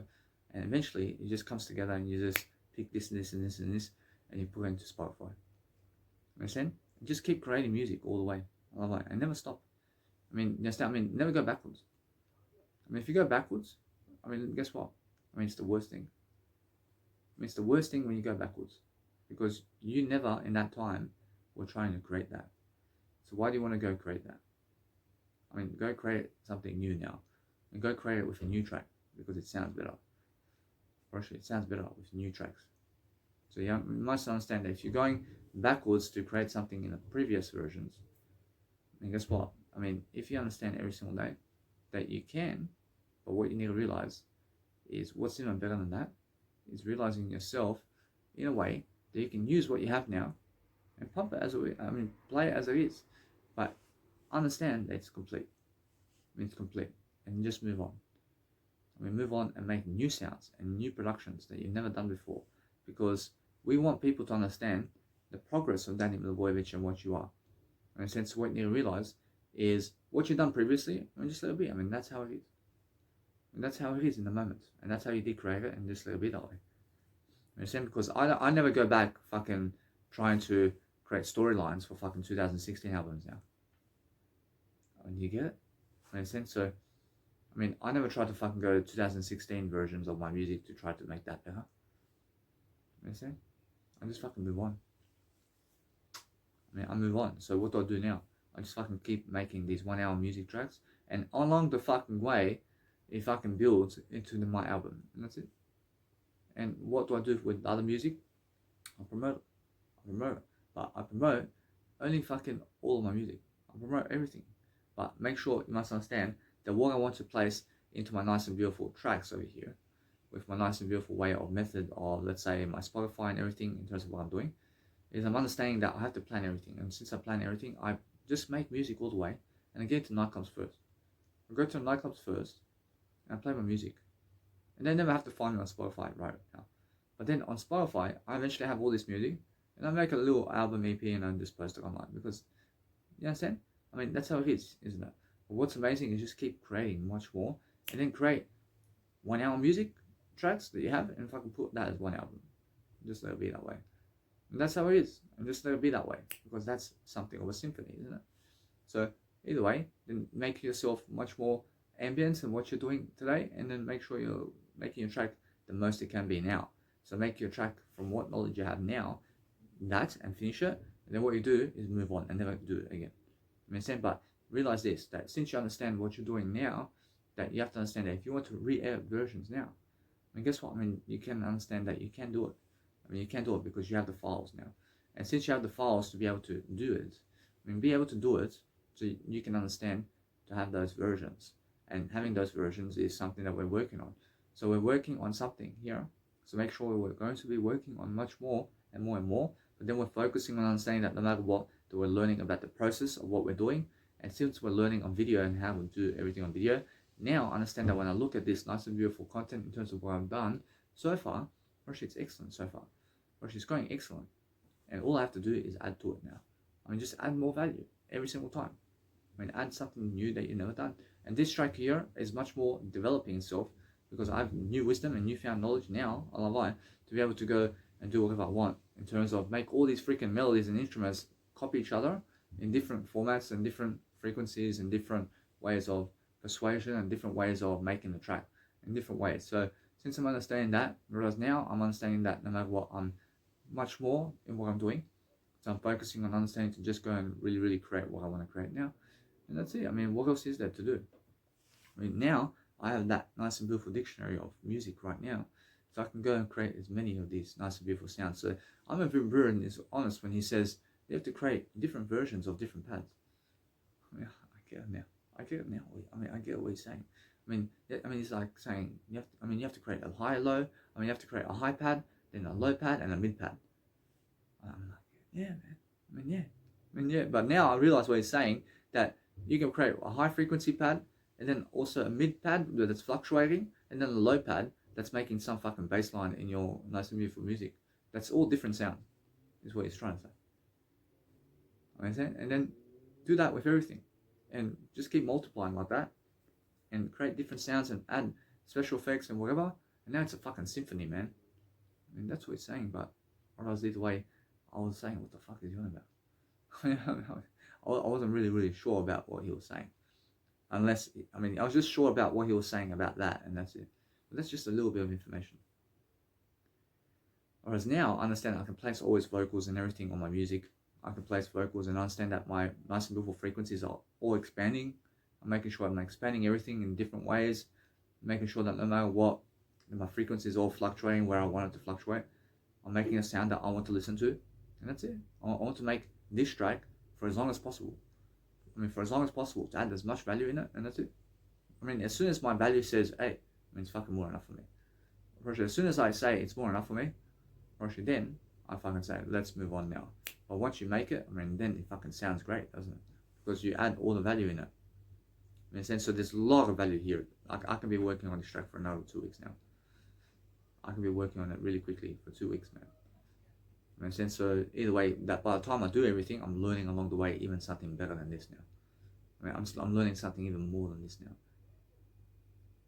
And there's so much to do. I mean, there's so much to do, but guess what? I'm doing everything one step of the way, and I'm enjoying the process. And then either way, I realize that it's going to pump. I mean, my next Twinkle Twinkle Little Star. Actually, now I can see what I'm going to do here. I can see what exactly I can do with this. And I understand that no matter what, there's so much more to do now in that track than this one.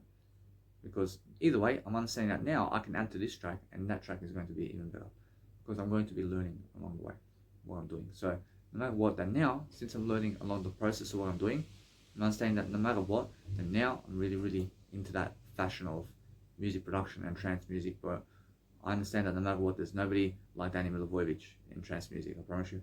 So make sure every single day you understand that if you want to learn something from me, it's because I have the knowledge to give you. I have the knowledge every single day.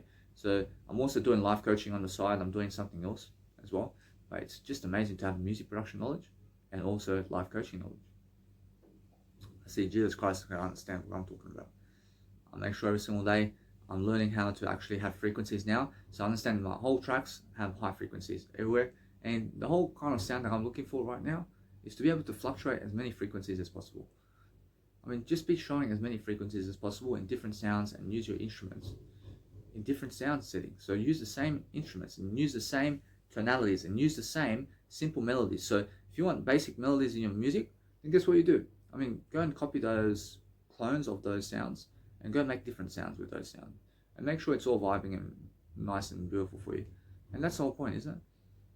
I mean, in that sense, so make sure you understand that all I'm really understanding about music production is I want to expand the music as much as I can. I want to make it the most expensive. I want to make it the most value in the music. I want to play something so massive that this one here is going to sound excellent. So I understand my storyline here. I understand that there is only the vocals right here, where I place the nice and beautiful vocals. So I understand that vocals in terms of what I'm doing in vocals in my music track over here, I want to place the vocals in my nice and beautiful intro here. I want to make it loud. I want to make it loud and clear. That's a fucking sound that you need to hear. And that's it. I want to just do that, and that's it. Now my vocals also have to understand that I can actually understand what I need to do with my vocals here. I want to let it be. I just want to let it be my sound. I want to fucking let it be my original sound. And you can also make your nice and beautiful vocals your original sound, and also it never has to be your original sound. But what you need to realize is the more you speak, the more you plan, and the more you understand. So then also, I'm planning my track now, and I'm looking at the track, and then understand either way that what I need to do is I need to make the nice and beautiful vocals all loud. I have to fluctuate my pad melody all the way through. I have to also make sure I'm just doing everything along the go. I'm making sure I'm showing the energy in the second track. I mean, everything in terms of life is there, but understanding that this track here can be as it is, and it's going to grow, and I'm going to grow it. And then either way, I realize now if I want to add more sounds into it, I'll brush it out. Guess what? Brushing this sound here needs more. Brushing needs more, but guess what? I realize once I do the pad sound, I realize then I can look at having some reverb somewhere in the nice and beautiful track, and then guess what? Brush it, then it's going to be more enough. So it's just reverb and just pad melody and ambience and a few notes here and there with some nice and beautiful sounds. And guess what? Brush with just the vocal, and that's it. Brush, this track is done. I mean, I understand that. I understand, although the fluctuation of this nice and beautiful melody over here, brush, that's something I can keep doing. I can keep making the atmosphere over here. And now to make an atmosphere in your trance music track, then get all the sounds that you have in instruments and place them into atmosphere ambience inside all of your track, and place it everywhere. And the energy track is going to come out into your track. So first make the energy track always, and then make the chill track, and then make the ambience around the track. That's what you need to do. And then what you do is, once you make the energy track, then make the chill track, and then make the ambience. And then once you make the ambience, I realize with the ambience is the reverb. So make sure you understand that's what we're looking for. So either way, you make sure either way that before you even finish your track, that you're actually putting high frequencies in your track, and you're putting the low frequencies. I mean, place low and high frequencies in your mix and make it all balancing. And then make sure that everything's fluctuating as much as possible. So what else can you fluctuate in your music mix? I mean, go and clone everything that you can, as much as you can, and fluctuate and fluctuate and fluctuate. And then eventually, you're going to say, oof, I mean, this is more enough for me. I mean, that's all you're looking for. And that's everything. So right now, I understand I want to fluctuate this one much more. And then once you keep fluctuating and fluctuating and fluctuating, I mean, where are you actually fluctuating the track? I mean, the fluctuating of the track is I'm doing it in the chill mix. And now the chill mix is already fluctuating. But I understand either way that it's more enough, isn't it? It's more enough when it's fluctuating already. So what I want to do is, if you keep fluctuating something different and you want to make a different melody or something like that, then it works. Or does it works? But in the actual energy mix, then make the nice and beautiful 2-note melodies fluctuate. And what else do you want to fluctuate? Or should make a bit of reverb inside of the, I mean, make a bit of reverb inside everything that you are doing, and accept the vocals in terms of your vocals can be just original.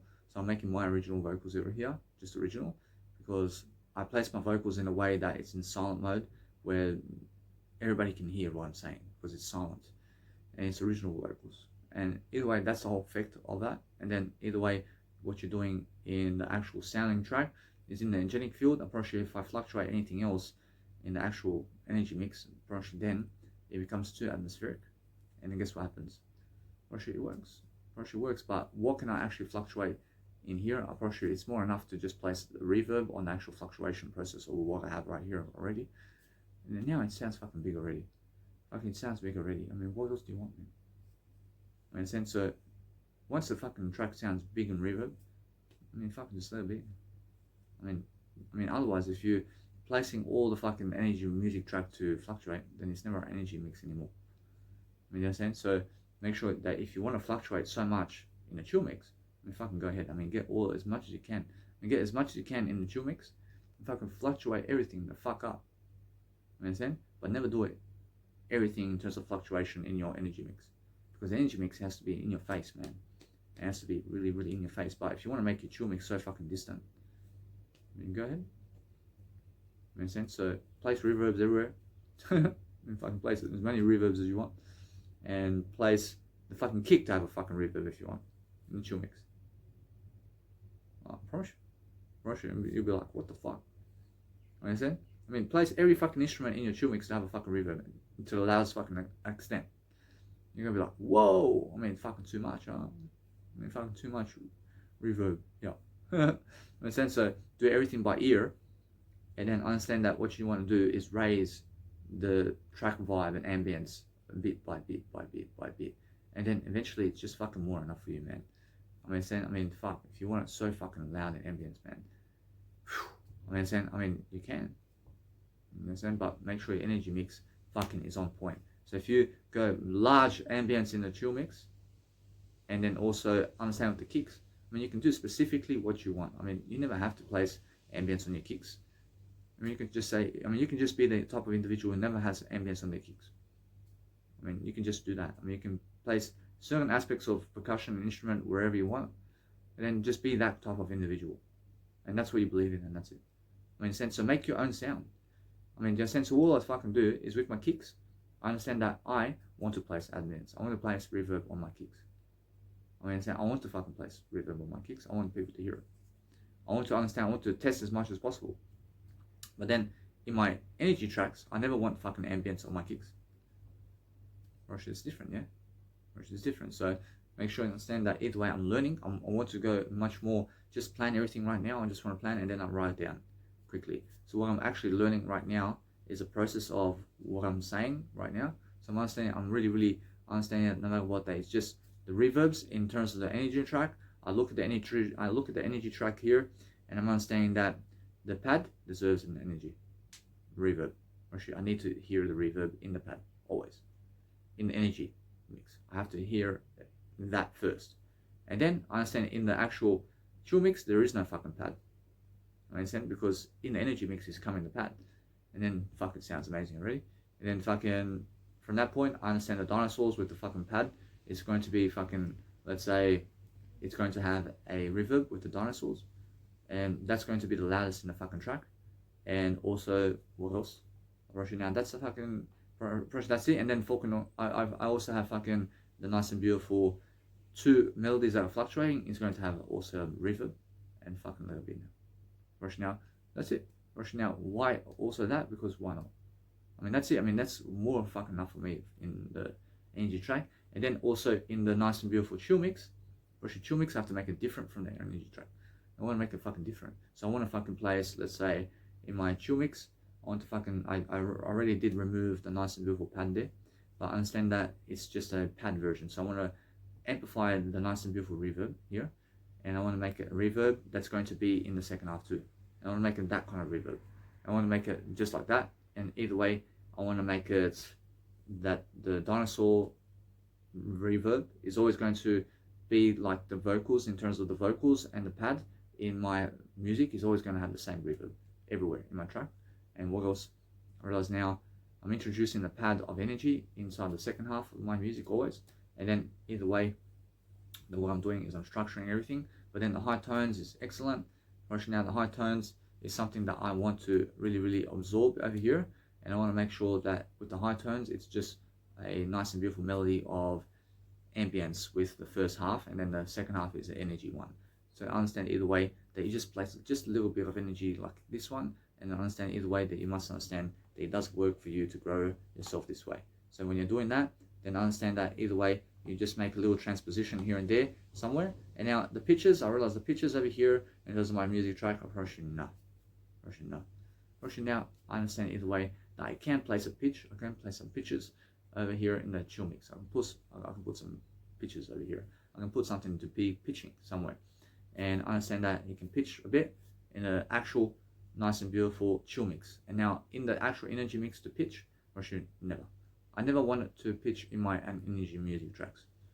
I never want anything to pitch in my energy music tracks other than something that's really, let's say, just pitching, but it's never really automation pitch.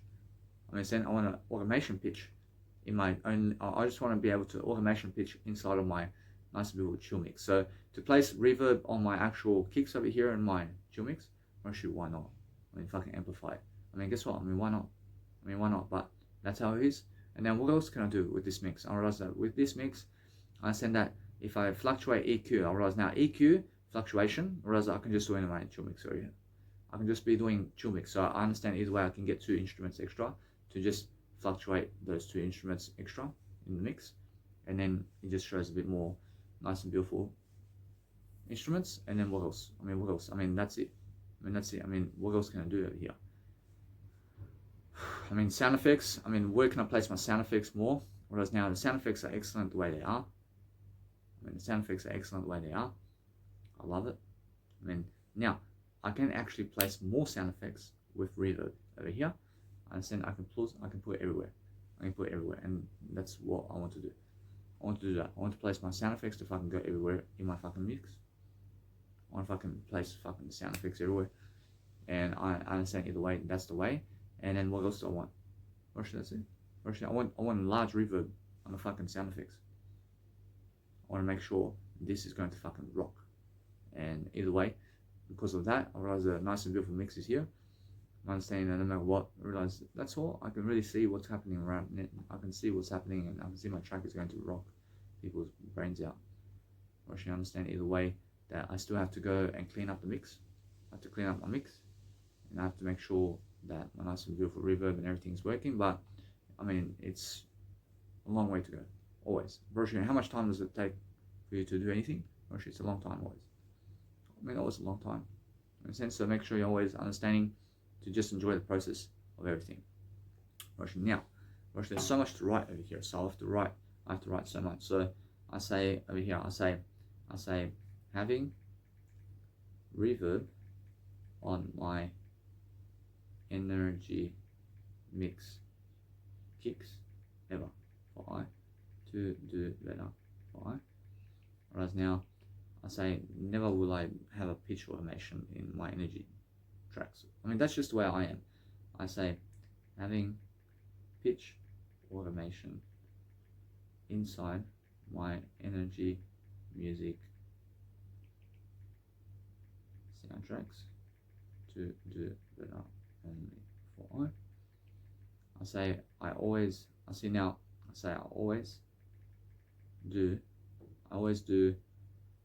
sound effects.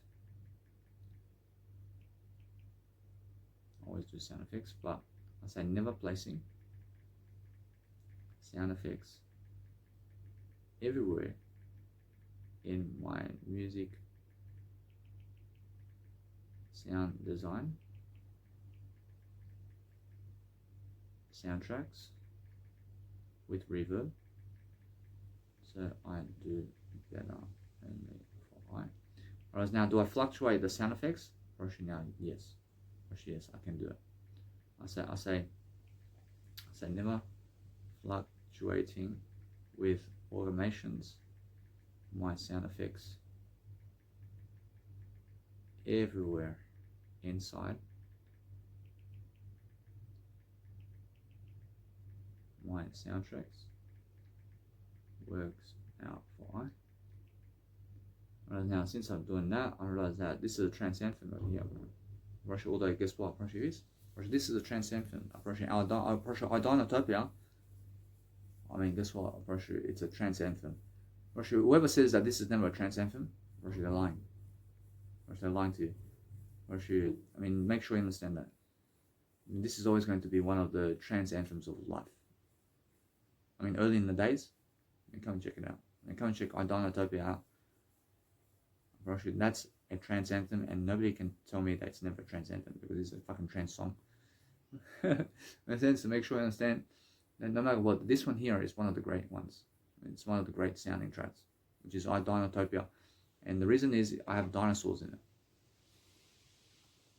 I mean, that's more enough for you to understand that. Whereas now, I want to go and understand every single day that I say never leaving my vocals in my Idonotopia music track to be original vocals with no reverb. is best for I, to show my real nature for I. So I understand that I can also tweak up. I can tweak up my vocals as well whenever I want. So I do both. I can tweak it up and I can auto-tune it, and I never have to auto-tune it. I say never auto-tuning all vocals, and also letting it be original in my music soundtracks to do greater only for I. I make sure that you guys understand that I can still continue my nice and beautiful process of actually teaching you in my audio programs if my nice and beautiful phones run out of, let's say, memory to record myself here. So I just do my audio programs with my Samsung A20 Galaxy.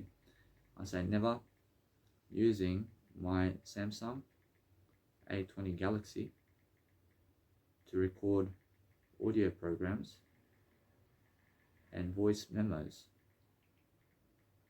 to record audio programs if my devices have low memory storage space for I to do better only for I. Whereas now, what else? I want to be making sure that I can reverb my kicks in the chill mix. I say never reverbing my kicks in the chill mixes of what I do for I. Now, the reason I never pitch inside of automation clips in a way that I do pitch inside of automation clips, but I never pitch my automational clips and sounds inside the energy mix, because it's an energy mix and I want to hear the clear sounds in energy mix. So that's why I say never making my chill mix foggy with different frequencies, fluctuating always, more so than my energy mix is best for I. I say now I want my nice and beautiful way of life over here. I have it here. I say never fluctuating my two basic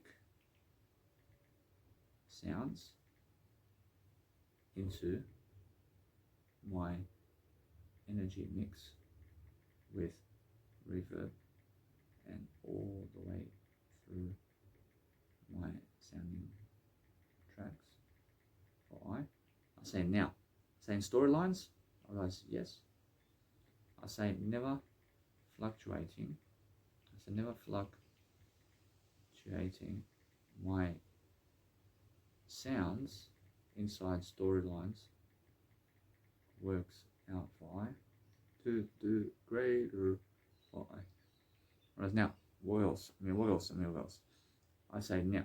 I say never placing sound effects with reverb all over my music soundtracks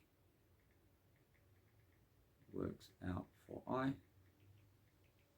I say over here, I say making energy music tracks inside my chill mix. So I do better only for I. Whereas now my sound effects over here, I understand it has some energy going over here, but I want to understand that these sound effects, I want to place it in my nice and beautiful way of life over here. So I'm not saying that it's really that I want to place it everywhere in my music. Whereas my sound effects, I want to place it all the time everywhere, and I never care if it's energy or never energy, but it's a sound effect. So I say never placing my sound effects. I say never placing my sound effects always, no matter how much energy it has inside my chill mix and energy mixes to do greater only for I. Now, what I can do is this. I understand that no matter what, I realize that if I go around placing my nice and beautiful sound effects with reverb and everything, And also I can also take away the reverb altogether to hear the original version of that sound with no reverb. I understand? So what I do is that's something I can do, but guess what? Probably it's much better to do that. I say never showing the original sounds of what I use in my music soundtracks for my endings and beginnings and soundtracks, also in different intervals, works out best for I. Now that works for I mean, what else can I put? Well, approaching now with non-human animal vocals, I place reverb, of course. I say never placing reverb via my non-human animal vocals, always for I to do greater only for I. Approaching now, always. I mean, you must understand that when it's a non-human animal, I mean, place reverb on it, because that way people can understand what that is. You understand? And because the reverb will atmosphere your dinosaurs into the best way. So then I want to make, I say never placing my trance energy and energy music sounds, that is my pad, gaze, and hats, into reverb.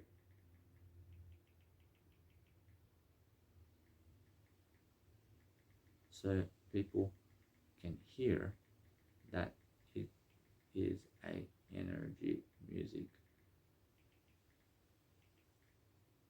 atmosphere for I. That's that. Watch now. With fluctuations, I only ever fluctuate as much as I can in my chill mix, and that's it.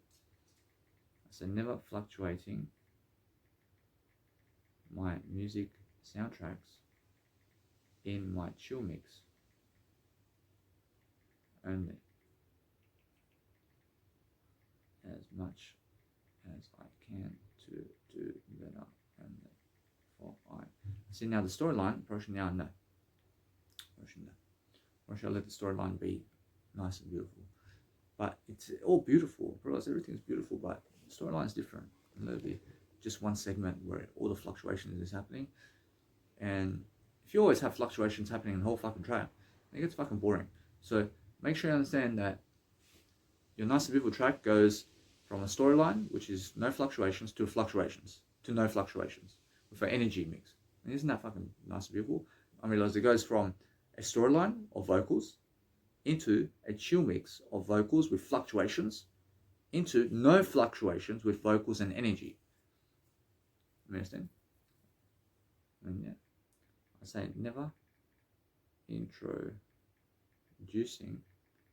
energy into my last 30 minutes of my soundtracks. As shown, it works out best for I. See now, for every 30 minutes, I make a 3-minute track with 30 minutes of music. I can see the best parts of that and just a little bit. And yes, with my energy music, I do use a bit of, let's say, fluctuations from my chill mix to start it off, and then it just goes straight into energy all the way. I realize that the endings and the intros of my nice and beautiful soundtracks, so that's 1 hour long, never is inside of my 3-minute tracks. And why is that? Because that's inside of my 9-minute tracks, and to 12-minute tracks is very different. I'll say never placing my 1 hour beginning and ending modules into 9 to 12-minute tracks. I make only as is best for I. I say recording my screens if writing via FL Studio as shown to do it better only for I. Maybe that way. I mean, I'm much more better now. I'm actually developing so much more now. When I'm saying, so now all I do now is I do this. I say placing storylines and beginnings and endings of my 1 hour music tracks into my 3-minute energy and chill mixes. So I do better only for I'm working at such a pace, guys, that it's so fast. I'm really quick about this. I mean, guess what? I mean, every single day now. I realize now the transpositions, I realize now you can always add transpositions in both aspects of your music track and also inside of the storyline. So add transpositions anywhere. I say never adding transpositions into my soundtracks everywhere is best for to deliver something new for So what is a transposition? Approaching now, it goes I mean, that's a transposition. So we're just raising a tone is how you do transposition, which is you raise a tone and that's it. Whereas now, since I have this, what else can I do? I'm looking at a nice beautiful picture over here. I'm understanding now low frequency vibes approaching now. Actually, since I'm using low pass with the nice and beautiful tones of what I'm doing, actually there's a big difference now. So what I want to understand something, about low pass filters here. So I just keep going. I want to understand something. So we're testing something out, and what else? I understand delays, and now delay in my chill mix over here. Actually, now chill mix has delay, but guess what? I never ever place delay with a kick in an energy mix ever again. I understand, and why is that? Because it never goes. I mean, it never actually goes. Because energy mix has the energy as the melody only. Understand? I mean, energy mixes are made from the melody and never from the kick. Understand? We must understand that. Because percussion versus melody. I mean, what wins? I mean, guess what? I mean, it's both melody. But understand, every single day, you never ever go against yourself here. You never ever go against yourself. So make sure you understand that percussion, in terms of life, never has energy. So do, do, do, do. I mean, guess what? I mean, there's no energy there. I mean, but guess what? I mean, there's a percussion. I mean, it's a percussion. I mean, it's a rhythm, isn't it? It's a rhythm, but there's no energy there. First, now, how? First, there is energy. First, there is fucking energy in the kick. But the thing is that when you do da da da da da da da da da da da da, and then you want to fucking add energy with melodies into it, it's all over the fucking place. When your melodies, they have energy that's going da da da da da da da da, and then your fucking kick is going da da da da da da da da. I mean, fuck, it's fucking splashing all over the fucking energy of your mix. You understand? So that's why delaying your kick on an energy mix never works, but delaying your kicks inside a chill mix does work. I mean, it does work in a chill mix because it's a chill mix, man. I mean, there's all fucking fluctuations going in there. And of course, it's sound effects, isn't it? So make sure you understand the sound effects, in terms of where sound effects are, is where you place delay kicks only. And you never fucking place delay kicks where there's no sound effects going on. And now, you must understand, that's how it is. I'll say how. I say this. I say placing delay kicks where sound effects are going on for I. Thank you. I say just saying you're doing excellent. I say placing sound. I'm always placing sound. I say placing. I say never placing. I'm always placing sound. I say I'm always placing. I say never placing my delay kicks into my chill mixes only is best for I. Actually, now I say placing delay kicks in my trance electronic music energy mixes enough. So I do better only for I. Now, if you want to add delay kicks into storylines, actually, fuck yeah. I mean, it's a sound effect. Of course you can. I mean, add as many sound effects into storylines as you can. I say never adding as much sound effects into storylines and delay kicks into storylines as I can, as it works out for. I mean, if you want to fluctuate your nice and beautiful storyline, then guess what? We never fluctuate storyline. Never fluctuate storylines. I say fluctuating storylines. I say fluctuating storylines ever with automation. Clips. So I do better only for one. Right, now, since I'm doing that, and what else can I do? Realize now I want to make myself do this. So what I do is I say this. I say never using the melodies I have to make new sounds from those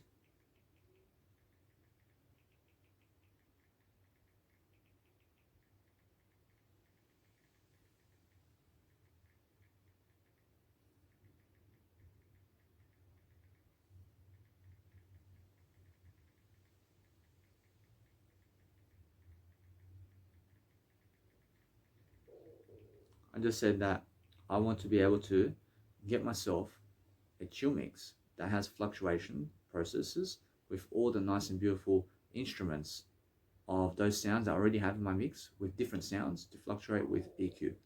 And I only ever do that in my chill mix. I never do that in my energy mix. I never want to fluctuate my energy mix. I mean, that's it. Guess what? I have to fluctuate my energy mix, but never as much as my actual chill mix. So guess what? With that, no matter what I do here, is that energy mixes, fluctuations in energy mixes, it's much better they understand this. No? It never really does go. But what happens is I understand that if you have two melodies going around the energy mix, guess what? It can work. It can work. I understand either way that I'd rather let it be that way. I'd rather let it be because it has to fluctuate somehow. Alright, now your energy mix has to fluctuate somehow with something. So just create two melody lines to fluctuate with the actual energy line, and that's it. And why two melody lines? Because what you can do is you have a nice beautiful pad version that's nice and simple version that's nice and beautiful ocean kind of vibe over here with the chill mix, and then guess what? That you add, if you add that in the actual energy mix, and then it's fucking pumping. Now what is happening here? It's still energy mix, but it's still ocean wide. You understand? But now it's still fucking pumping, isn't it? It still works. You understand? But you're adding something. You're just adding energy. So what you have to realize is you can fluctuate your energy mix to a point that you can hear the energy mix, and that's it. Say yes. Say yes, baby. Say yes, baby. I say never fluctuating two melodies in my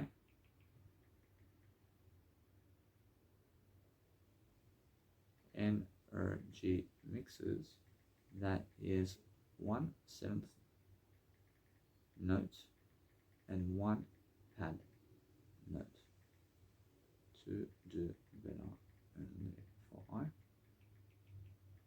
See, now I realize that my high frequencies is something that I want you to show you is now. There's three types of frequencies that I want to be fluctuating all the way through. And it's my high frequencies, and it's my pad, and also my melody line.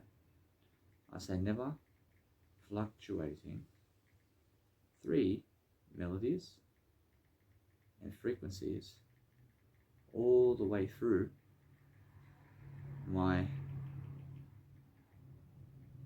chill mix and energy mix to do greater only for I. Now that's much better.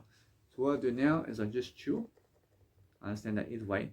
Then what I do with the sound effects is I place it everywhere in my mix. And now to understand, I just do that for example over here. I say never placing sound effects everywhere in my mix for I. To do greater for I. I say never placing Edison recordings everywhere in my music soundtracks to do greater only for I. Whereas now, I understand that my other tracks were never ever, let's say, great for other people in terms of what I've done. But guess what? I understand how much I'll put into that track. Actually, it's a small amount, which is a small amount of skills. And that's why people over there never did want my tracks, because there was a small amount of knowledge. And I can see that right now. I can see how small that knowledge is. But that's just a 3-minute track. Actually, it's just a 3-minute track. And their fucking knowledge of what they're doing in their tracks is fucking so small. And their fucking knowledge is so fucking small. And now, is it much more than mine in terms of what I've done? Actually, yeah. Actually, they've done more in their 3-minute tracks than me. But guess what? I mean, they believe their tracks are better than mine. You understand? I mean, they believe their fucking sound is better than mine. No worries. Approach, no worries. For sure though, now I'm doing 1 hour of music. But now what I do is I never want to fucking be on their labels anymore. Because they want to reject me. And they want to reject my 3-minute music right now. Now, the reason they want to reject my music right now is they never believe that it's fucking something about life. And they never fucking believe that it's great. Even right now. I have great music tracks right now. But they believe it's fucking shit. You understand? So guess what? I mean, never rely on other people to fucking accept you in the first place. I understand? Because that way, accept yourself and forget it. I say relying on other people to accept I to do better only for I. I see exactly how my tracks are right now. And the thing is about the tracks that we're different, or as a different tracks, but they just are people who love something else other than your music. So what happens is they're jealous of your music if they reject you. And if they never accept you in life, then they're jealous of you. I mean, imagine Jesus Christ never accepting you. I mean, fuck, then Jesus Christ is jealous of you. But I fucking sent Armin van Buuren fucking 10 tracks of mine, and then fuck all, I mean, they're all rejected. They all fucking reject my music. Which they're jealous of me, man. I mean, why not accept my music? I mean, they're fucking jealous of me. So guess what? I mean, I move on from jealousy.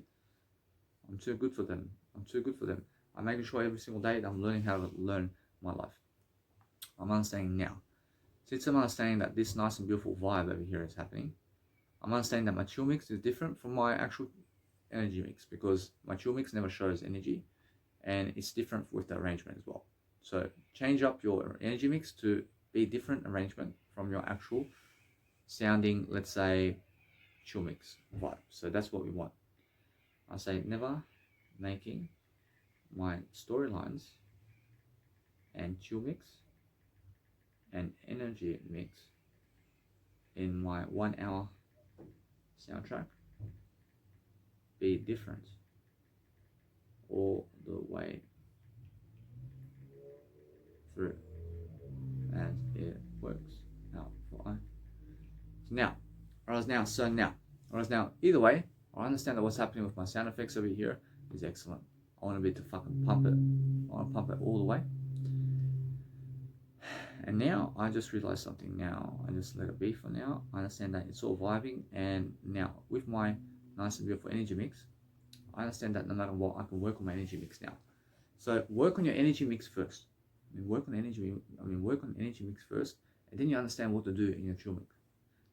Never work on your chill mix and then energy mix. Work on your energy mix first, because that's the main thing, and then work the chill mix. Understand? Because if you work on a chill mix and then you work on the main thing, fuck. When you lost inspiration there. I never lose inspiration, but guess what? I mean, you must understand that you never lose inspiration, but make sure you understand that the chill mix is a derivative of the energy mix. I mean, never ever try to make a chill mix and then a different energy mix altogether, but make an energy mix and then a chill mix that vibes to the energy mix. But other people are going around making a fucking chill mix and then a fucking whole different fucking energy mix. And they're fucking making something different all the way. I mean, make it one vibe, and never fucking make it two vibes. I understand. I say never making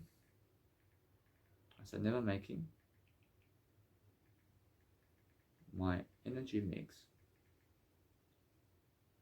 first before the chill mix, so I do better.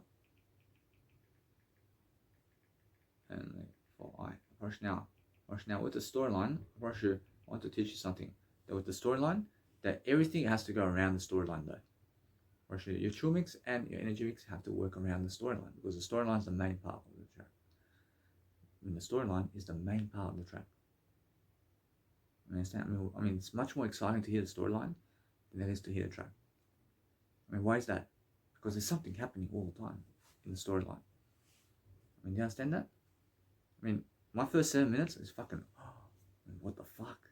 I mean, it's fucking amazing about what's happening inside of the storyline. Understand? But then it goes into the track, and then we're just chilling with the track. We're just listening. But with the storyline, fucking, it captures you really quickly. And then just make sure that that storyline is keeping itself going all the way.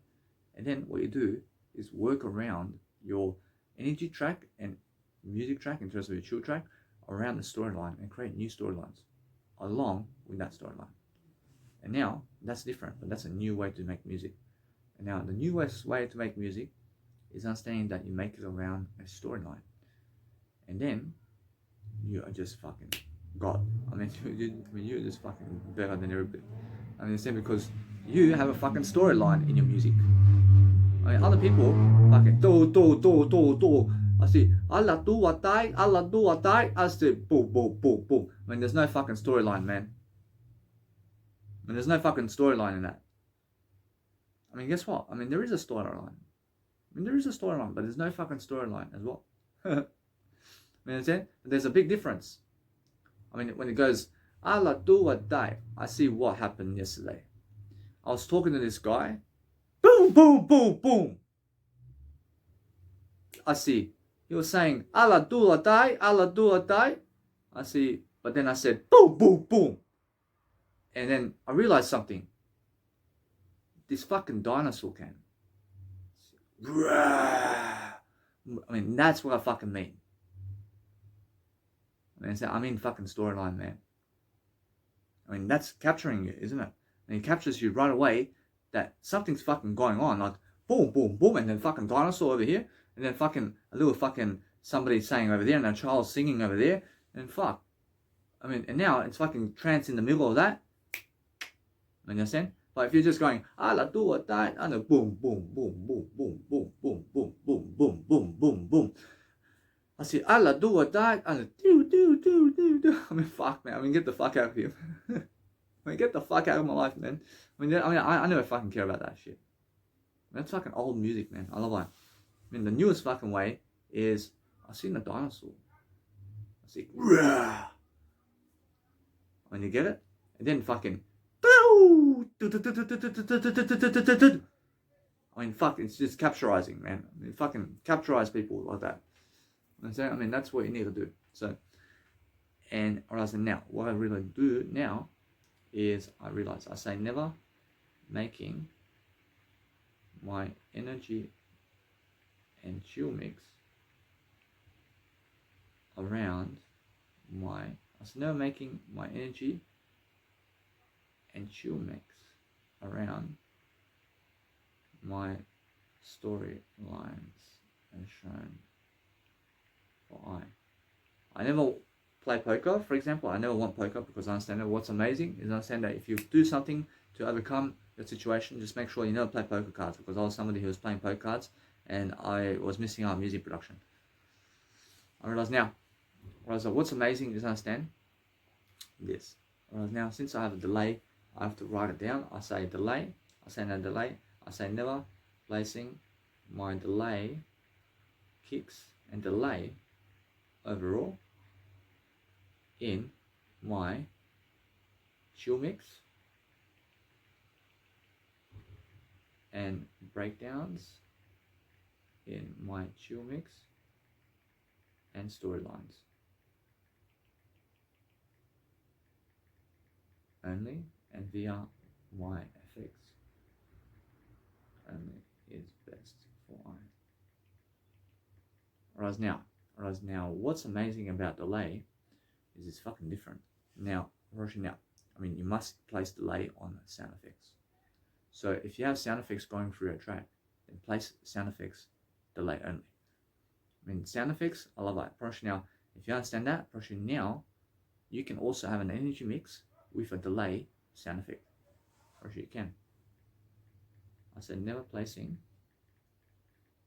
my delay on sound effects over my storylines and chill mix and energy mix as it works out for I. So what you can do with delay also is for the first half of it can be delay and the second half can be no delay. I mean, in that sense, so that's what you can do, and you can also do reverb. You can put reverb in the first half and no reverb in the second half. Whereas now, understand this. That it's much better to understand to just keep going. I say never placing reverb and delay via first half over second half and into second half over first half or throughout the whole mix also works out for I. Whereas now what you can do with reverb and delay is you can put it just in the first half, for example, and forget the second half. I mean, in a sense, so let's say I have 3 parts to my segments are always inside of my nice and beautiful storylines and what I'm doing. So either way, it's all one segment. But guess what? Whereas in this nice and beautiful part over here, it's all one segment. But I have storylines, and then I have chill mix, and then I have energy mix. You understand? And now since I have that, I understand I can place reverb and delay just in my chill mix, and never in the storyline, and never in the energy mix. Understand? So the reverb and delay just in the chill mix. But then I can also just place reverb and delay only in the actual energy mix, but never in the chill mix and never in the storyline. Or I can put reverb and delay just in the storyline and not operation never in the chill mix and never in the energy mix. So whatever works for you. Or you can go and place reverb and delay all the way fucking through. Understand? Alright, now, where do you play this? Alright, now, specifically for myself, where do I place the delay over here? I place delay only ever on sound effects because melody lines already have the energy you need. And you never ever make energy music with delay. You understand it? Never ever make energy music with delay, but make energy music around the sound effects that have delay. Now, the sound effects are something on the side that is like a psytrance module around the actual energy, is what you can do. Right, now that's much better. I'll say making energy music around. I'll say making energy music. I'll say what? I'll say here. I say making energy music. I'm always making energy music. I say making delay. I'm always making delay. I say what is this now? I say the delay is only on the sound effects, but I say making energy music with delay ever again. So I do better. Why? I say over here, I say never making energy music with delay around a sound effect that has delay only is best for I. See, asbestos. See, asbestos is the wall that has cancer. See, now the wall that has cancer is everything except I. I realize everything is I. Whereas now, make sure everything that's alive is I. I say never ever say what they are saying. Whereas other people may state what their beliefs are about certain aspects of life, but never state what they are saying, because their aspects of life is different than yours. I'll say stating what other people are saying in life, as it's all the word I only for I. Whereas now I say never placing delay only ever on my sound effects is best for I. Or it's more enough for me. Or it's more enough. So now, whereas now the vocals can have nice and beautiful delays. So make sure you understand that either way, I can place vocals on delays. I can do that. I said never placing vocals on delays. So I do better only for I. Whereas either way, what you can do is make these sounds like, I mean, you can do that in your energy music tracks. And now, if you understand that, and what you can do is you can do it in the chill mix as well and make those sound effects. I say, never making sound effects around my whole music soundtrack. That is my chill mix and storylines, and also energy music lines is best for I. See now. See I just want to teach you guys about certain people and life in terms of who can make melodies. I realize now, above and beyond are able to make melodies. Russian now, Alvin Brun is able to make melodies. Russian Deadmau5 is able to make melodies. Russian Ali Fila are able to make melodies. Russian now Vinny Vici, Russian they're more percussion. And they're more sound effects and percussion. And Sunset Brothers is more sound effects and percussion as well. And Alex K is more the actual, let's say, now Alex K is different. Alex K can also make a melody, but he's more sound effects and percussion. But I understand, although there's actually more that kind of nature right now. Although it's honest, so he makes more percussion and sound effects as well. So he can, although, make a melody. I'm pretty sure anybody can make a melody, but that's the thing about those people. Although Skrillex can make sound effects with fucking melodies, and also the energy parts of the music, or he can make energy too. But he's different, man. He's totally different. So either way, I mean, you must understand that with different artists you see today, I see Standerwick can make energy music, and also he can make melodies. But for example, the nice and beautiful Richard Durant can also make melodies and also energy music. So it's really good.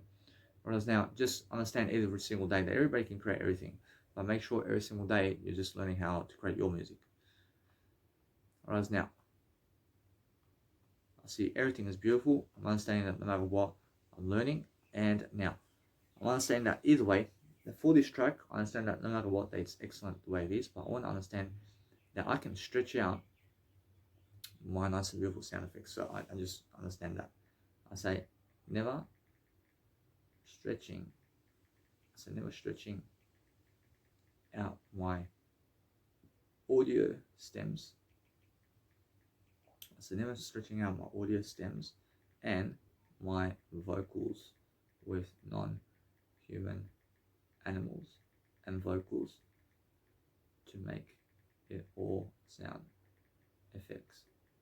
Also to make it better for I, whenever for I say never stretching my vocals as shown and sound effects and non-human animal vocals, which is all vocals, to make sound effects for I, to suit my needs for I. Whereas now, that's that. Whereas now, do you automate reverb? Or yes. And how do you automate reverb now? Whereas now, if you want to automate reverb, the more you do in reverb and delay, or even delay, if you want to automate delay and reverb, then never ever automate delay and reverb via the reverb and delay functions. Understand that? Because what you do with automation with reverb and delay is use a volume modulation or cutoff frequency or EQ or master automation with that, and never ever touch the knobs of reverb and delay to automate it with reverb and delay functions. It never works. It does work. It does work that you can delay and reverb, and you can use the automational functions here in terms of reverb and delay in your sound effects, in the breakdown, in your chill mixes, and you can make something out of it. I mean, you can make these atmosphere vibes or different sounds. I mean, you can. But if you really want to automate it, and you want to automate it to go like this and to sound great with how it is, then go and use EQ and cutoff frequency and volume automations is the best way. I say automating the delay and reverb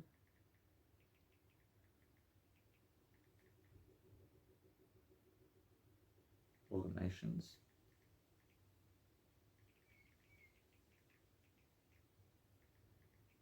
say over here. I say automating the delay and reverb functions and knobs to fluctuate or better. Fine. Say now I have to do better this way. I have to understand either way. See for I, see a dot for I say never automating reverb. And whereas now personally I understand that I just use it this way. Operation now for myself, when I use the nice and beautiful automation around delay and reverb, I want to use it just a nice and beautiful way of life where I can say there's a volume modulation over here, where I can just use up and down kind of tendency with reverb, because that way I understand what's happening. I understand it's just that kind of sound I'm going for personally. So that's what I do. I was never automating reverb and delay via volume automation only is best for I. That's what I do. So with the nice and beautiful way of automating delay and reverb is I want to create an atmosphere that's fluctuating. I just want to do that. But then I understand either way that I can change it up, and now I understand that it's just different. I mean, it's different. But I understand either way that what I can do here is I just let it from this point. Whereas now I'm just looking to plan my track over here. I'm planning my track. I'm looking at the track over here. I'm looking to see what else is there that I can do. I realize now, since I'm understanding that is that, I realize that there is always more. I realize the stretching. I realize that I can stretch my nice and beautiful tones over here. I can stretch out my sound effects over here to place certain sound effects in my nice and beautiful chill mix to just go I mean, just to be able to do that. So I realize now I want to do that. I say never stretching out my sound effects in my chill mixes only to do better only for that's that. Now that's the only way I understand that either way that it's much better for myself just to do that for now on. Now that's all I understand for myself to do that for now. And now I understand that no matter what, it's just like that. Whereas what else can I do with this track over here? Whereas what else have we been talking about? I've been learning a lot. I don't understand that no matter what, that I'm realizing now I can go and really work on this track. So I've been sitting here for 5 hours today and more doing this track. So I want to just go and continue. And I just never even ate. I never ate anything. Well, I just came here.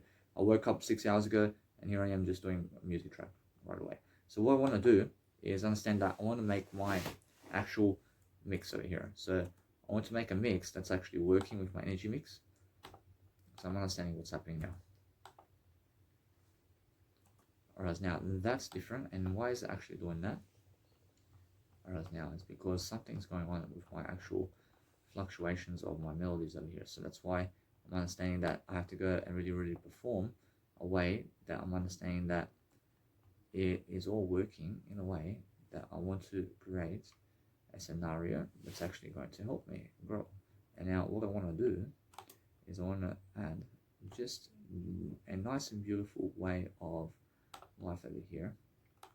To just go and do this right here, for example.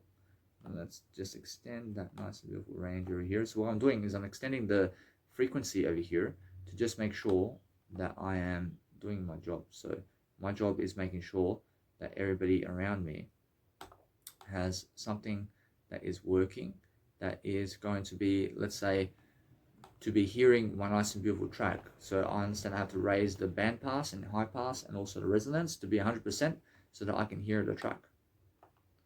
Alright, now that's something I have to do as well. I say never placing my resonance into 100% to hear my track. Therefore, I say here, I say never making the same lines around lyrics, so all remember it around all I do for. Whereas now when you're singing, for example, with music production is different, but what you need to realize is when you create the same lyrics, make sure everybody can remember. You understand? And then just really make sure that you're creating lyrics that people can remember to sing. That's the whole point. Gosh, that's it. Gosh, now every single day, I'm understanding how nice and beautiful the Serbian range of lyrics is. Gosh, that's something of lyrics. And now Serbian people have just like, they have just under 12 lines of just 2-3 sounds each line. I understand that. I understand either way. I appreciate that they have this short amount of lyrics. And that way, if you sing that in English, which is excellent. So it's like saying, I say my friend, I say my friend, I say we go to the police. I say my friend, I say my friend, I say we go to the police. I mean, isn't that simple? That's how Serbian people sing like this. And then they say, I seen the police, I seen the police, I seen the police today. I seen the police, I seen the police, I seen the police today. I mean, understand? And then you can have something different, and then you can focus upon understanding that. Yeah, you could just say, I understand that when they show me. I mean, now that's something different, but make sure you understand that has nothing to do with that. But understand either way, it's much more, you just sing something that people can remember, and you're so short. And you go, I seen the way they said.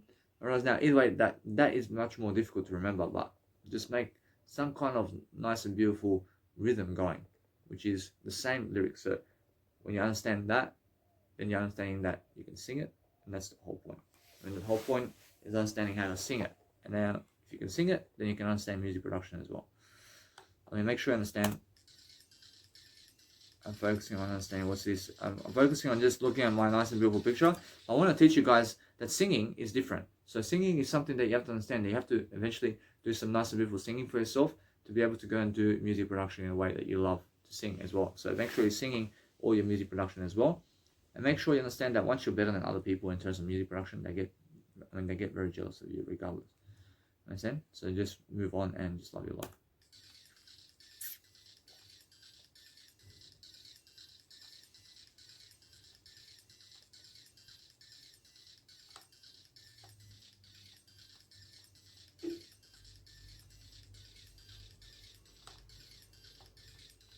Let's see what's going on over here.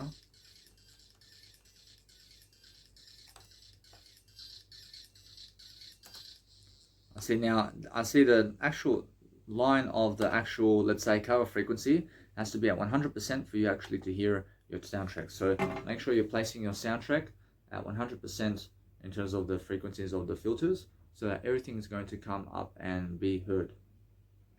I say never placing my master EQ on 0% and my cut off frequency automations on 100%, so all my music soundtracks is heard by Now. That's how I see life on now every single time. I say now I need to just go and do I've realized that there's so much more going on. I realize something about life. I realize I'm doing greater. Whereas now every single day I'm focusing on understanding that the communication of what you say every single day in different ways is what you need to realize about your life.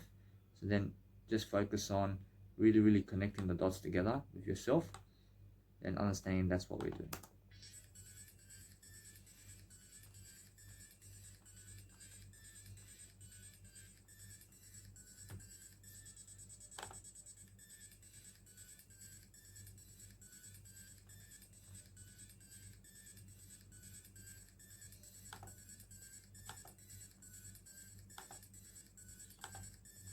I'm just looking to see where this sound is coming from. And what is that? And what is this sound over here? And how is it actually doing that?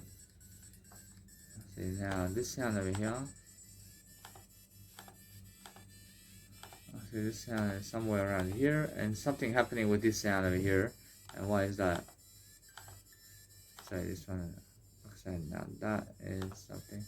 I see this one over here is something happening right here. So I'm saying that there's a fluctuation going on around this one. I want to make sure about why it's actually doing that. So let's have a look over here. And actually I'm saying that I want to see what's going on around here.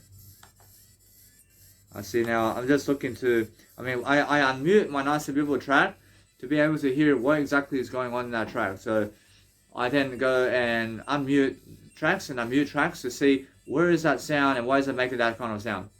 So I'll say over here, I'll say over here, so now place it more better. I can always place, I'll do I only, I'll let it be that way. I say over here, I say liver, unmuting and using my soundtrack to, I say never unmuting and muting my soundtrack to see why that sound.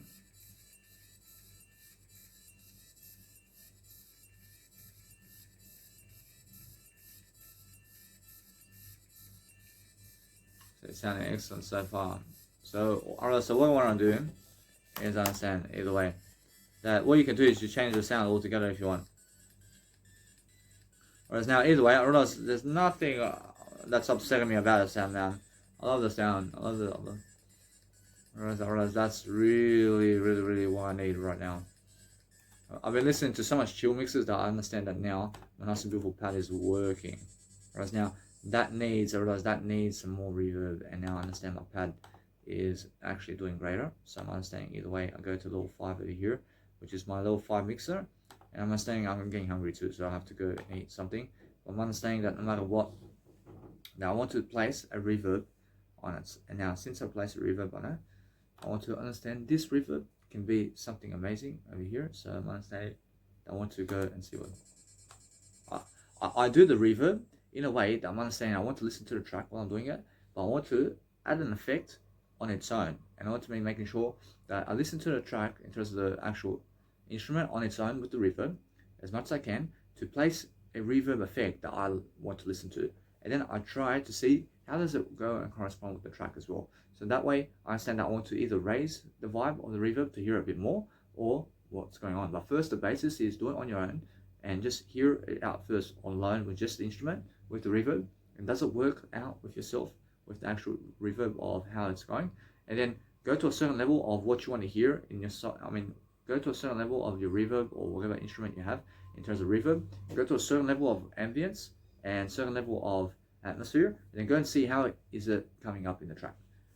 And then test it out on your portable speaker and quickly understand that during the day you go and understand that you go do whatever you can to go and listen to your track all over again and over again every single day, to go and focus upon your life, to understand that you test everything out with headphones and earphones and laptop and all of your technology, and then focus on understanding that you need to you have to have a portable speaker that's going to help you to grow in everything that you're doing, but make sure you're helping people with those words so that you can go and test everything out with portable speaker 2 outdoors in the daytime only, because that's what I do. And I do that because there's so much drug addicts at night time somewhere, so just go and do it in the daytime.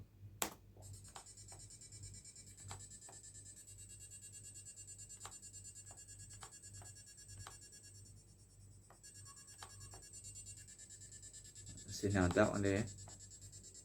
Right, now that's how it is, huh?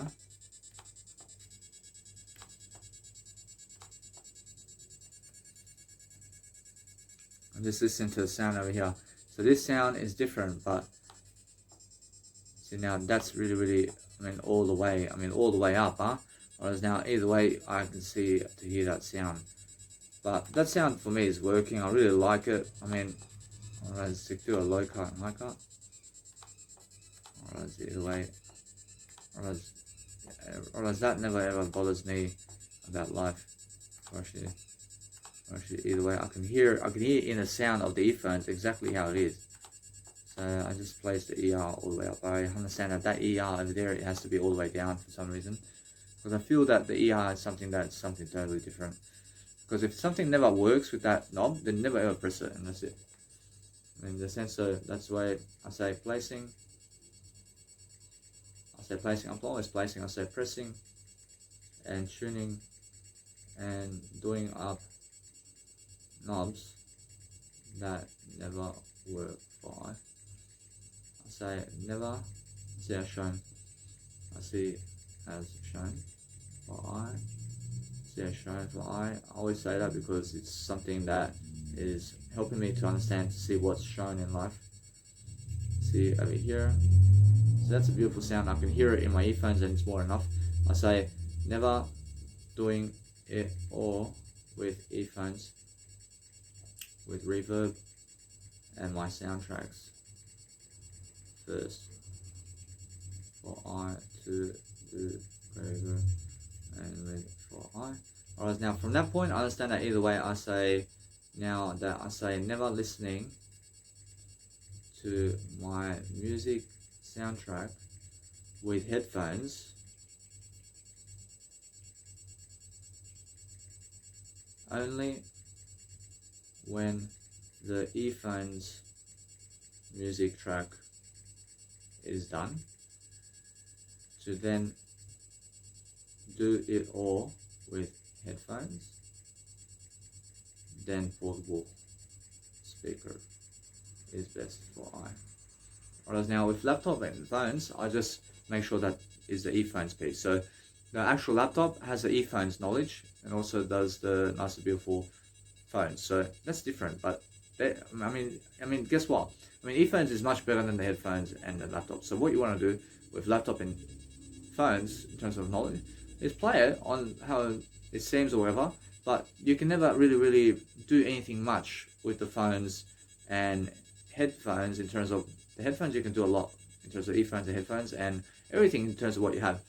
But what you really have to understand is with laptop and phones, and when you're playing back your music, then it's really understanding that sound and the composition really, and how it sounds with that in terms of life. But what you're really understanding about the phones and the laptop is you're really looking for the sound design of how it all is in terms of the sound only and the composition. Understand? And that's what you're looking for in that. But with the earphones, it's more the sound technology that you are listening to the sound as well, and looking to understand that you have a greater sound in the earphones than you do on the phone and on a laptop. But then headphones have a greater sound than the earphones. I mean, you have to understand that. And then also the portable speaker has a greater sound than the headphones. Understand? So what I do when I process my music production is I do everything with earphones first. I do everything with earphones, and then I go to headphones, and then I do everything with headphones, and then I do everything with portable speaker from that point. Understand? Because I process it like this. But then what I do after my earphones is I play around with my phones and technology with my laptop, and I just listen to my track with the laptop and phones, for example. I mean, that's just listening to it to see how is it. I mean, that's it. I say never using my phones and laptop speakers to just hear out the music soundtracks I make. shown it works out for I say with vocals, guys, I mean, never ever DJ vocals overall. I mean, never ever do that. You understand? But now, you must understand that if you do that in a soundtrack, then guess what? I mean, if it's a long track, then understand, never do it. Understand? I say DJing over vocals ever. So I do better. So as a DJ, I just let the vocals play, and wherever the vocals are, I just let it be. I don't want to touch it, unless it's something that you realize that if you place it in a queue to do that really, then guess what? Then you can. I mean, if you want to place vocals in a queue and repeat the whole sound and just fucking traumatize it, I mean, you can. But it's how you do it. I say never DJing anything in my 1 hour music sets that you can do with Q is best for I to do better only for I. So the Q is something that you say you press A for Q in terms of life, and then guess what happens? You do it for yourself, but you press A and it goes and takes you back to the track of 15 minutes where your track is at 15 minutes, and then the B one is 20 minutes, and then the C is 30 minutes, and then you just have these cues in terms of DJing sets, and then you press it and it goes back into the track of where it was previously, and then you go and press D and it finishes your track. And so it's just cues of different intervals of your music track in those cues, and you can press them and it goes to different parts of your music track, and that way you can DJ everything when you're doing that. Understand? But like this, without that, you should never do that. Then, or should then make sure you understand that you're using the cues all the time.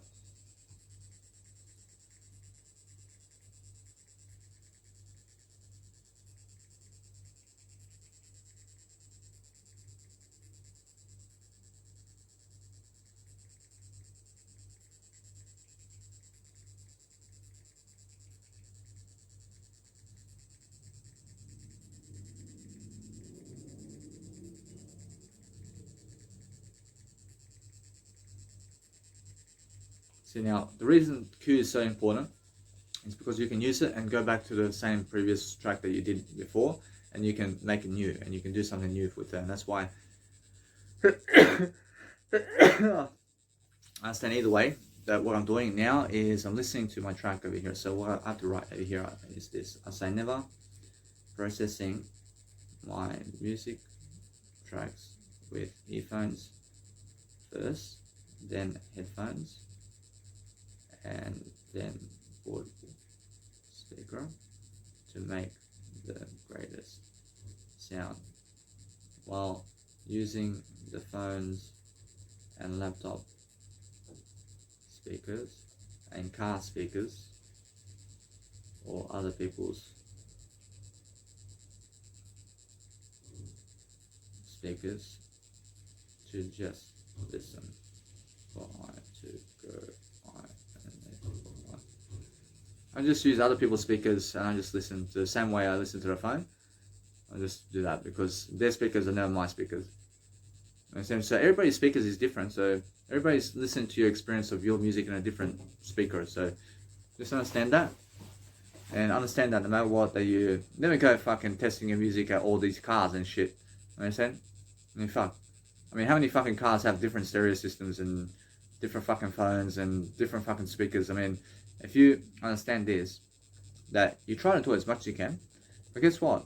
I mean, it's more enough for you to understand that if your sound sounds good in your fucking speakers, fucking it's more enough. I mean, it's fucking more enough, isn't it? I mean, guess what? I mean, yeah, I mean, it's fucking more enough when your sound is fucking sounding excellent on your fucking speakers, then it fucking sounds excellent on every other speaker. Understand? I mean, there's fucking 50 billion cars out there, man. I mean, you want to fucking sit in every fucking car, fucking listen to your music? I like. I mean, how much fucking time do you want to give to that? I mean, listen to music on your sound speakers and that's it. You understand? I probably if other people are playing their music randomly in front of you and they have fucking different speakers, I'll probably listen. But never fucking go seeking out to sit in everybody's car now and to go to every fucking individual in the planet to fucking listen to your music on their speakers. You understand? I mean, listen to your fucking music with your speakers that you have, and that's more enough. You understand? Probably it's more than enough for you. I mean, never waste your time. I say going to anybody else to listen to my music soundtracks except with my portable speaker and phones and laptop and earphones and headphones and festival speakers and nightclubs is best for I. Virtually, if you want to listen around the world to your music, then go nightclubs and festivals with your music and go and listen all the way through and just DJ on those big speakers that they have, and then go and do that while you're doing a live performance in front of people, while you're playing your music in front of people on large speakers around the world in every single nightclub and every single festival is what you want to do. But never fucking go singing in 50 billion cars, man, trying to listen to your music. No fuck. I mean, never fucking go on their phones either, trying to get their phone to listen to your music. No, I mean, never fucking borrow their stuff, man. I say going toward others and using their belongings to help I fly.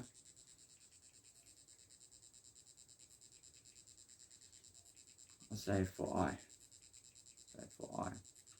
I say going toward others and using their belongings to help I for I by default. For I.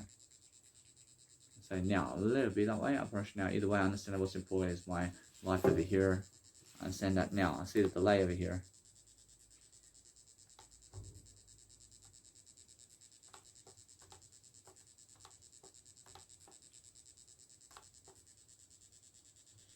I realize now, I'm just realizing that something over here is just understanding that no matter what, I'm just looking at what's going on around here. Well, I'm just looking to see what's happening around here. Alright, it's all different, isn't it? So reset this, man. I want to see that. Anyway, I realize that my sound right now can sound excellent. I want to see double reverb over here. I want to see what's going on with double reverb. I realize now that's another one over here. But I understand I want to place another sound effect, which is an effector. But I want to make sure that my sound is fucking loud. I want to make sure that people can hear it. Whereas now that one there, actually that sounds much more, but I'm understanding either way that if I do that, whereas that one is going all the way up. So what I do, whereas now that sound is much more, whereas now that's something different, but it's actually working. I understand that no matter what, I can feel it. So no, so I can actually add effects to my actual sounds, and it can actually sound much different. So for example, there's something different, but that's all different sounds. So I understand the original sound is something different, or there's something different. But guess what? I realize that what I can do with these sounds here is, whereas now that's the kind of sound that I'm making right here, and that's how I actually make these nice and beautiful sounds with a flanger and with a phaser that is using my nice and beautiful, let's say, my nice and beautiful pad gate, and I'm using an automation to go up and down with that actual trance energetic vibe of that melody with different scenarios and different actual sounds beyond that nice and beautiful trance energy to make a low energy vibe go up and down, and also a high energy coming up and down through my trance mix is much more for me now. And I understand what I can do over here. I can make sure that this is just my flanger that is just going around my fucking trance energy track, because that's something I fuck when I listen to.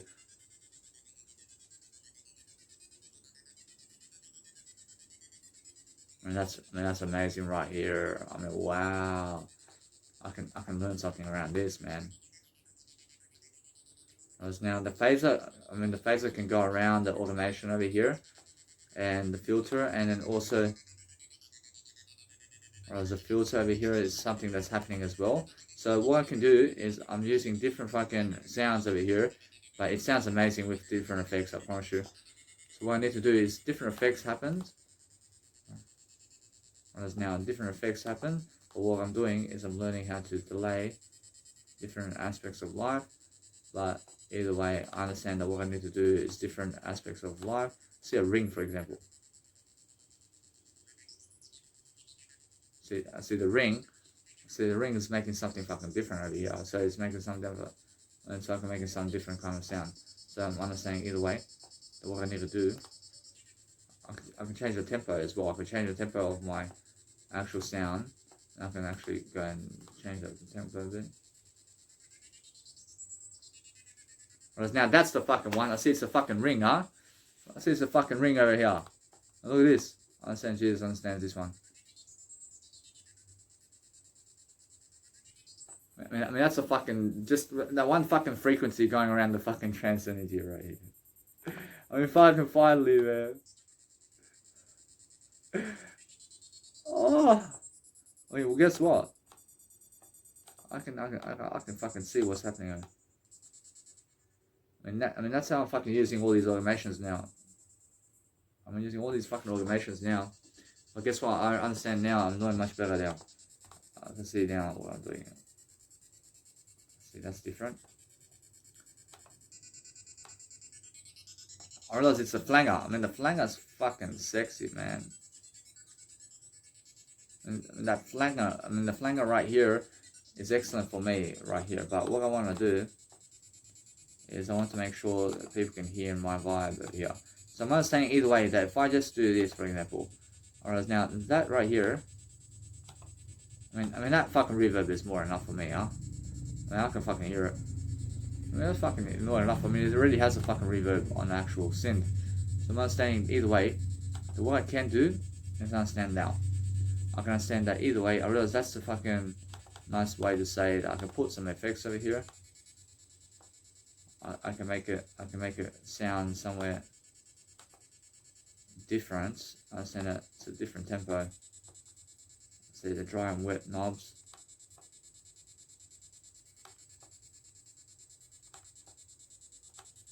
And what's going on around here? See now it's all different. See now either way I understand that that difference of sound is much more. I understand that it's much more of a reverb. But I'm understanding either way that what's much better is I understand that the reverb must be louder and louder. I mean, does it really have to be? Whereas now I understand either way that it's much better when I put it like that. Because what happens is I realize it's fucking loud and it's fucking going to really be my nice and beautiful life like this. But then if I place it like this, whereas now that one there, I realize that unfortunately the other one is fucking much better, isn't it? Actually, it's much fucking better. So I can place two fucking sound effects. I have a fucking reverb over here and a flanger, and I use a flanger and phaser, and I can use vox. I can use rings as well to fucking go around and automate around the fucking energy. And I say never using two reverbs to signify my larger reverb mix that never hurts the ears and eardrums for I, as shown for I. I say yes. I say never using. I love everything. I say never using my effector flanger, and I say never using my effector flanger and phaser and vox and rings to make new psytrance energy field that goes around my trance music soundtracks to do greater only about it all for I.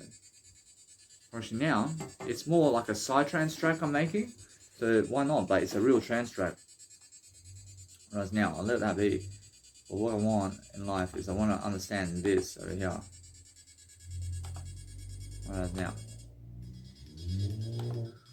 now, this is something different over here. Whereas that sounds amazing. I can tell you right now. Whereas now, what's happening here, man? I mean that's in the fucking drop over here, man. Now, either way, I understand that no matter what, I realize this is not working. Or else that, or else that's, I can say that. I can say yeah, or else it's fucking in your face, man. I really understand that one there. I can see it. So now that's working for me. I realize now that's working. But guess what?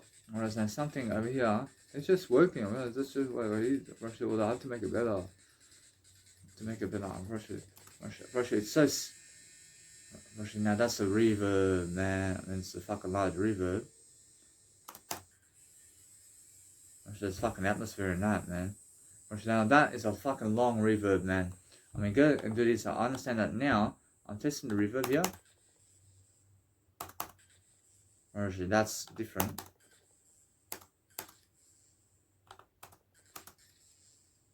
See, now that's different. See, now there's a different ER over here. See this.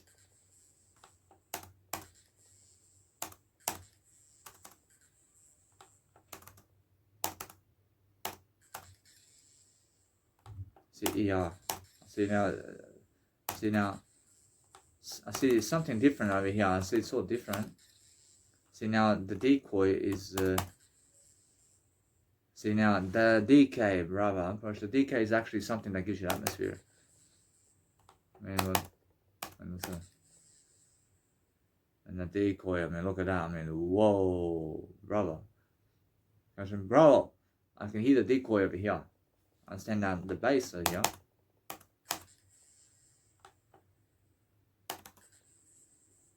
So now the bass line is something different, and that's, I mean, that's how you fucking make fucking reverbs around here, man. I mean, now I understand that no matter what, I realize that what I'm doing is I press play, and I go and see the reverb, and I press play again, and then pause it, and then the reverb comes after that.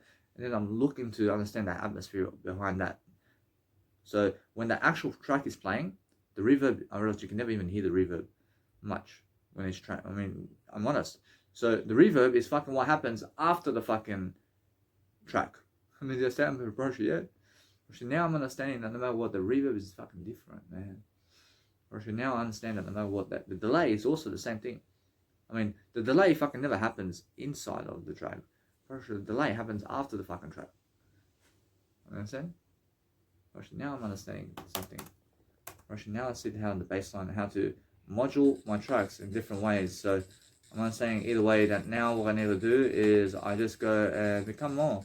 I'm becoming more now. I'm actually learning a lot of nice and beautiful knowledge today.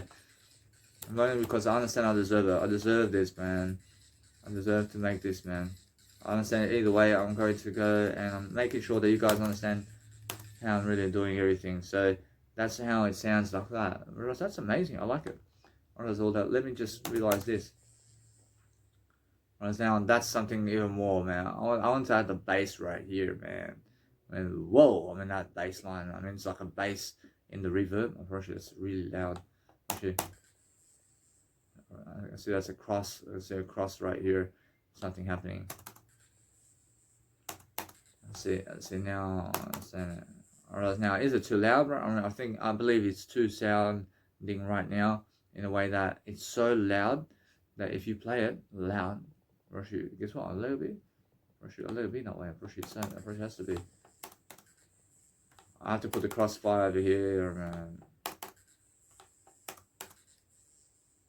I see a damp. Man. I mean, look at that. And yeah, I mean, why not, man? See, now that's a fucking damp. I see the cross. I see how this is fucking working now. Whereas now you can also fucking pan your fucking reverb if you want. But guess what, Prussian? That's different now. If you want to pan your reverb, then you can use a pan just on the reverb and place a little automation just after the actual track, and your pan of the actual atmosphere of your actual reverb, and just of the reverb is going,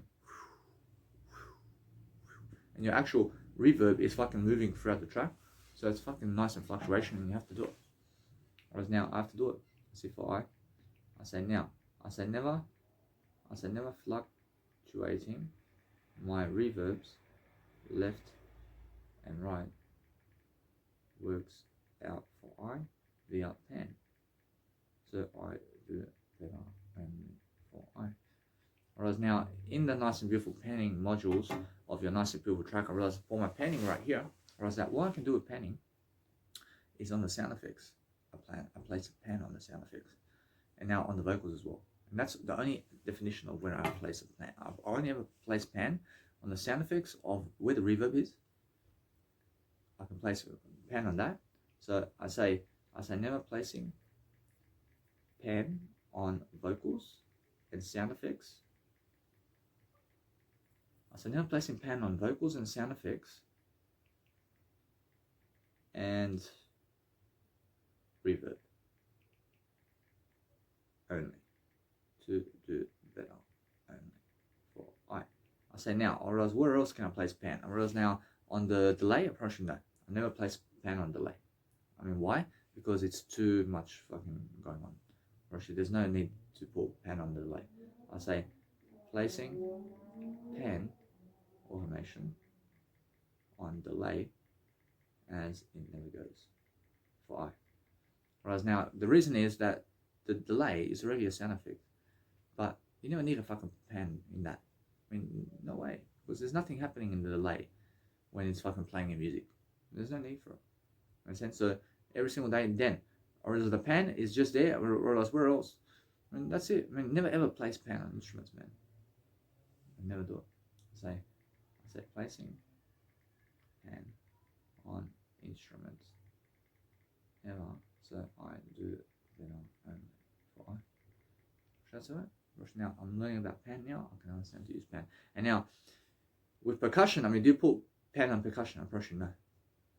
Percussion never use. I mean, never use pan on percussion. I say using pan automations on percussion. Ever for I to do better only for I. Alright, now I'm understanding either way that is amazing. So what else can I do with the different functions out here? See, the macro with massive is different. Actually, that's something with a sound. I can do that. Whereas now you must understand to use macros all the time with your massive program and your sims, because you make a different sound with it. And either way, whereas now I can see this. I can see now I'll let it be that way. Whereas now all you can do is if something's so loud and clear, I mean, it's the best sound for you. So now delay is something even more. So whereas now that's something more, huh? Whereas now anything that's delay in reverb is when your track stops, I mean, it's going to fucking delay, man. I mean, how far do you want it to delay? Whereas now for myself, I fucking place the delay like this. I place the delay in an effect manner to make it so fucking large at first, and guess what? I let it be that way. I always do that now. I make my fucking reverb fucking max it out. I fucking max it out. And then guess what I do? I then fucking make sure that I just go and switch off the knob altogether if it never fucking works. I mean, sense. So I want to max out the reverb as much as I can all the time. I say never maxing. I say never maxing out my reverbs as much as I can. I say never maxing out my reverbs as much as I can to turn off the elements of the reverb that never works for I. Watch that. Watch now, I be listening to the track all over again, and if it fucking vibes with me, I just fucking let it be then. I realize now, either way, I fucking max up the size all the way. I max up everything. I max up everything in the reverb all the time, and I just use one reverb. It's more enough for me. I say never using reverb 2 only on my music soundtracks. So I do better only for I. Russia now. Russia, I can see that already. I can see what's going on here. So it's much better because the free reverb 2 is much more dominant than the actual effector reverb, because there's so much more knobs that you can use, and it's much better. I'll say never using effects and generators in FL Studio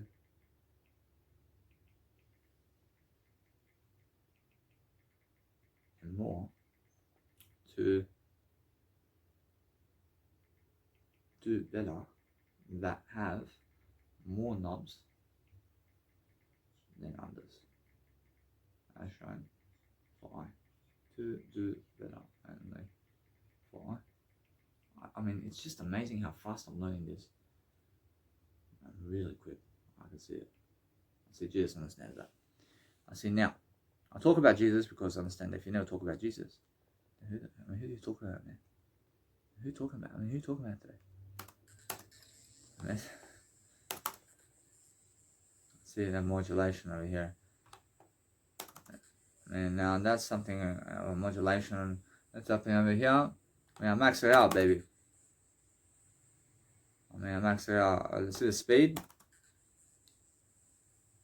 Whoa. Now that sound right here, something fucking different right here. I mean, what the fuck is happening here, man? That's something now I can show you that it's a sound that fucking can work. Yeah, now guess what? I can see this sound over here is just fucking speed, man. Whoa. I mean, now, what you can do is just max it out all the way.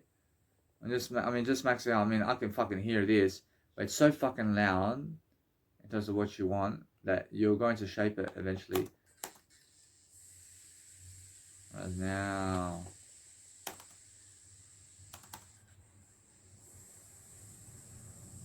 Right now, that sound right here, man.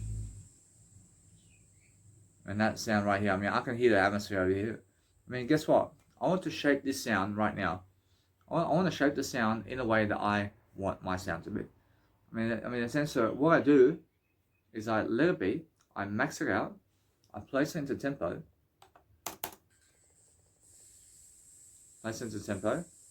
and let it be that way. I see this over here, the side over here. Whereas now that kind of sound right there is a nice, beautiful sound. Actually, you can you can put the reverb on the side. I mean, I like the sound. I love the sound on the side. I'll let it be that way. I'll let it be. And then all I do now is I want to see the ER over here. Inside. I want to do. See, that's different. See, that's stereo separation. Now that's the ER right here. So now, either way. Now I want to just make sure that I'm listening to something. Alright, I mean, it's just making the sound. So since it's making that sound, I'm a little bit for now. I mean, I understand that sound is something different. Whereas now that sound is fucking so loud. It's one of those reverbs, isn't it? So what I want to do is I want to listen to a track right here. And it never shows up in terms of the actual mix over here. So I see how that is actually working. So what I do is I let it be now. Whereas now all I understand is where that really, I mean, it goes around here somewhere. So I'm understanding this sound is going to come around here somewhere. So let's have a look over here what's going on there. I mean, I understand either way that sound is going to come somewhere in the sound over here. I mean, that's coming over here. I mean now, I mean that reverb has no effect at all. I mean, I understand that. I understand how to boost sound with reverb now as well. So what I want to do,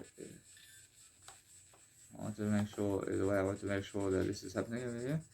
So let's have a look over here. Actually now,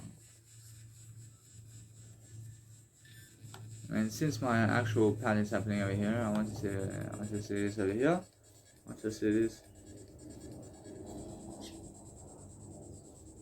I can see now we have the actual reverb is right here, and it's showing. And then what's happening is, see, whoa! I love it. I mean, look at that. I mean, it's still going. I mean, whoa! Whoa! I mean, guess what? I mean, that freaking reverb is fucking all the way. Then fucking boom, baby. I mean, fuck it. I mean, what happens is that that nice and beautiful reverb is going to show up somewhere in the silence of where your music is. And that's where silence and music and reverb is. So when your fucking music stops, then the overturn or the reverb shows up, and it goes da da da da da da da da, and then you stop the actual melody like this, and it goes da da da da da da da da.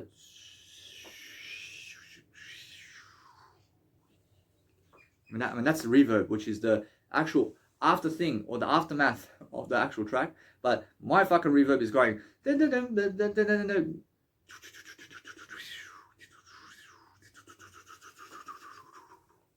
I mean, I understand. I mean, I understand every single day that now, since I understand my reverb, it's just that. I mean, that's beautiful. And that's all. And that's all I want. I mean, that's all. And now, I want to place reverbs on my actual vocals now. And now the vocals are something different. But what I do with the vocals is I understand that I want to be making sure that the vocals are something that is going to help everybody. And now, the vocals, I have to place it somewhere. And I make it a new instrumental rack, and I only place reverb on one actual instrument at a time, and I never do it on all instruments. I mean, otherwise you kill the mix.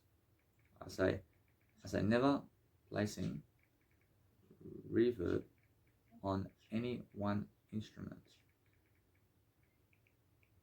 at a time. So I do better only for I. Whereas now, if you have too much reverb going on, or actually kills the mix, man. I mean, watch out. I say placing reverb. I can place reverb on the master channel, man. Actually, no, I can never do it. I say no because it kills the mix. I say reverb. I say placing reverb on the master channel mixer channel ever. So I never kill my music soundtrack mix. I understand the first one is the best one. I understand every single time. I understand now. I understand now. Whereas now, either way, I have one already. So now I have to place vocals. So if you place one instrumental to have reverb, and that's more enough for you. I mean, that's it. Actually, it's more enough for you. But anything that's actually reverb on the synth is fucking different, man. I mean, that's different. I mean, guess what? I mean, the synths on their own have a fucking reverb on it. So if you just want to use that, virtually it's excellent. But then add some more reverb to it. I mean, add some more reverb. Makes sense? So never just use the fucking synth reverb, is what I'm saying. I mean, use more reverb. I say using only synth reverbs. So I add more reverb only for I say add more of everything. This is the best way. I say never adding more of everything in every sequence of life for I. So yeah, I say never adding reverbs into separate mixer channels is best via vocals and one instrumental only is best for I. Russia. Now I can see the reverb and how it's actually going. It's excellent the way it is. Russia, there's only one effect with reverb in my track. There's only fucking one effect that's really going to be heard, and it's in the fucking finish. And that's it. I mean, now, whereas now, there's a big difference of fucking what's happening around my reverb. I mean, guess what? I mean, my effector reverb is something different, man. Actually, now that one's going to boost the sound of my fucking quality of what's going on. So I understand every single day. Let's just have a look at it out. And let's have a look at this, man. I'm making sure I'm learning something along the way, and I make sure I'm learning this. I'm making sure.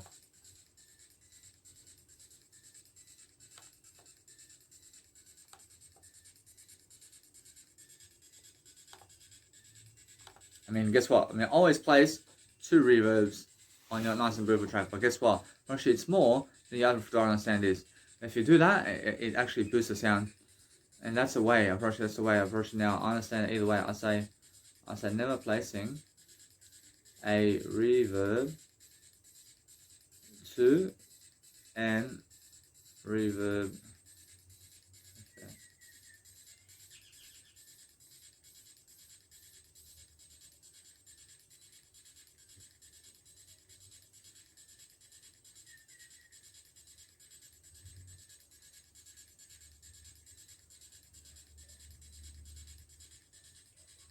See now, the actual mixer in terms of the effector, in terms of the actual effector mixer over here, that is the actual, let's say, effector reverb, is boosting the sound of your reverb.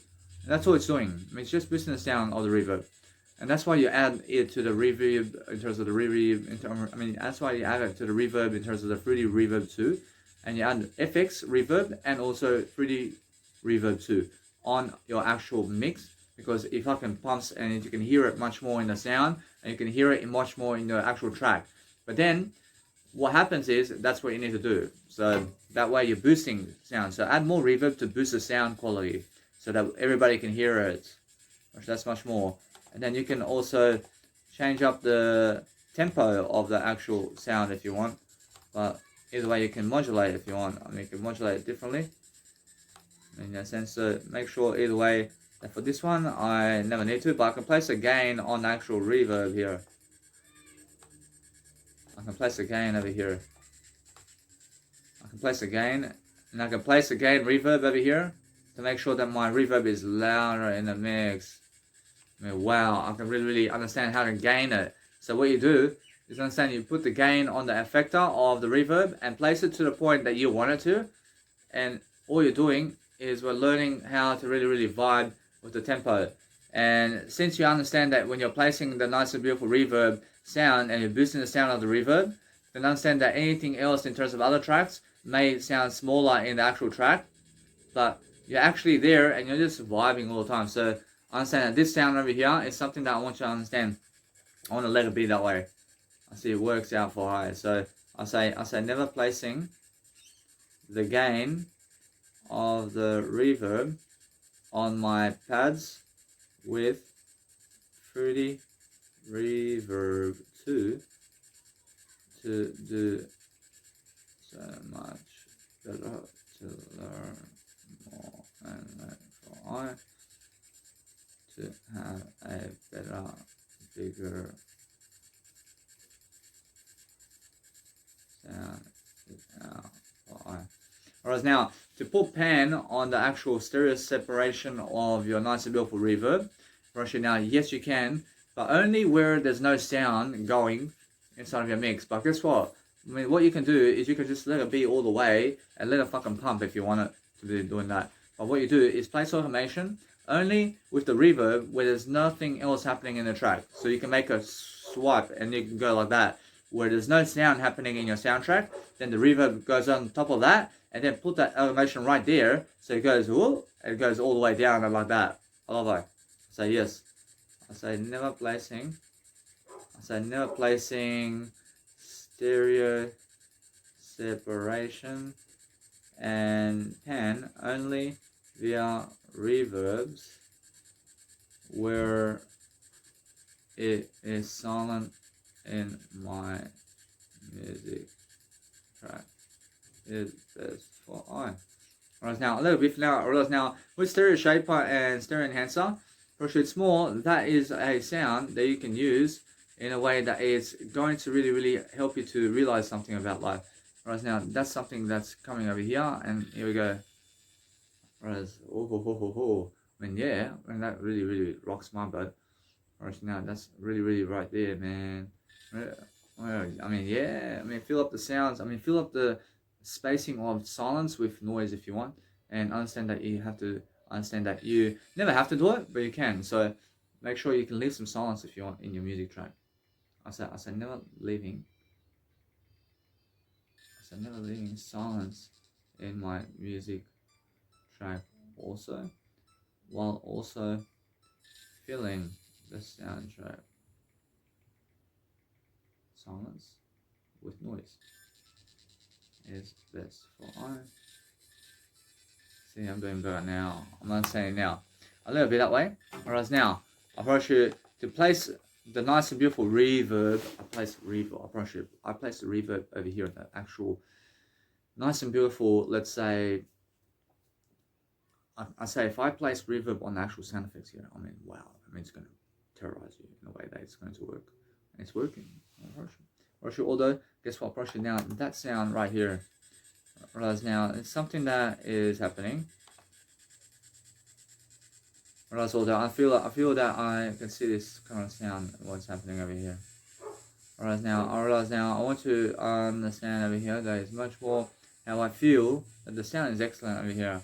I want people to understand that there's something fucking going on. I can fucking hear this sound. I mean, what the fuck? And people are saying, what the fuck is this sound over here, man? I mean, guess what? I let it be for now. I realize that fucking sound right here. I mean, that's a fucking after effect of the sound. I'll let it be that way.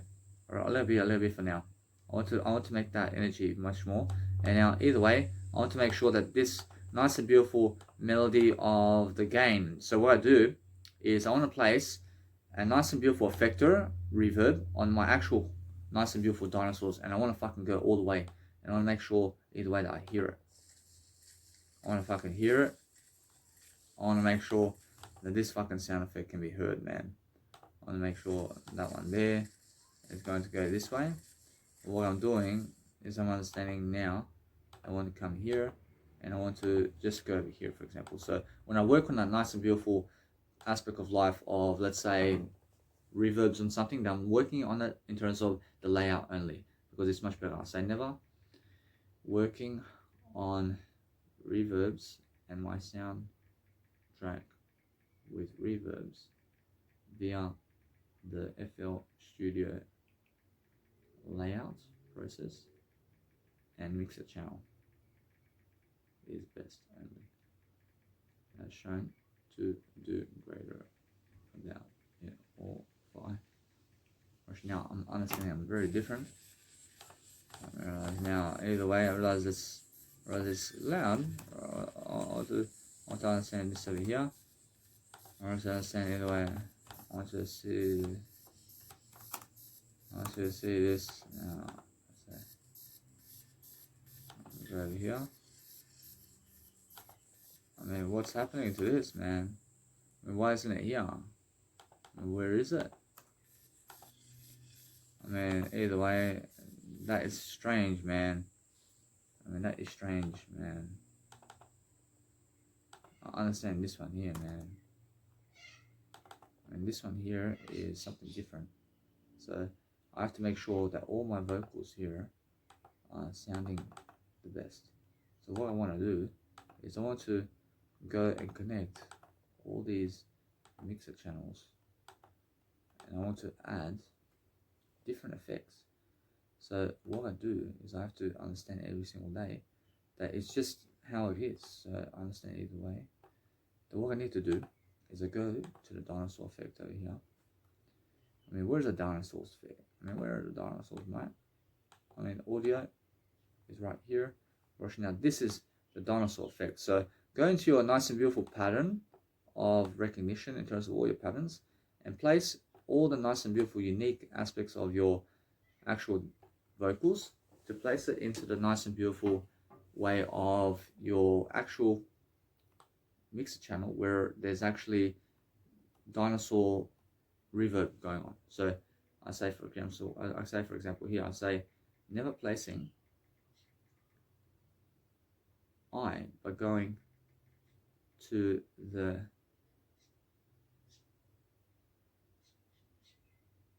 pattern mode sequencer to find all the unique audio stem lines, to place all those unique audio stem lines into the channel mixer, into where the reverb is, to work faster as shown before. Say I'm greatness. Now a little bit away. Now this rule over here, man, and that's an aggressive rule, but I understand either way that this over here, I mean, what's this? Man, that's different. Man, that's different, man. Man, that's different. I mean, that's different. I mean, what's this? I mean, this one here. And that's different. I mean, that's different. I mean, what's this over here? I understand what that is. I mean, press play and pause again and again to just stop everything, or just press stop up there on the FL Studio to be able to stop what's playing for you, and just press the space bar to stop, and that's it. I say never pressing the laptop space bar. I say never pressing the laptop space bar and FL Studio stop mode to go ahead and progress into my music track to stop sound for I to do better and for I. Whereas now, that's 6 hours of nice and beautiful music production today. I've learned so much. Whereas now, I understand either way, I want to go and just do this now. I want to make sure I'm very much more passionate now about music because I can see what's happening. So I'm doing this now.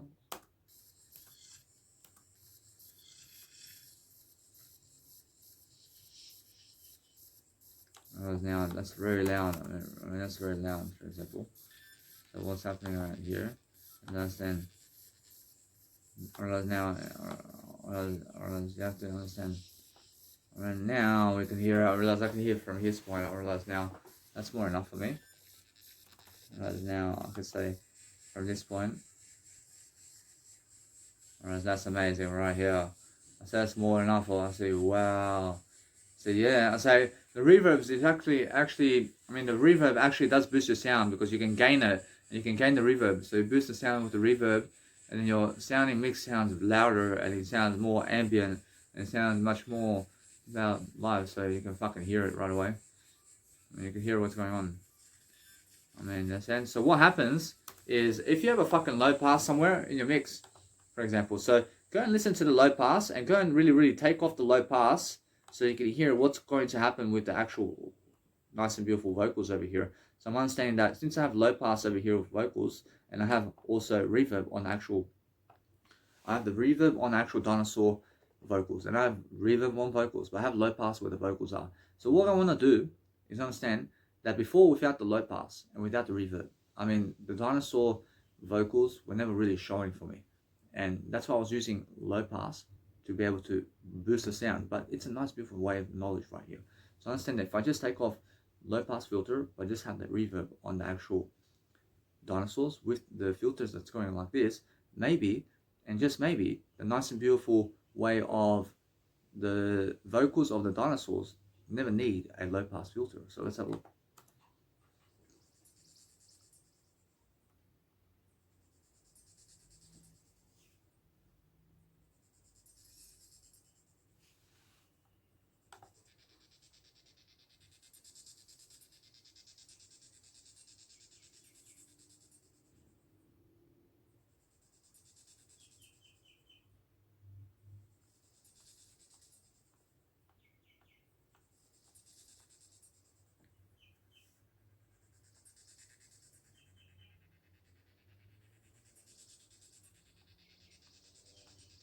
I can actually hear this, man.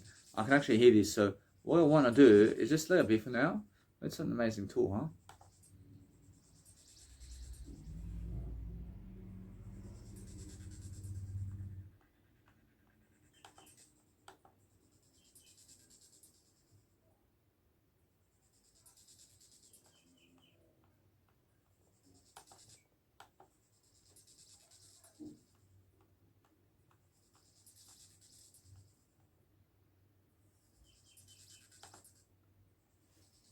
It's actually working.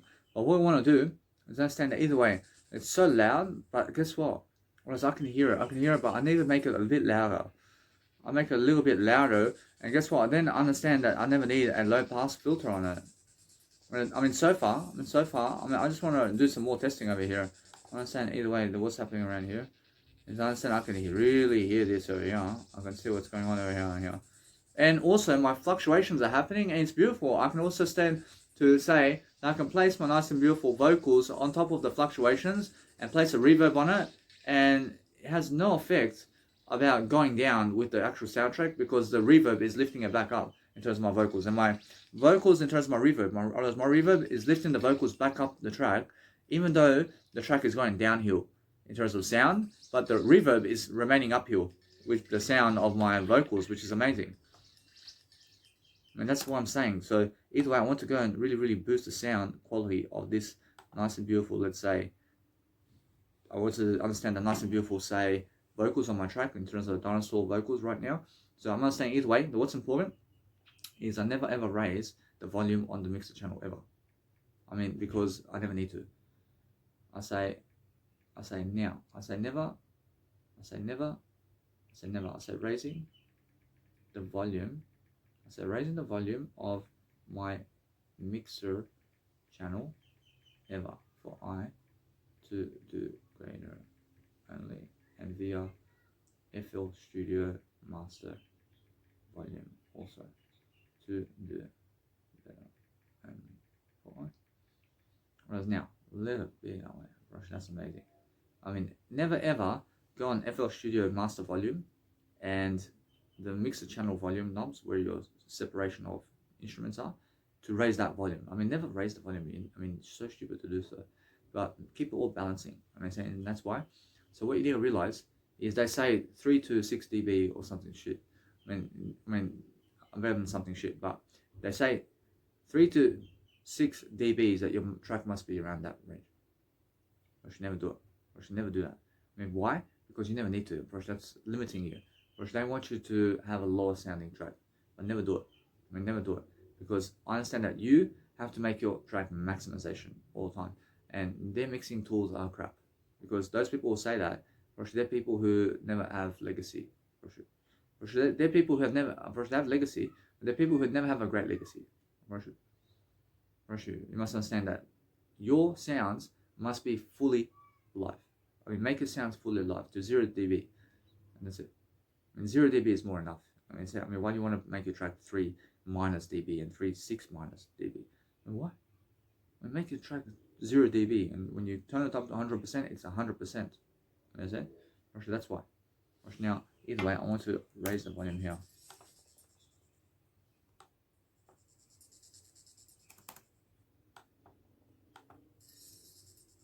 And wow, I mean, I can actually hear this right now. I understand it every single day. Now I can see, I can really hear this sound. So I'm looking to see how it really sounds here.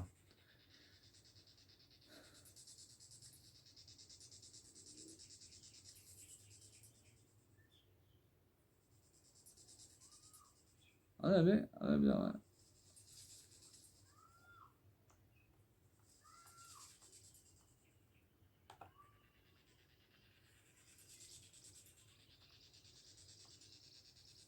I can actually hear this. I can hear it. It's actually excellent, and it's actually fluctuating too. I mean, it's actually fluctuating. I mean, I can see now that the sound is right here. See, my sound is right here. I mean, everything's there. I mean, it's in the background, and it's actually, it's massive. I love it. I love that. I love that. I mean, it's really giving me an experience of dinosaurs, man. I love that. I love that. I love that. I love that. I want to listen to this video. Well, I said that it sounds excellent. The process sounds excellent. Now, to raise the volume here, or should now, to make it a bit louder, I mean, guess what? I mean, guess what? I mean, go for, I mean, if I just go and copy the value over here, I send, for example, I mean, that's what I mean, whoa. I mean, either way, I understand that fucking sound is so loud, man. I mean, guess what? I mean, there's a fucking clip over here. I can hear it. I can see it. I can hear clips. So make sure you understand that you turn down your nice and beautiful sound to the point that there is no clipping in the fucking reverb of your Now, what you want to do is raise your fucking reverb all the fucking way to the point where there's no fucking distortion in that fucking vocal. Understand? So understand that sometimes when you go online and you get yourself vocals from other people, there's fucking distortion in it. So make sure you understand that they place some distortion in it to make it sound big. Understand? So making sure that it's never about you in a way to be negative on you, but they're trying to place fucking distortion and all these sound effects on it to make it fucking sound big. Understand? So that's the whole point. So make sure you're raising the volume of your reverb with effector of FX module effector in FL Studio to the point that it's going to help you to really overcome that fucking distortion. So make sure you're always raising the volume until you hear the distortion, and just pull back a bit with the volume so you never hear the distortion. That's what I'm saying. And then also listen back to all the fucking soundtrack to see, is there distortion in those vocals where you did place them, because we never want to hear distortion in that vocal, because otherwise it looks fucking fake. In a sense, to make sure you understand that. I mean, make sure every single day that we're learning how to do much better. So what we need to do is I say hearing distortion via my vocals ever in my electronic music soundtracks, unless it's hardstyle music for I mean, guys, if you have done certain, let's say, vocals before with your music, then make sure that what you do from this point on is you make sure that your sounding tracks is going to vibe in a better way, in a better direction. And then what you do from that point is make sure that no matter what, that you always go and do something greater for yourself in a way that you're going to realize that in the nice and beautiful effect of what you're doing, that you're really understanding what you need to do about your life to succeed in different ways, so you can understand how to really do life. So make sure make sure you're understanding. You have to be raising the volume on your nice and beautiful reverb so that it can be heard to the point of no distortion. I only ever put distortion in vocals in hardstyle music, and that's it. For sure, that's it. I mean, just then I say never placing distortion on my vocals in hardstyle music soundtracks, only to do greater. See, now I made a trance track around nice and beautiful Donutopia in terms of, I made a trance track around dinosaurs, which is amazing.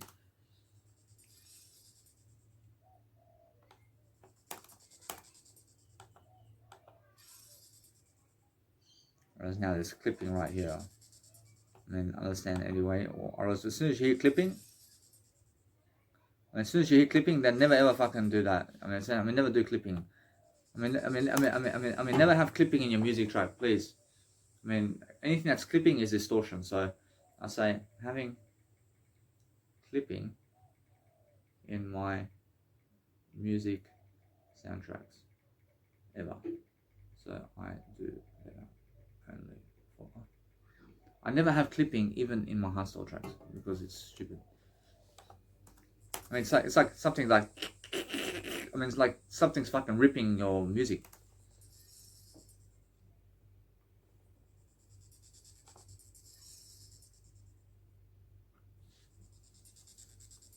I'm gonna do that one.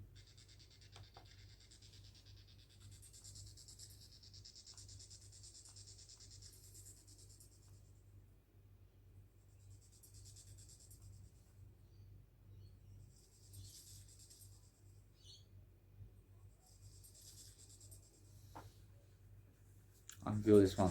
I can feel what's happening over here.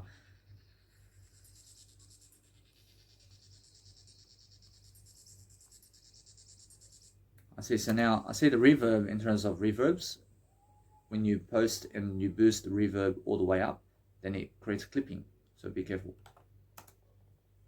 Or else when your reverb is boosting your sound, then what happens is your sound becomes clipping. So be careful, because reverb does create clipping. So make sure you're raising the volume to a certain extent where there's no clipping only. So the clipping is a warning sign to just turn it down a notch.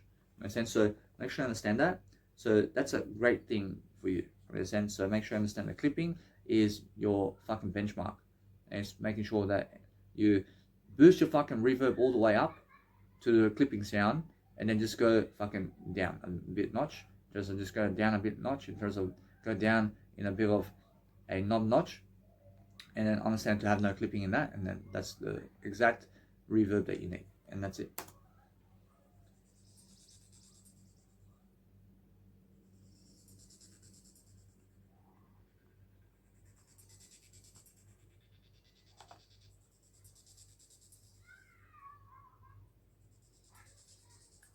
I want you guys to be able to understand that when you're placing reverb on something, then place your reverb before you place fluctuations in your music now. because it's much better for you to understand that from this point on, you're going to have a greater time doing so, because I was doing fluctuations first, and then doing the low pass filter on it, and now I understand I never need a low pass filter on it. Understand? So I want to see how the low pass filter is going on with it, but I just understand something now much better. I say never placing reverb on my music before I do my automations inside my soundtracks is best for I to have a greater time for I. So that's all different for me. But I understand every single time that I have a nice and beautiful portable speaker here. So guess what? I understand either way that I'm recording a video. I'm recording a video. So because I'm recording a video, I never want to be pumping the music over there. I understand. So guess what? I mean, either way, if I do that, then how do you hear me? So make sure you understand that I can do it. I can do it. So what I want to do right now is understand that no matter what, with my video in terms of how it's happening right now, a little bit. But what's important is understand that since I'm listening to everything, I'm probably it's much better for I to just let it be for now, and understand that what I want to do every single day is pump that nice and beautiful music via a nice and beautiful headphones in terms of the earphones right now, because it's something that I can hear personally right now. And then what I want to do is I only ever want to produce music with my portable speaker after my headphone process. Because that's the only time I produce music with my portable speaker. So my portable speaker is just there to show me the different sounds of what I've done already with my earphones and headphones, and that's it. It's just there to clarify my sound, and that's it. You understand? Now, if something never fucking sounds good on that fucking portable speaker, then I fucking go and see that sound, and I fucking change it. I change it. That's the last process. The last process is the fucking portable speaker sound. That's the best sound that you can get. And then the best sound from that point goes into the fucking speakers of other speakers, and that's it. Whereas now I say playing my portable speaker as I record my music production sessions on video and audio. So I do better to help people have clearer audio about I for I. Say having microphones inside my phones other than the phone itself. So I do better only for I. Alright guys, when I go and sing vocals, for example, I sing vocals via my phones. So I do all my vocals with my phones, understand? So when I do that, I'm making sure I'm learning, I'm always understanding that no matter what, that I'm singing like this with my phone, but I have a nice and beautiful microphone, which is a Rode microphone, and I have it in my phone over here. I'll just show you guys very quickly my ideas, so you understand I love I, and I'm understanding that I'm learning very quickly. I'm going into my bag of tricks right here to show you something. So this is my microphone, and this is what I sing on. This nice and beautiful Rode microphone, I sing like this. I say, goodbye son, I really understand what you're doing, I really go. You get it? So either way, that's how I sing. I plug it into my phone jack and I sing. And then I post it into my Mega Drive online storage, and I download it into my nice and beautiful FL Studio, because I put it onto my laptop first and then I just drag it into my FL Studio, and that's it. So let's have a look over here, what's happening. So I'm learning all the time something new about the nice and beautiful aspects of life, but you have to go through the process of back listening and backtracking about understanding to listen to any of your music track to see where is the clipping and where is never the clipping. Say never listening to see is there clipping inside my music soundtrack to do better and far. I hear clipping over here. I hear clipping this one, man. I hear clipping over here, so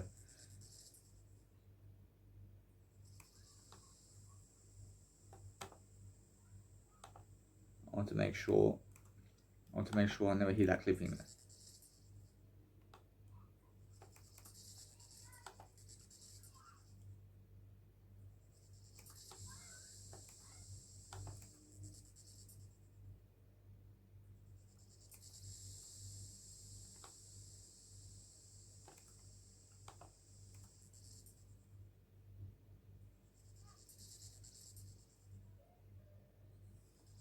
Alright now, I understand that. I understand there's no clipping now.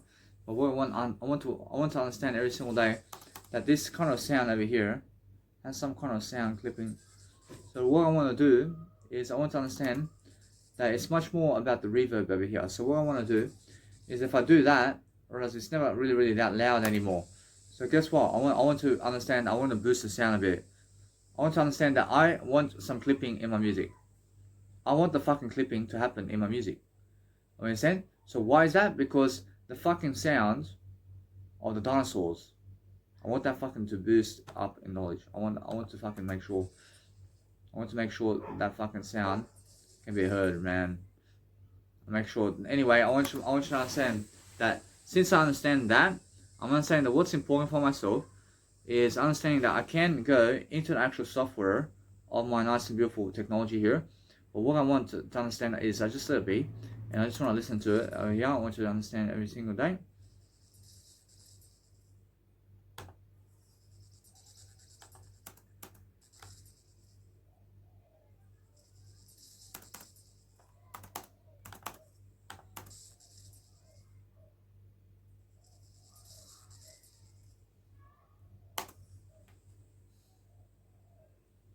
Watch now, that sound is clipping. So since it's clipping, alright, now it's showing me over here that what I need to do with that is understand I have to let it be, but I have to show myself in a way that I'm showing something different. So let's have a different modulation over here maybe.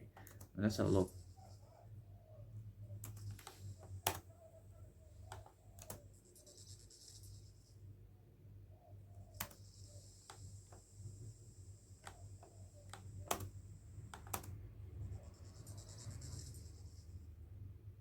Alright, now either way, understand that no matter what, I'm just testing something out.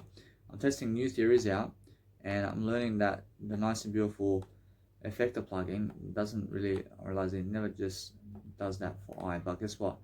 Realize that's just the way it is, huh? Especially because the vocal has fucking distortion in it, and I did get it from somebody else. So make sure I understand something. I say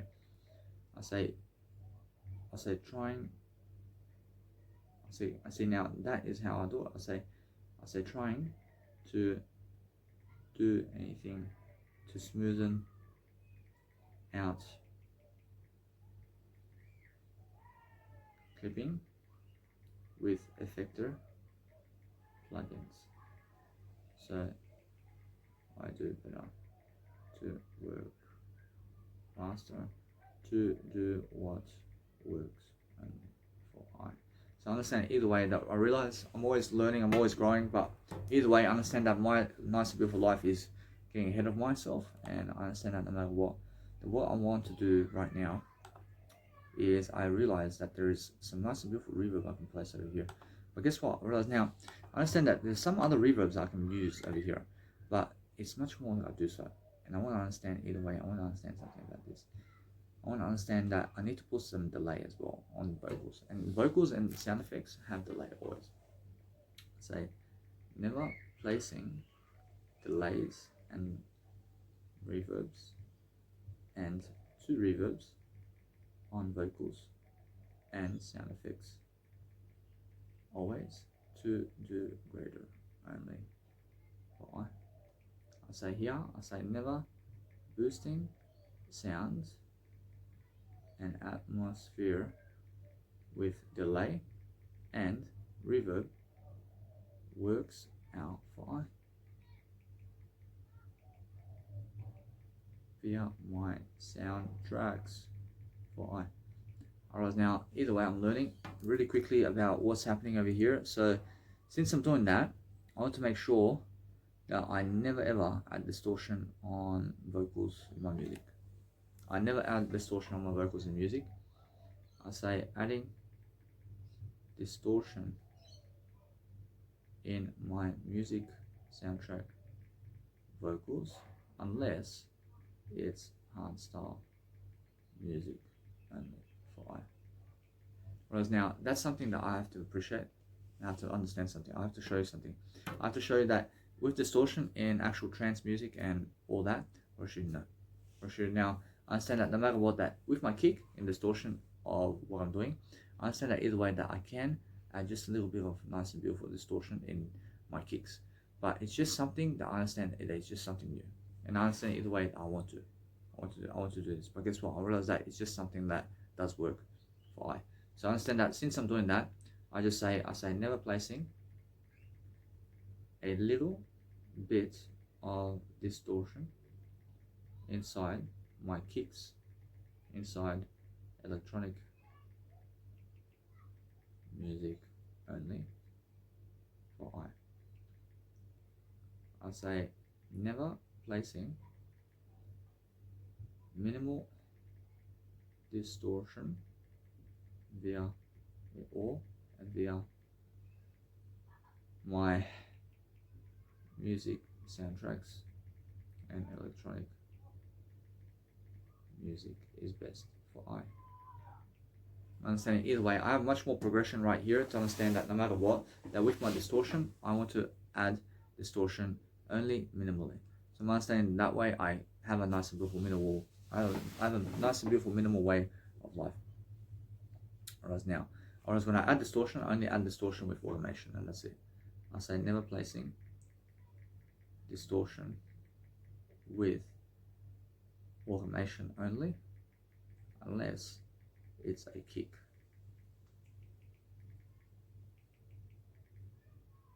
Only for I. To do better only for I. Whereas now that works for I, whereas now that's something I want to do. So I'll let it be, and I want you to understand either way, or I want you to understand anyway, that if I place distortion on each single instrument on its own with a little bit of distortion, actually now it's much more that I realize now I'm much more understanding that I say never placing distortion in every separate channel, just a bit in all my music, soundtrack and electronic music, as it works out for I. That's that. Now I understand that. I realize now. Whereas what I want to do with this track over here is understand that either way, I realize that no matter what, I realize that it's really, let's say, just like that, isn't it?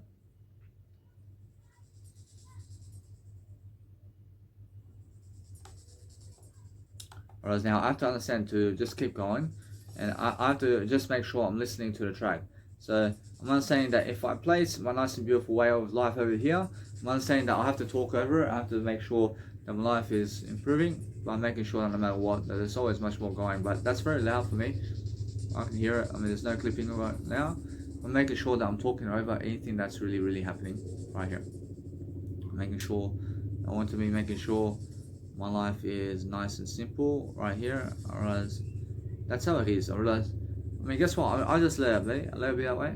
I want you to keep going. I want you to understand it all the time, to be promoting yourself all the time in different ways, and it's really how it is. So I understand I have to listen to all the actual sounds right here. I have to go through the whole track, and I have to listen to the sound. So either way, that nice and beautiful tone of the vocals of dinosaurs is actually working right now.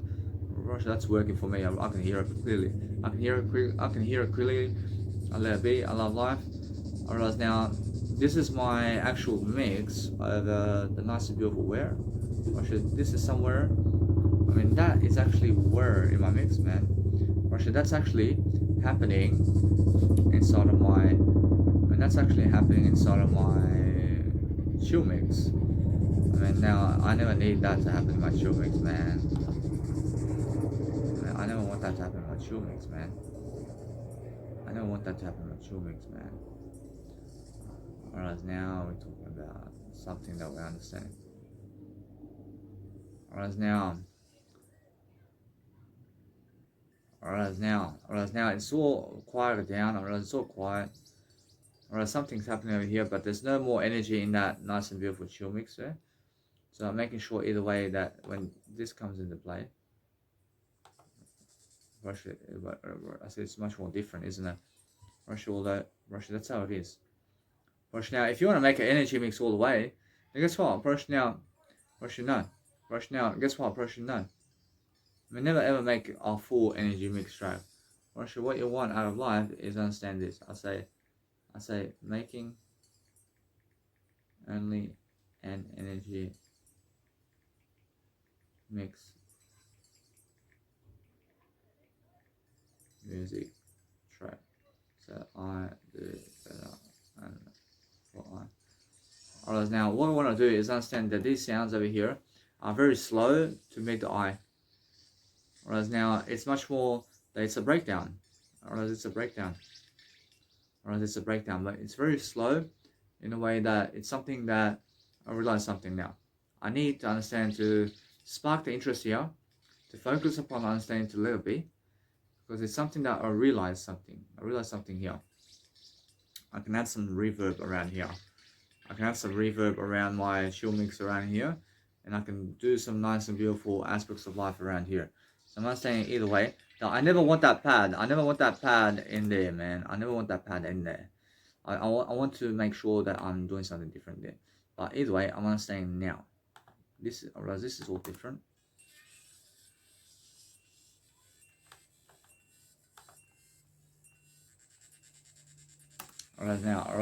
Now, I mean, in the second half, I want to be able to show you that nice and beautiful pad going. So I'm understanding either way that I have so much more memory to be able to do what I'm doing. But I understand that with my nice and beautiful video that I upload however I can online. So I'm making sure that no matter what, I'm learning how to deal with my life over here. I'm making sure that I'm learning how to do this over here. So that's what I'm learning right now. So what I want to do now is understand that my nice and beautiful dinosaurs do have the actual reverb. I can hear it. I can hear that. So what I want to do with the dinosaur reverb here is I want to place the effects on my nice and beautiful way of, let's say, if I add it inside of the drops, now I realize that's something new, but guess what? I probably should know. I want my nice and beautiful dinosaurs to be just in the breakdowns. I want my non-human animal sounds to understand that either way, just for this one, I want it to be just in the breakdown. And why is that? Because it's just different. I want to show you something different in the music. Otherwise, I can see that. I'll say never placing my dinosaur non-human animal vocals in the breakdowns, only in Untitled Chapter. So I do better only for I. Alright, now I do better here. Alright, so what's amazing about life, guys, is never ever fall below the money range of what you want out of life. I mean, make sure you understand that you want yourself only, and it's never the money you want. I mean, you want yourself. I mean, I realize many poker players are going today to win $500. And how poor are they, man? And they're so poor. I mean, they want $500 only. I mean, they're competing for $500. I mean, so never do that, please. I mean, never go World Series of Poker to compete for $10 million. I mean, how stupid is that? I mean, that's stupid. I mean, never compete with other people to make money. I mean, compete with yourself only. I mean, never ever compete with other people. I mean, so that's how I understand life. I understand now what I want to understand, that no matter what is, I just go and write that down also. Bye. I'm learning. I say competing with other people. I say competing with other people to make money. Ever for I to do I to be free. And for I say never competing with people for a greater legacy than them, and to write more words than them, and to outlive them, and have a greater life than them, and to teach more than them, and for freedom also to do better only for I, and through traveling also for I understand every single day that if you go and really understand that you have to go and get yourself ahead of the crowd all the time and focus on just doing what you want to do every single day, then you're going to understand that it's much more about breaking through nice and beautiful limits. So I compete with people basing on legacy and freedom, and also courage and words I give you, and also teachings and living and outliving you also. It's how I compete with you. I want to live until 120, and guess what? I mean, whenever you die, you die. I never die. I mean, although guess what? Approach it's more that if you die at 50 and I die at 150, I'm done better than you, my friend, and that's it. Whereas now, I want to be understanding that no matter what, they have sound effects going over here. But guess what? Whereas now, my nice and beautiful melodies over here are happening. Whereas now, that's all that's all happening. Whereas now, my energy mix is coming along. Whereas that's amazing. Whereas I understand that. But what I want to see over here, I have a nice and beautiful way of saying that. Either way, I was so negative about sounds before. I mean, now I can hear it and I can see exactly how my sounds are. I mean, I want to see what's going on around here. So now I'm understanding that I do have my nice and beautiful low pass, for example.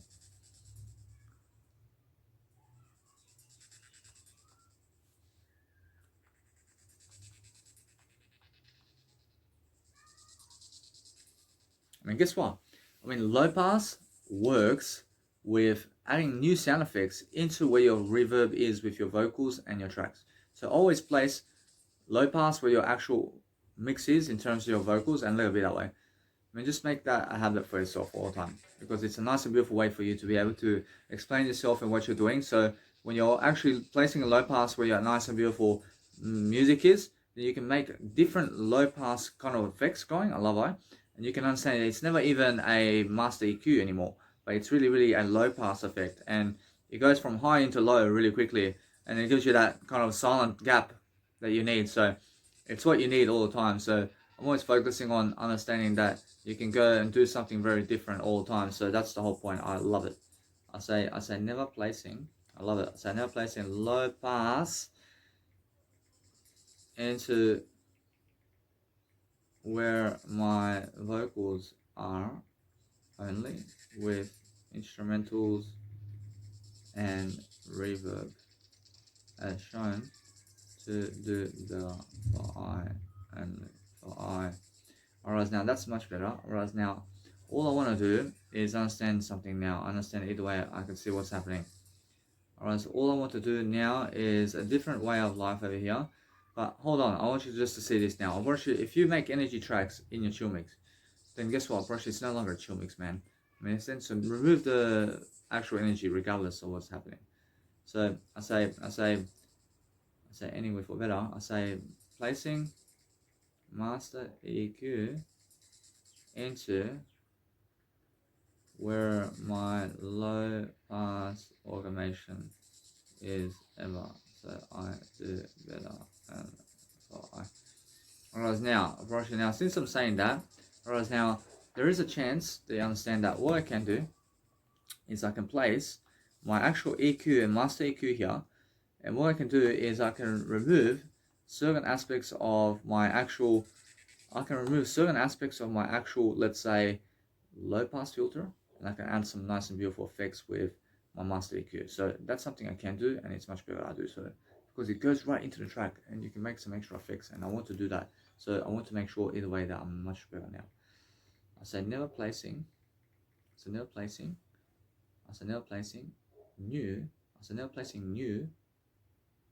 never placing master EQ automations with low pass automations side by side where vocals are with reverb, and automations with instrumentals are as shown, to remove certain fluctuations also in the mix, to make it all different by making my chill mix differently with no energy is fine. Whereas now I understand I have to work on this, man. Whereas now either way, there's so much to go in terms of what I can do around here, but I have to work on one aspect at a time. So let's just say I work on this now. I can work on it right now. So what I want to do is I want to go into the actual track right here, and I want to make sure that I am understood over here. So I want to make sure that where there is my nice and beautiful, let's say, low pass, I realize if the low pass and master EQ is working together, then guess what? I realize if it's really together exactly where it is in terms of life, then it never works. But if you place master EQ and then low pass filter and then master EQ and then I mean if master EQ and low pass is side by side, then it does work. So that's why it never works at the same time. I mean, master EQ never works at the same time as low pass. I mean, since you have to put it side by side. I say never placing low pass filters with EQ automation, master EQ automation, side by side only is best for I to grow I. Rushing out, that's that. Rushing out, all I do now is I want to place the low pass and I want to create different effects right here. So what I'm doing is I'm learning how to do this now. I'm going to say every single day.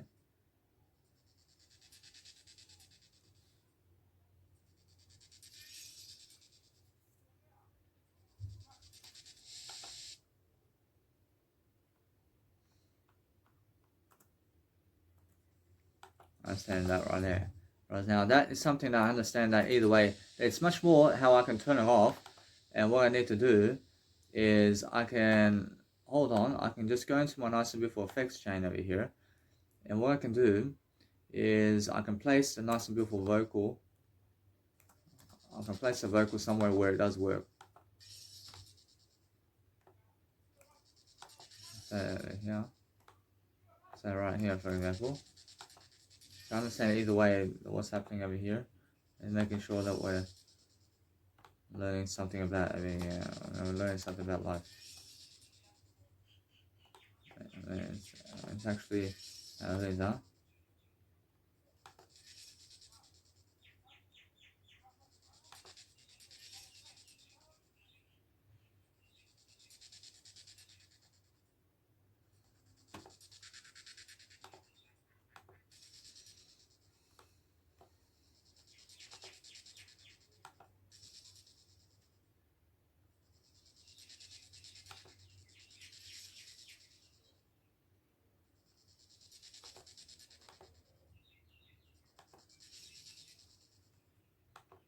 I'm just looking to see what's going on around here.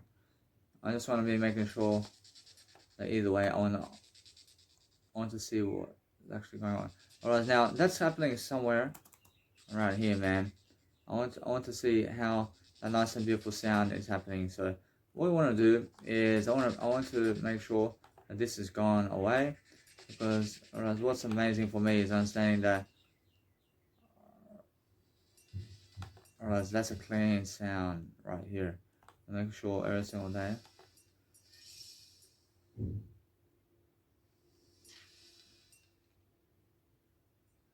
Alright, now that's something of an atmosphere over here. I can feel the sound right here. I can feel that's say that right here. Say whoa. I say now it's fucking working. I understand that.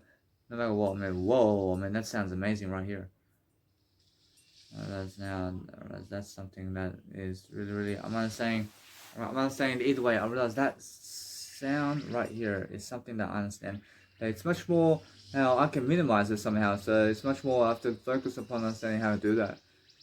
Whereas, whoa, I mean, what is happening around here, man? I mean, that's the actual sound effect, chill, man. I mean, that's chill vibe right here, man. I understand that. Whereas now, that sound right here, I can see that. I can see the distortion, man. See, that's distortion. See, now the distortion is something that really kills the mix over here. I mean, I realize although, I mean, guess what? I realize, yeah.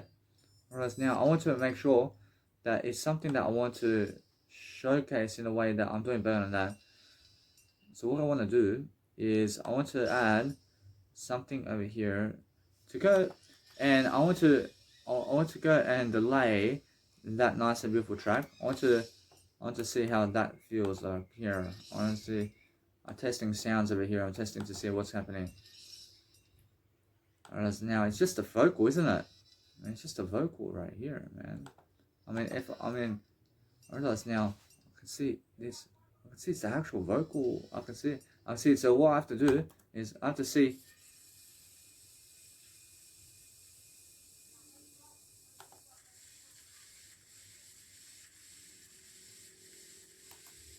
I mean, that sound is so much, man. I realize now, is that the kind of sound I want? I realize now it's so big of a sound that I understand that without that sound, for example. I mean, it's so. I mean, the clipping is going from what angle over here? I understand that I want to be able to mute, and you have to understand that you have to place the bypass to unmute the bypass, and you have to understand to click it in a way that your nice and beautiful effector module reverb is going to work. So make sure you understand that, and then also make sure that no matter what, they were teaching people new aspects of life. And now there's a fucking oscillator or some shit going on around here. So I understand either way that there's some kind of fucking frequency going on around here. I mean, it's fucking maybe this over here. I mean, it's something. Or as now that I mean, the low pass is fucking making this nice and beautiful effect chain over here. I love this. I mean, it's making a nice and beautiful reverb effect. I love it. I love it. I mean, it's really, really how I do this, man. I mean, that's something, huh?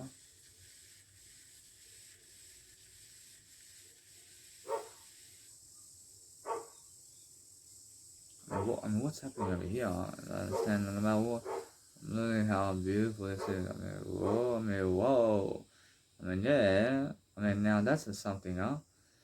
I mean, so what I'm doing is I'm learning how the nice and beautiful effect chain of the reverb is with the actual nice and beautiful low pass filter. So it's really working over here. I mean, I'm never worrying about anything, but making sure that no matter what, that I'm learning about different low pass filters, and I can see what actual low pass does over here. I can see it's so beautiful. I say now, low pass with reverb is amazing. I can see it. So over here, I say I'm never using low pass filter with reverb and sound effect, vocals always to create new effect chains to do better. And I mean, it's just amazing what you can create in terms of life over here. I mean, wow. I mean, now this over here is something different. I mean, now I understand it every single day. I realize that it's just that kind of vibe. Huh? I realize now that's different. I realize now that's different. But I'm making sure that people can understand. I realize now that's different. I realize I want to go and see what's this over here. I realize now we go like this. I mean, look at this. I mean, one. Say yeah. I say why not? Right now, if people listen to this only, I mean why not? I can totally make a nice and beautiful rub over here, and I mean they'll be like, whoa! I mean there's so much echo going on. See the echo over here? I mean, like, whoa! Man, there's so much echo going. I mean now, guess what? Approach that echo is something that is really, really, let's say, I can say it's over the top of the sound, but guess what? I realize now that's something I have to learn right here. I have to learn to really, really quiet down the actual reverb to make sure that a nice and beautiful reverb is going on. But guess what? Whereas now it's more like it's really, really combining with the sound. So it's meaning, I mean, it's meaning to say that no matter what, it does work. I mean, guess what? I mean, it's a nice and beautiful way. I mean, either way, it's nice and beautiful. Whereas now that's beautiful. I mean, either way. Whereas now I want to be making sure. I want to make sure that nice and beautiful pad is just never working there, but that it's working with something different. So I want to make sure either way it's all different. So I'm understanding either way that what's important. Whereas now, whereas if I place, whereas now what's amazing over here is I'm looking to see. I'm looking to see why is that actual vocal happening like that. So I understand that. I see on its own over here. I see that it's actually. I mean, the vocal on its own never. I mean, the vocal on its own never even has that fucking sound. So it must be something to do with cover frequency around here. I mean, let's have a look.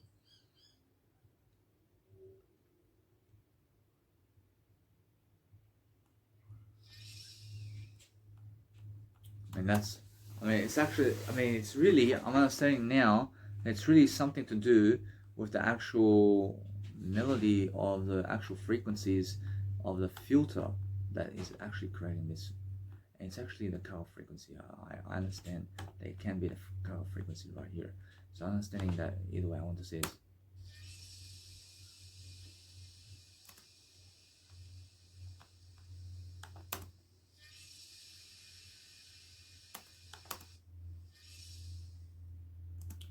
I mean, there you go. So high pass filter, I mean, the filters are the ones that create the clips in your music.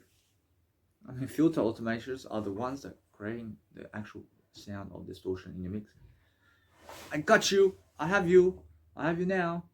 I say never removing. I say never removing fluctuations of filter automations where vocals are in my music soundtracks to have no clipping in my music soundtracks, and shown it works out for I. Actually, that's what it is. And now all you do now is fucking remove the nice and beautiful this. I mean, just fucking remove it. But guess what? I mean, it is. I mean the resonance.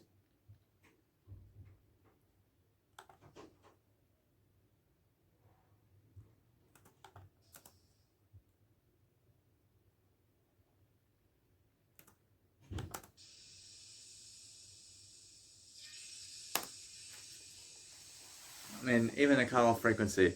So the cutoff frequency is the one fucking it up. Whereas now, I want you to see this. I want you to see this. I want to see how it's creating this clip over here. I want to see this, man.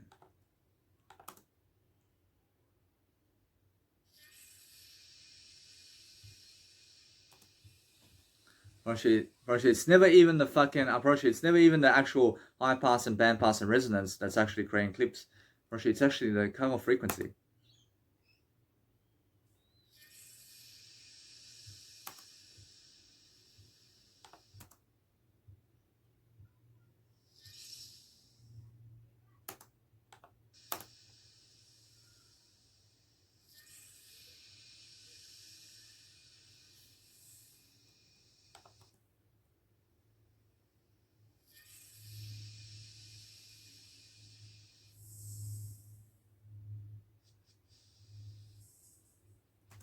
I see now the low pass still works even with the high pass and band pass and the resonance.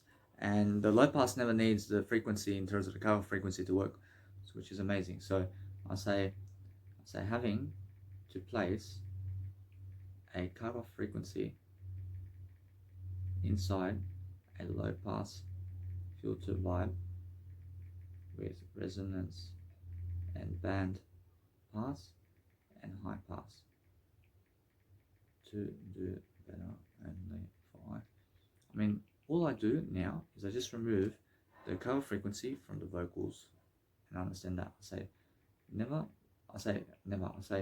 say placing cutoff frequencies where my vocals are ever again. As it never works out.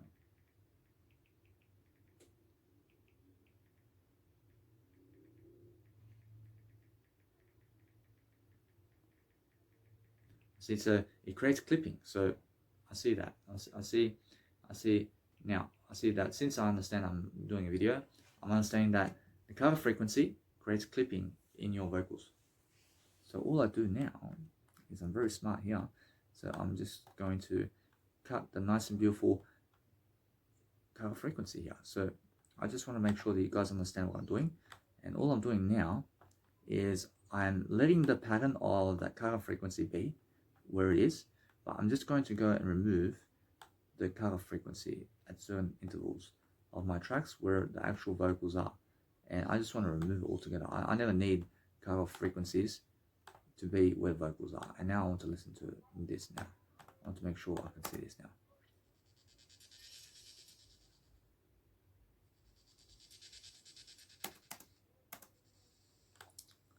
because now I can see what's going on. So what is happening now is I'm understanding that I want to create a new automation clip right here.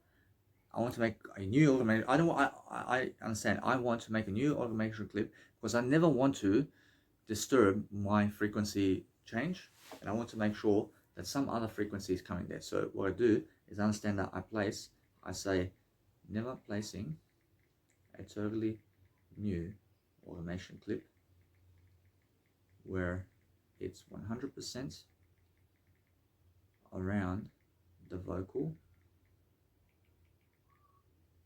that is the cut off frequency to do better, to never distort my vocals.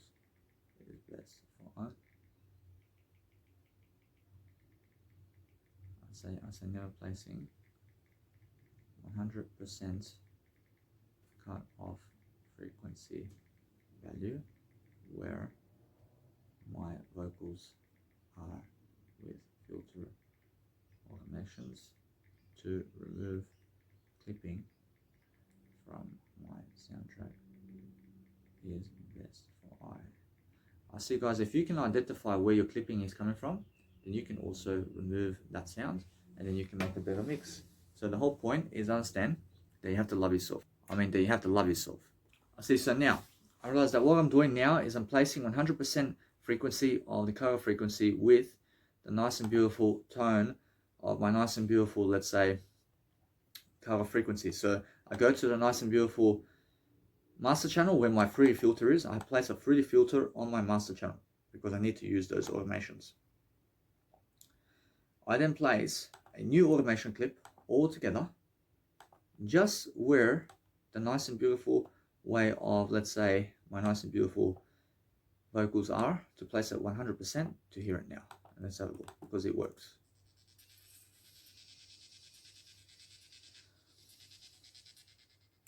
I see it works. So 100% color frequency at the vocals is the best way. And never ever place color frequency on vocals. It never goes, man. If you want your vocals to be heard, then why do you want to place a color frequency on it? Duh.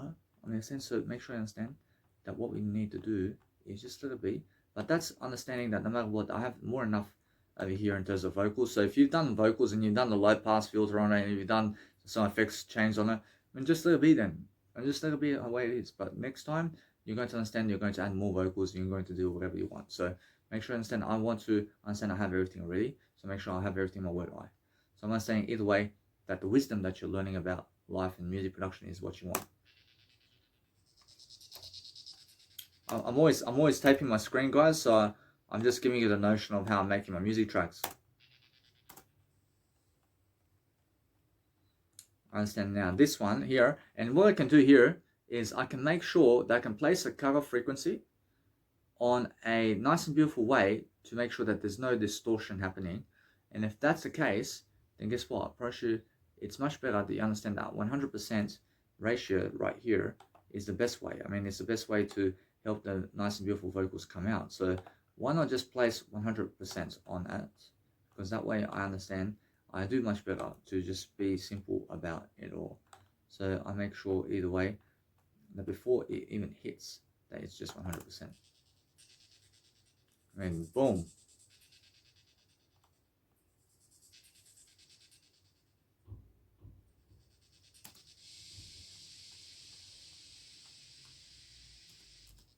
Now, since my actual cutoff frequency does create different sounds that I love in terms of what's happening. So what I need to do is I want to change my nice and beautiful circumstance of what I'm doing. And I want to be able to draw a cutoff frequency on my vocals in different mannerisms where I may want to change a sound to make it all different. I say never placing a cutoff frequency on my vocals to the extent that there is no clipping, and for I to do better, and for I. Whereas now I'm changing the subject here. I'm understanding that I'm testing something out. So let's have a look.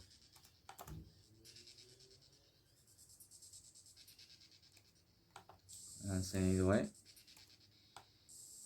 And since that's the case, I'm saying that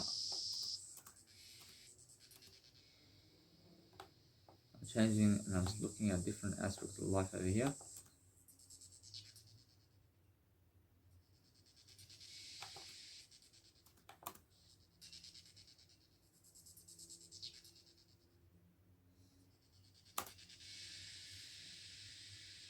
I want you to see this now. I want you to see that this over here shows me that there's some kind of frequency going on the vocal. And now, it's a cut-off effect. And guess what? I mean, why not? I mean, why not show people that it's just a fucking vocal?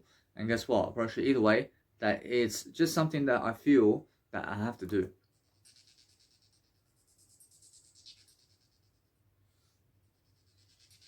I mean, show a little effect right here. I mean, why not? I mean, let it be that way. And I show a nice and beautiful effect over here, which is something that's going to happen right here. So let's have a look over here in terms of what's going on.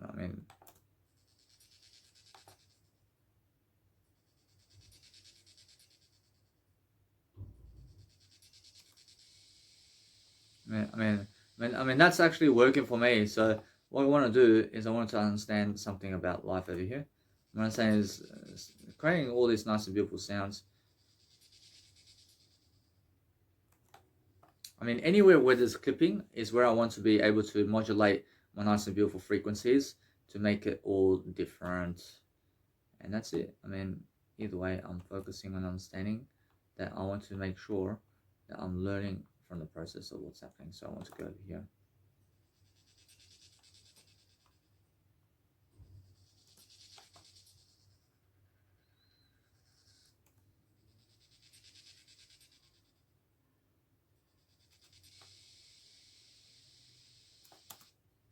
Be careful.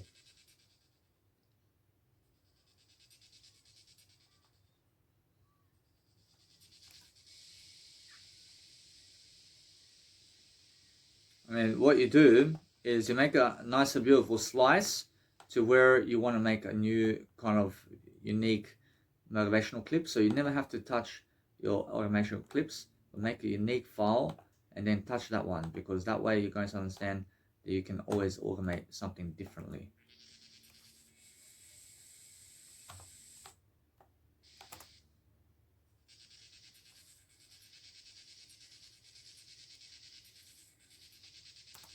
Alright, that works for me. So what I do is I make a unique type of clip so I can go and do better.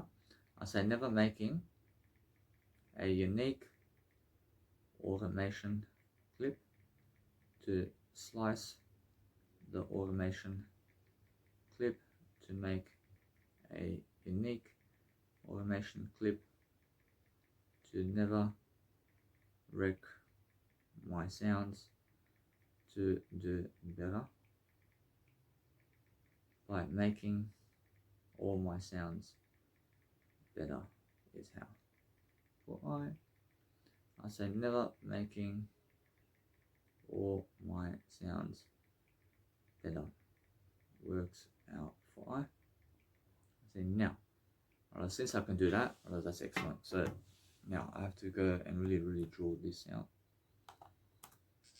Now I just have to keep understanding that there's all about nice and beautiful technology of what you're doing. So let's have a look over here and that's beautiful right here.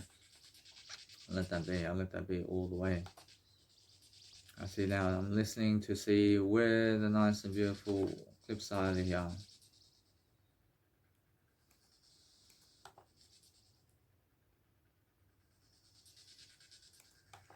Or over here, I can see some actual clipping going on around here. I'm understanding that what I want to do is I just want to be able to do this over here, and then I want to go and draw something new in a way that I've never done before.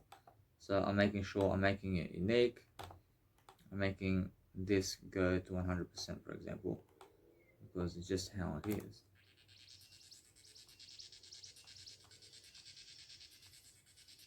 I mean, I put the nice and beautiful automation clip at 100% and it works. Alright, and then what I do is I use a nice and beautiful color frequency where there's no, in terms of where there's nothing happening in the actual color frequency, then I place some kind of new pattern or something like that to make sure that people can hear something like a nice and beautiful way of different styles of doing something.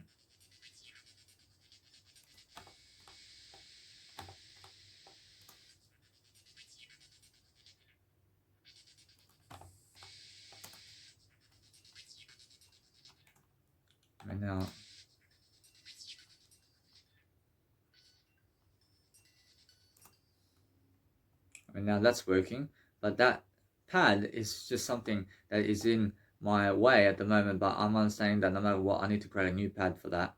I have to create a new version pad. So a nice and beautiful violin or something, or a piano, that is a nice and beautiful, I mean, I need a trumpet or something. I need something to just signal a nice and beautiful way. I need to find a nice and beautiful way over here.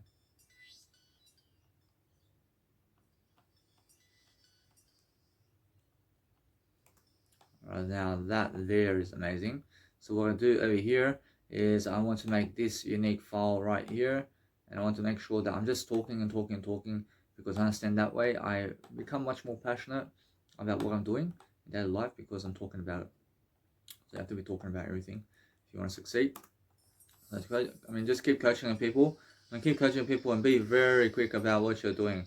So be able to understand that you have to always, I mean, be able to draw everything about your nice and beautiful automational clips in where you need it in life. And then either way, you make a new automational clip for where you need your life to be, for example. So we're understanding that we have to create new effects, for example. So since we create new effects, I mean, just create something random, man. And then we just go like this. And let's have a look.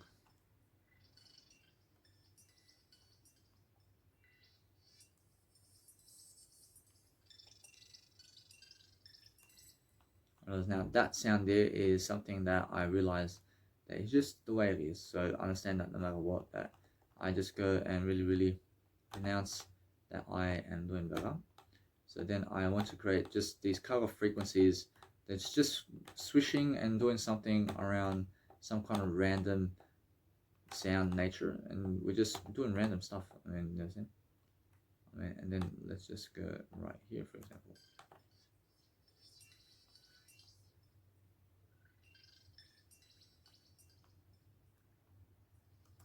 And that's right there, and that's excellent. So a little bit just like that, but guess what? I understand either way that it's just like that, isn't it? I realize, although if I just go and copy and paste this, I copy the value of the actual frequency, I post it to the side where the cut of the nice and beautiful automation clip is, and I just let it be like that all the way. But then is it the same? Brush is the same. Brush is never the same, is it?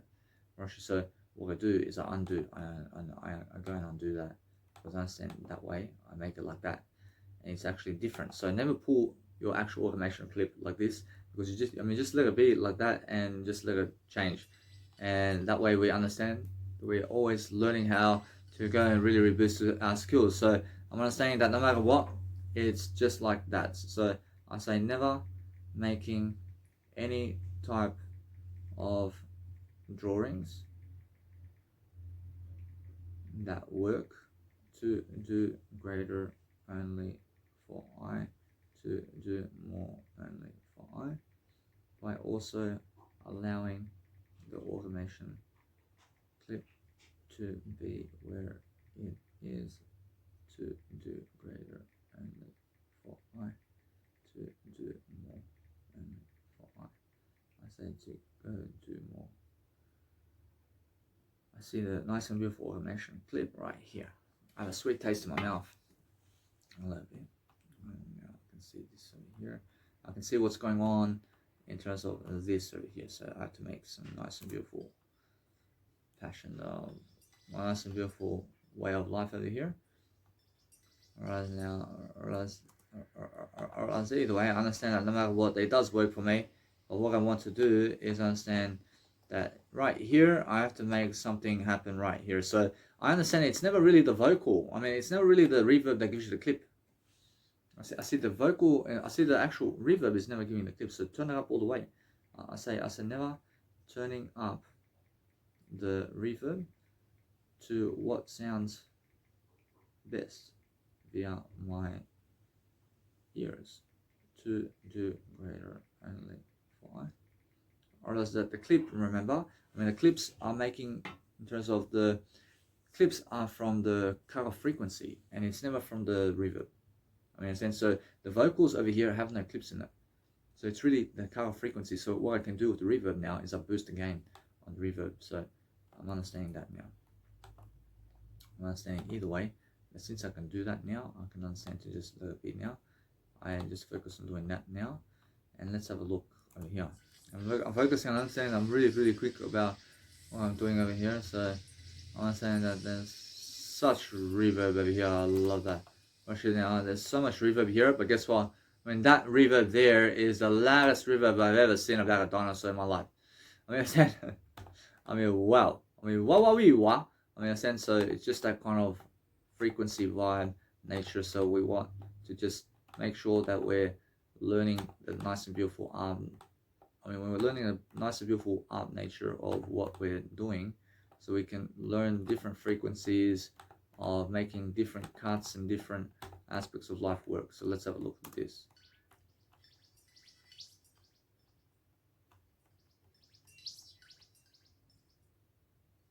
Alright, so now what I can do is add new sounds that can actually just be on top of that. But what I do is I just add the reverb. I add the reverb on these sounds and I boost the sound altogether. And now that's how I actually understand that is what I want to do for this track. And I want to add just these sounds and I want to fucking pump, and that's it. I mean, that's all I want to do. And I understand that's how you actually make a track. So let's have a look at this now. Alright, now since I can make all these fucking sounds differently, I can do other fucking sounds on top of that. Alright, now all I want to fucking do is boost up the reverb of all these sounds so it's fucking loud and just let it be. Because it's, I mean, when it's fucking loud, I mean, it's fucking sounding good. I mean, fucking let it be. I mean, and that's it. I mean, boost the sound quality with the reverb and let it be. I say never making my music soundtracks to the point I boost the sound quality with reverb to the point it sounds nice and big for it to be better. Why? I say never just doing. Never just doing better in all areas of my life to do better only for I. Now there's plenty of aspects of life I can do now. I'm actually understanding that. So I'm understanding that there's so much more than what you never realize about life. And so learning, baby.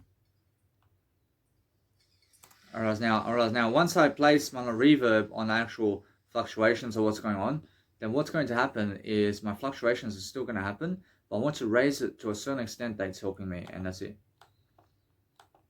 I say this now over here, I say no, I say this right here is where I need to place my nice and beautiful tone. So what I'm doing is I'm making a cut to my automation to just make sure that I make the automation unique to place it 100% so that vocal can be heard up there. So I'm understanding that's what I'm doing. Alright, now that one there, when there's something going on right here, so I'm understanding that all I want to do right here is I want to place a different kind of effect chain going around here, because this effect chain here is something that's never really working for me in terms of the low pass filter. So let's have a look. So I realize now when the actual low pass is gone all the way down, then guess what happens? I mean, then your actual sound effect is never even working anymore. So I say never placing the low pass filter on 100% with the cut off frequency to do it all better, to hear my vocals better. is how for I. Whereas now, what I can do is I can make a nice and beautiful vibe here of a nice and beautiful way of life where it's going to just hit in a way that's working. I also can go and zoom in to the nice and beautiful way of my automation. I can go and tug away at the nice and beautiful automation clip where I can go and make a big screen on it, and then also be able to draw my automation clip in a big screen of where I want it. So I'm actually zooming in to the automation clip all the way, so it's a large type of automation clip, so that I can go and see exactly where to go and do that. I say never making my automation clips large to place value upon my automation clip to make certain frequencies count and shown to do better by making sound effect vocals also as shown here to do better only for I. See, here means in the wisdom, so I'm actually in the wisdom of life, so I'm just saying here and I understand exactly what I mean. See, now that one there is just right here, and that one there, I realize now that's something that I want to understand a little bit that way. And then this one here, I realize now that one there is something that I want to little bit, that also, now we're talking now. Now that's an atmosphere, man. And that's atmosphere. I mean, whoa, there we go. And that's really loud, man. But guess what? I mean, that's the way it is. I mean, that's it. When the reverb is really loud and clear, I mean, whoa. I mean, what the fuck? I mean, it's a big atmosphere. I mean, make sure you understand to make a big atmosphere around here. I say, never making a big reverb atmosphere with the gain or boost in sound via fruity reverb to an effector reverb to do better only for I. Pressure now. Pressure, yeah, pressure, that's it, pressure. It's both reverbs. I say never using fruity filter reverb and effector reverb always on every instrument by boosting the sound of my soundtrack with delay and reverb to make it all much greater in effect. Works out for I. See, greater. See, guys, they're never going to call you greater. I mean, so make sure you understand that no matter what, you just go be greater regardless of those people. See now my nice and beautiful melody line in terms of something that's going to go. I mean, I need a horn. I need a horn, man. And I want to place a horn around here, man. I realize a harp is also something that I can do. A harp. I can do a harp. I can do a harp, man. I realize now a harp is something else, but I want to place a horn. Ooh, I want to place that, man. I mean, that's something else.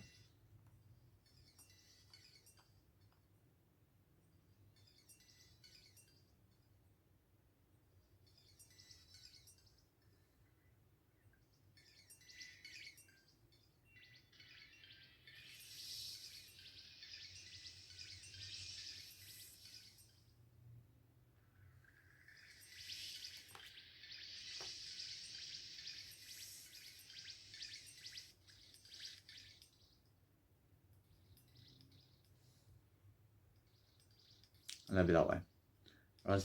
Whereas since my nice and beautiful track is pumping here and there, whereas it never really sounds like a big drop, but it's really pumping. So I understand either way, that's how I want it. And now that's excellent. I mean, wow, man. I really dig that, man.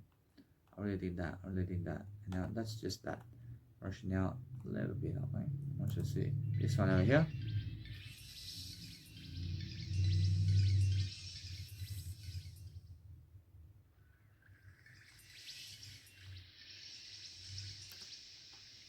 And this one right here is something I want you just to do this.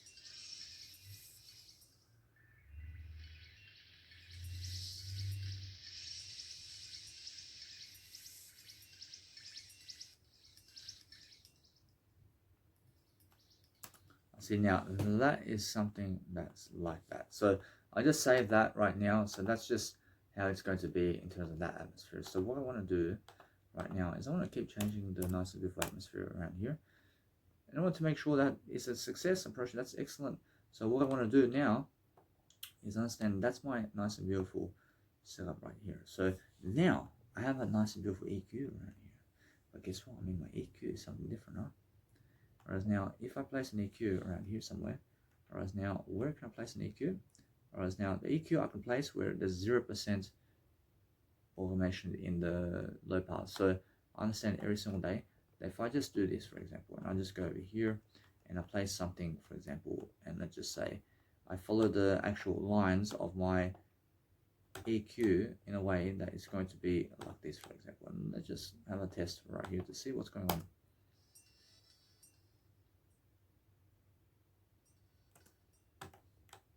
Do that and let's have a look.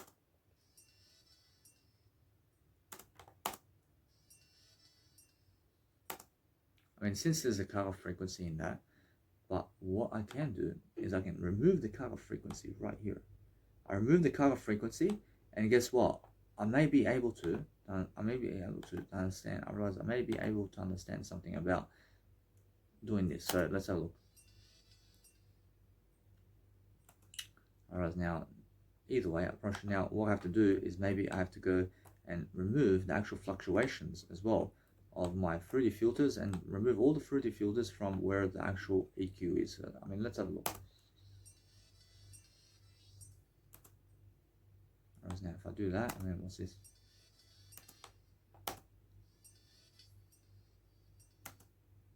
I see it works. See, it works. So guess what, brush? That's something different. See, now that's one of those clips, isn't it? So guess what? I mean, since it's actually doing that, it's much more that I understand I want to do it because it's something new and it's something that's going to help my mix. So why not, baby? See, I say yes. I say never removing my fruity filter automations and all my fruity filter automations from the mix to place a master EQ on it to remove also certain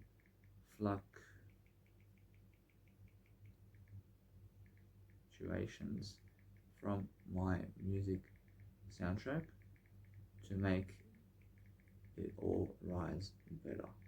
Fine. Now that's different. Now that's excellent. Let's have a look over here. And I want to make sure I'm creating something. Understand either way. Now I realize something about life. I want to see this over here. Whereas now that's different. Whereas now let's just have a look at this. And what's going on around here? I mean, let's just make sure that we are never ever clipping the music track over here. So what we want, what we want to understand is we never want that clip. We never want that little clip to happen. So that's something that I just really overcame right now. So I say having a little invisible clip happen in my music soundtrack so I do better. And for by placing my master EQ on 0% always into the next automation process to never clip my music soundtrack. Alright, now you're nice and beautiful I say a nice and beautiful way of mastering your soundtrack is making sure that you have EQ in terms of master EQ, then it goes into the fluctuation of 3D filters. But if it's not 100% in terms of your 3D filter, in terms of your nice and beautiful EQ is, let's say, on a 100%, then if it goes on the next nice and beautiful segment of your track, then it starts to clip because it's 100%. But if you put it on 0%, whereas then there is no clip. In a sense, so what you need to do is place your master EQ on 0% when your actual music is turning over into a 3D filter automation, and that way you never get a clip. Now let's have a look. Whereas now, I understand that all I'm doing is I'm using just different automational clips, but guess what? Partially that's how it is. I mean, it's just something that is just new, but there's no waste of time here because I'm learning something from the situation. So I'm understanding that either way, that since I'm understanding that, I want to make sure that I'm just learning all the time how to really do this in a better way. So I'll draw a triangle here.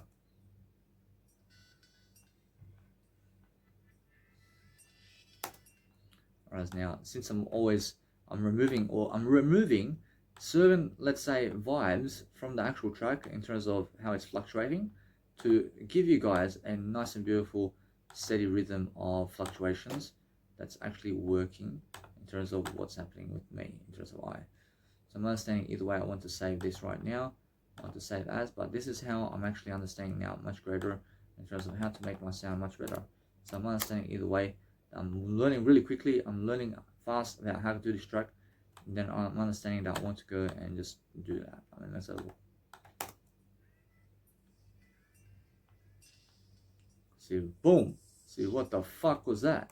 See, that's what I mean. So I want to make sure either way that I'm just learning to just do something around here to make a nice and beautiful fade in, and I can understand either way. I understand that no matter what, that it's much more. Now I can see how that is nice and beautiful. But guess what? I want you, it's just a little bit. I want you to let it be. I want you to keep moving on. I want you to keep moving on. I want you to see right here. So I want a bit of space to work on. I want to understand either way. I want to listen to the sound before I move on, and then I want to understand it all the time. I'm just going to do my work in a better way, and then I understand to write it down as well. So I'm really understanding something about here, about something about music. So I say never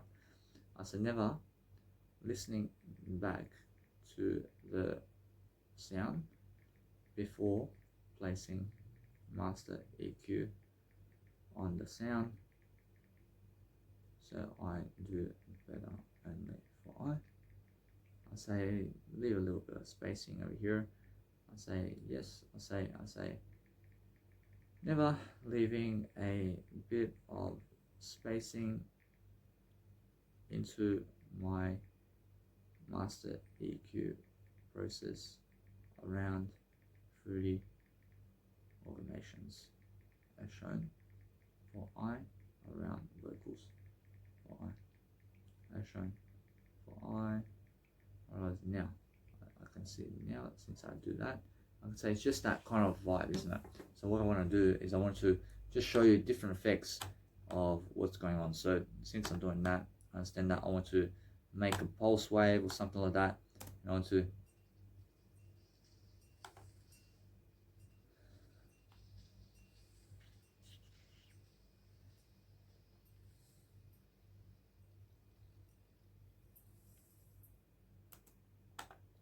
that's perfect. So what I'm doing is I'm raising the vibe over here, and then I'm making sure that you guys understand how I'm really doing this. So when I'm really understanding how to make music, I'm understanding that I want to go and pull the actual clip of the nice and beautiful, let's say I want to clip the nice and beautiful way of life, which is the automation clip down all the way, so that so that I can hear what's going on. But what's this? I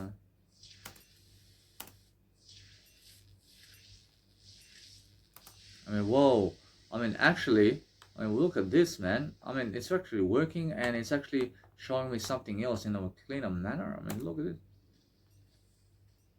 I mean, wow. I mean, whoa. I mean, actually, I mean, what's going on with the actual clips over here is I'm understanding that the actual master EQ is actually working. I mean, it's actually working on top of what's happening over here. So look at that, man. I mean, wow. So I may as well do this now. I mean, now I'm saying it's really, really up somewhere in the freaking distance over there. I'm understanding the what I want to do. I mean, whoa. I mean, now I can really understand what's going on. I want to make sure that is something amazing. I mean, wow. I mean, what? I mean, what? I mean, I mean, understand? So make sure you understand that if you want to go and really, really do something to be credible about what you're doing, and understand that you need to go and really, really dwell upon a better way for yourself, and then just make something unique. If I realize if you want to use something in your music track that's unique, then go and make it unique in terms of a nice and beautiful way of melody, and then go and use something different in that nice and beautiful sequence to make a different sequence. So now I see that's really working in terms of what I'm doing.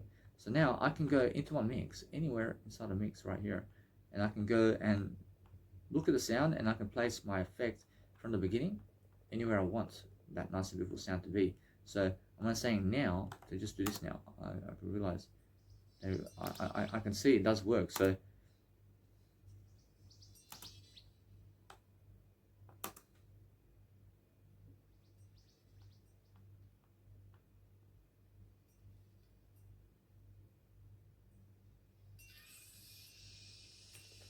whoa! Whoa! What's going on around here, man? I mean, guess what? I like it. I like it. I'm a little bit that way a bit. A little bit. Say, oh.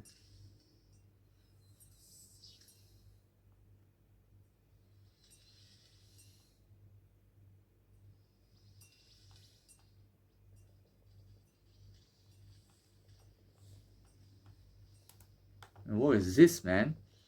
I mean, whoa! I mean, this is really good. Where is this happening, man? I mean, where is that freaking sound coming from? I mean, whoa! I can feel this, man. I can feel this, man. I can see this. I can see how I'm doing, man. I can see this. Amazing. Thank you. I see Jesus Christ saying, amazing.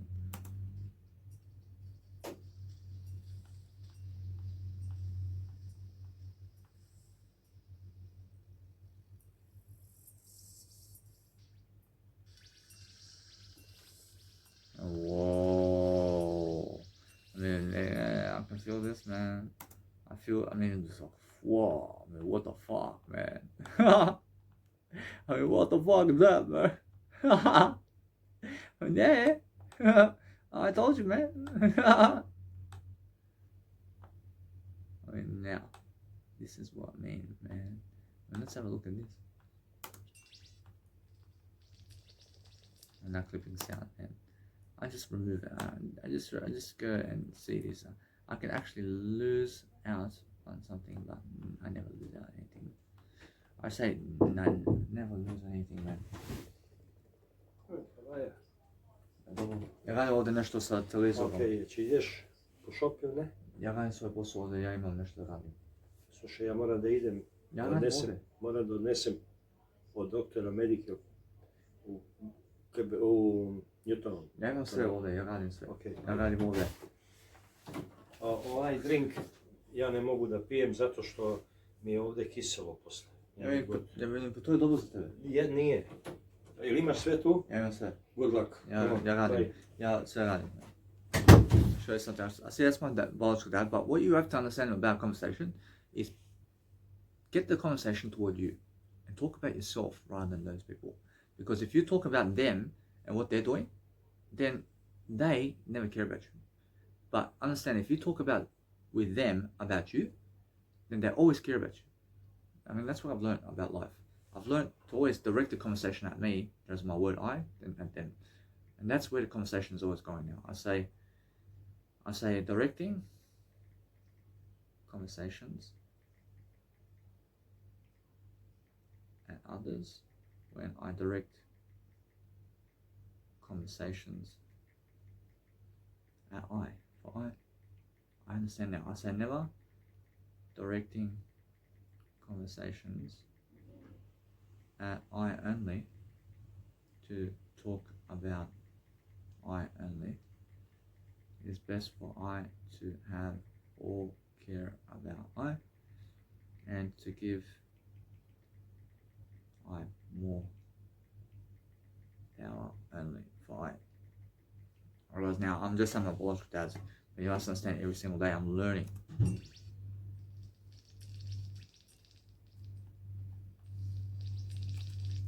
Whereas now that never works for I, man. Whereas now I realize anything that's really like, I mean, anything that's really creating all those clips, I mean, just remove it from the sounds. I say never removing any automations that create clips, so I do better only for I. I say never removing any sounds I have in my music tracks that create clips or have. Kupio sam ti banane, ako tamo stoje, ako hoćeš jedi, okej? Ja ovdje radim svoj posao, pa ja moram nešto raditi. See, removing. I see he's saying that he got me bananas. I mean, guess what? I mean, he's thinking about me, and he's never thinking about himself here. So that's why he's losing. But then I said to him, I'm just worrying. I'm never even worrying. I just said, I'm just doing myself over here. And he just goes,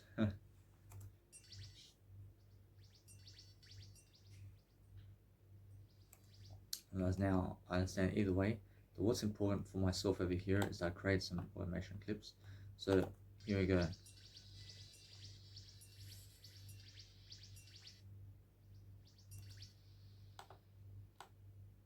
Whereas now right here I need a nice and beautiful automation clip to go and just be 100%. And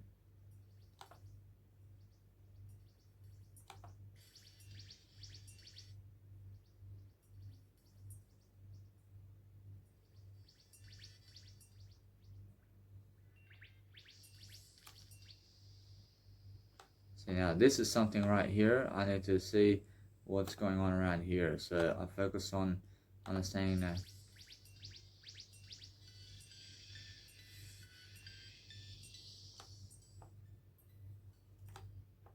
See now, I mean, that's actually raising the tempo of this nice and beautiful sound, but nah. Whereas now I want to see this, I want to see it now. Whereas now this.